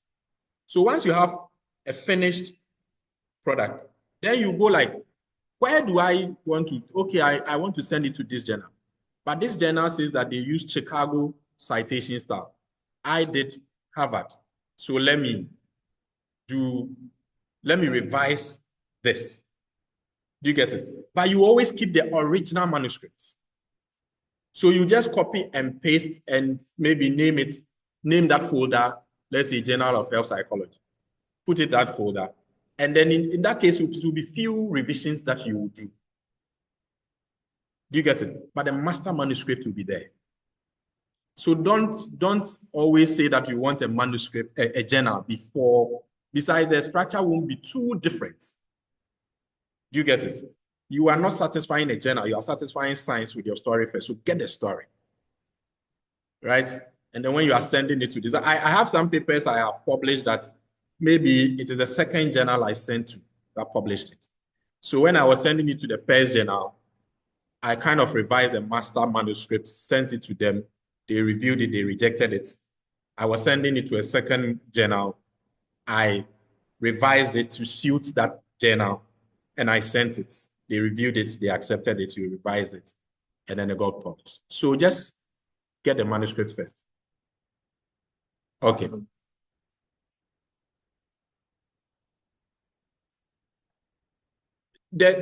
All journals will have these major sections: introduction, methodology, resource, discussions. Is that okay? So that if you go in and then they want you to have certain sections, there will just be very few additions or subtractions. Okay. All right, Osman, go ahead with your question.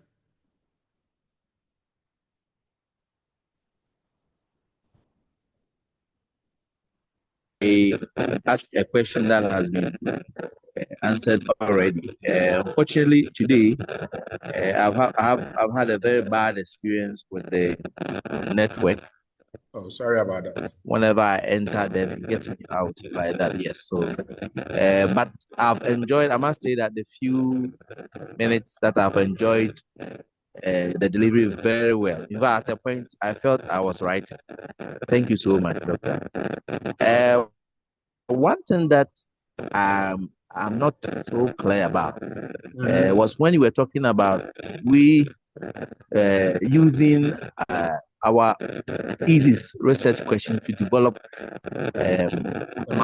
papers for publication. Okay. Yes, manuscript. Yes. So I heard you say that we could develop manuscript each for each research question. So if you have 3 research questions, then you should be able to develop 3 manuscripts for them. I don't know if it is the case, if that's how I understood it. But if it's the case, then I want to find out. In writing a research paper for publication with only one research question, is it the case that you are going to maintain this only one research question in the research paper, or you are going to find a way of breaking down this one research question to other multiple research questions to make it appropriate for the publication? Okay. I don't know. That's a nice question, and sorry about the internet connectivity. We've recorded a session, so the videos will be shared with you later on. Great. So to answer your question, thank you very much. Okay, to answer your question, that is it always the case that when you are developing a manuscript from a thesis, one objective should be one manuscript? It's not always the case. It's not always the case. Sometimes in one manuscript, you may want to combine 2 objectives because it may communicate better. It may communicate a particular story better than if you present just one. Other times in one manuscript, you may want to stick to one objective. There may even be an objective where you may not have a strong story on it to tell the scientific community. So you may not even draft an. For example, in my own thesis, PhD thesis, I think I had 5 objectives. My objective 1, I did not prepare any manuscript on objective 1.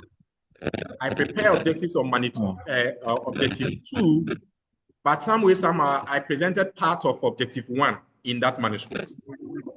So there are some of my objectives that I didn't prepare any manuscript on. And then also, I have also published a manuscript. I've also published a paper from that thesis, which was not even an objective in my thesis. You get what I'm saying? Yes. So sometimes you can even extract a paper from your data that was not even part of your original objectives. So it's a very fluid enterprise. You get it? It's a very fluid enterprise. So if you think that you have a particular objective where you have enough data to tell a compelling story, you can write a manuscript only on that objective. If you think you need to combine 2 objectives to tell a coherent story in one manuscript, you can do that. But many of these things occur because when we are planning the thesis, we don't think publication in mind. Do you get it? So these things Yes, happen. But that whether is you the think problem. publication or not, whether you think publication or not, you can always extract publication from your thesis. Okay, it's a fluid Okay, so enterprise. Doc, Yeah. Doc, please follow up. Go ahead. Should you use one objective? Okay, basically, what we are taught is that in writing the objectives, the objectives helps you to develop the research question. Yeah. I remember we are told that ideally the objective you should be able to translate the objective into research question. Yeah. So basically, in my chapter 1 like this, I have 4 objectives, and that has given me 4 research questions. Research questions. Okay. Now, if I want to use if I want to develop one objective, does that mean I can use one objective and one research question for the manuscript, or I should fetch more research questions from that one objective? I don't know whether I'm making myself clear. Yes, I get your point. And let me illustrate something to you so that I get it, and then I'll answer. So in one of my publications, which was based on one objective, I raised 2 research questions in the manuscript. You get it? It is stated as one objective in my original thesis. But when I was putting the manuscript together, I broke the objectives into 2 to make 2 research questions. That's doable. Okay. The reason is that when you are developing the monograph, that's exactly what. When you are developing the monograph, you are putting together research questions that will help the entire thesis to communicate something. So the research questions are difficult to see that. When you are moving into the manuscript stage, a lot of adjustments will need to be made. If the objective is one objective, as a big objective, you can break it down into 2 or 3 research questions in one manuscript. You get it?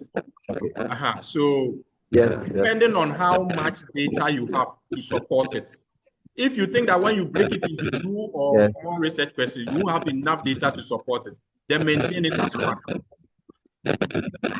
Right? Okay, so you can write a manuscript to one research question. Essentially, that's what a manuscript does. A manuscript answers a single objective. So even if you are breaking objectives down, you should contribute to answering one question. You get it? Okay.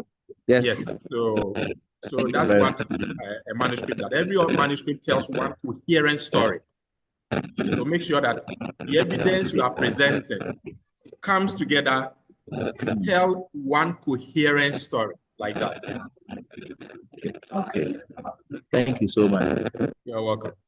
Okay. Any other question? Yes, I have a question here in the conference room. Okay.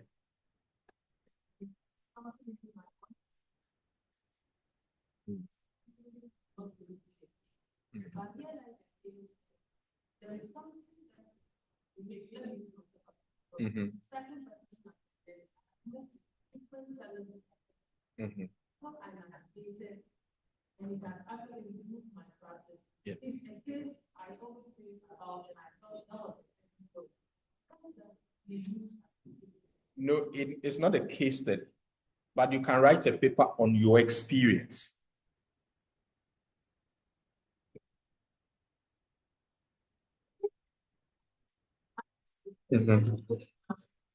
So you'll be drawing on several instances. Do you get it? The case study as a methodology is different from the case study as it's written in a paper as I showed you. Do you get it? So you can write a paper on yourself as a case study, but that is different from the case as I presented here. Do you get it?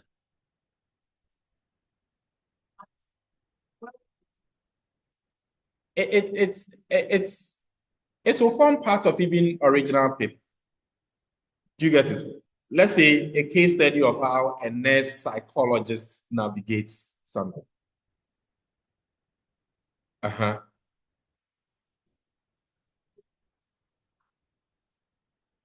It's a methodologically it's a case study, but it's not the kind of case study publication that we talked about.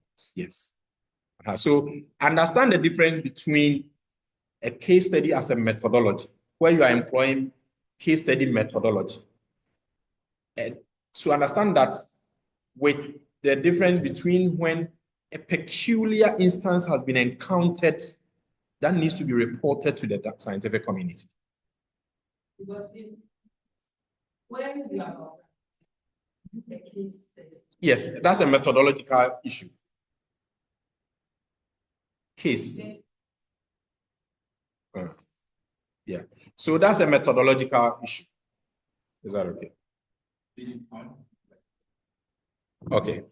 And then case study form. What is the distinction? Okay, so a case of and a case study of. Sometimes depending on, you can't just use that phrase to say that it is this. It needs to be put to the broader proposal that has been presented. Is that okay? For example, I did my MPhil research where I said I did retirement planning and psychological well-being of informal sector workers, the case of Ashanti region. I didn't make a case study of Ashanti region. I did a theoretical study and I picked sample from Ashanti region. Is that okay? And so that is different from a case study of Ashanti region. If I'm making a case study of, then I am honing in on methodology. The case study as a methodology. But if I say the case of, then it means that I'm doing a general study, just that I'm picking my sample from this case. Do you get it? So there's a difference between picking sample from a case and then doing a case study. Case study as a methodology is a very specific methodology. Do you get it? Right. Osman, I see your hand is still up. Is it a new hand or is it an old one that you haven't lowered?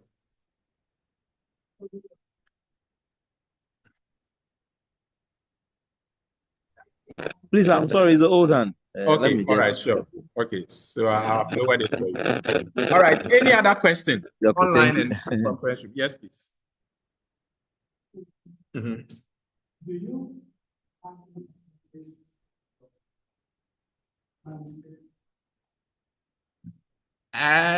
appendices? No.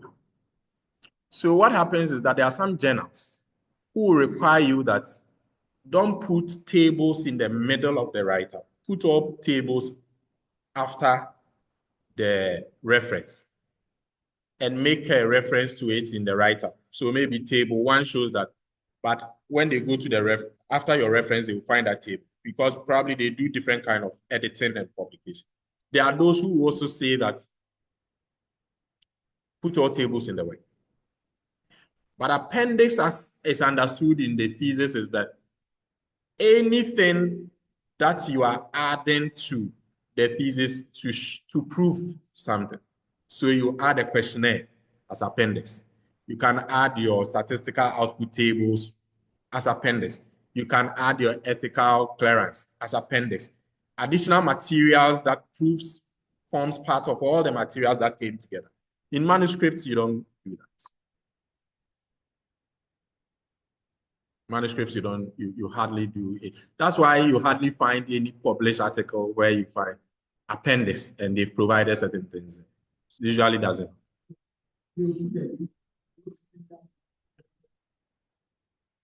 Yes.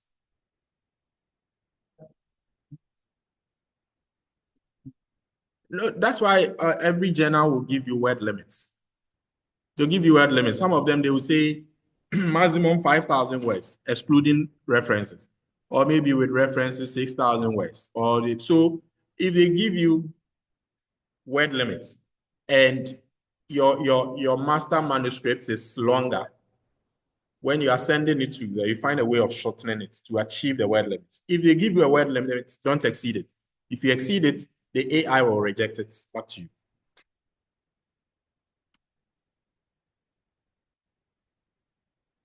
Right. Any further question? It's 12:50. We'll end at exactly 3 today. So any further question?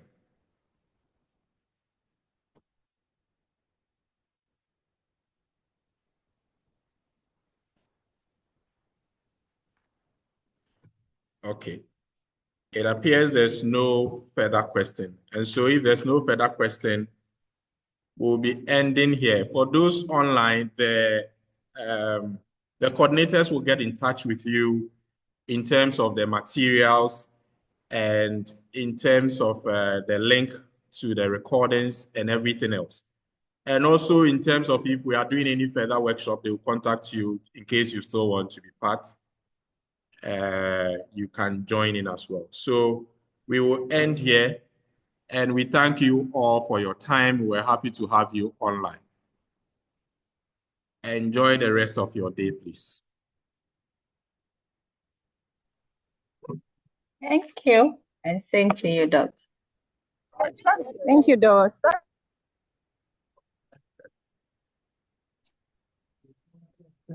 No, I didn't know about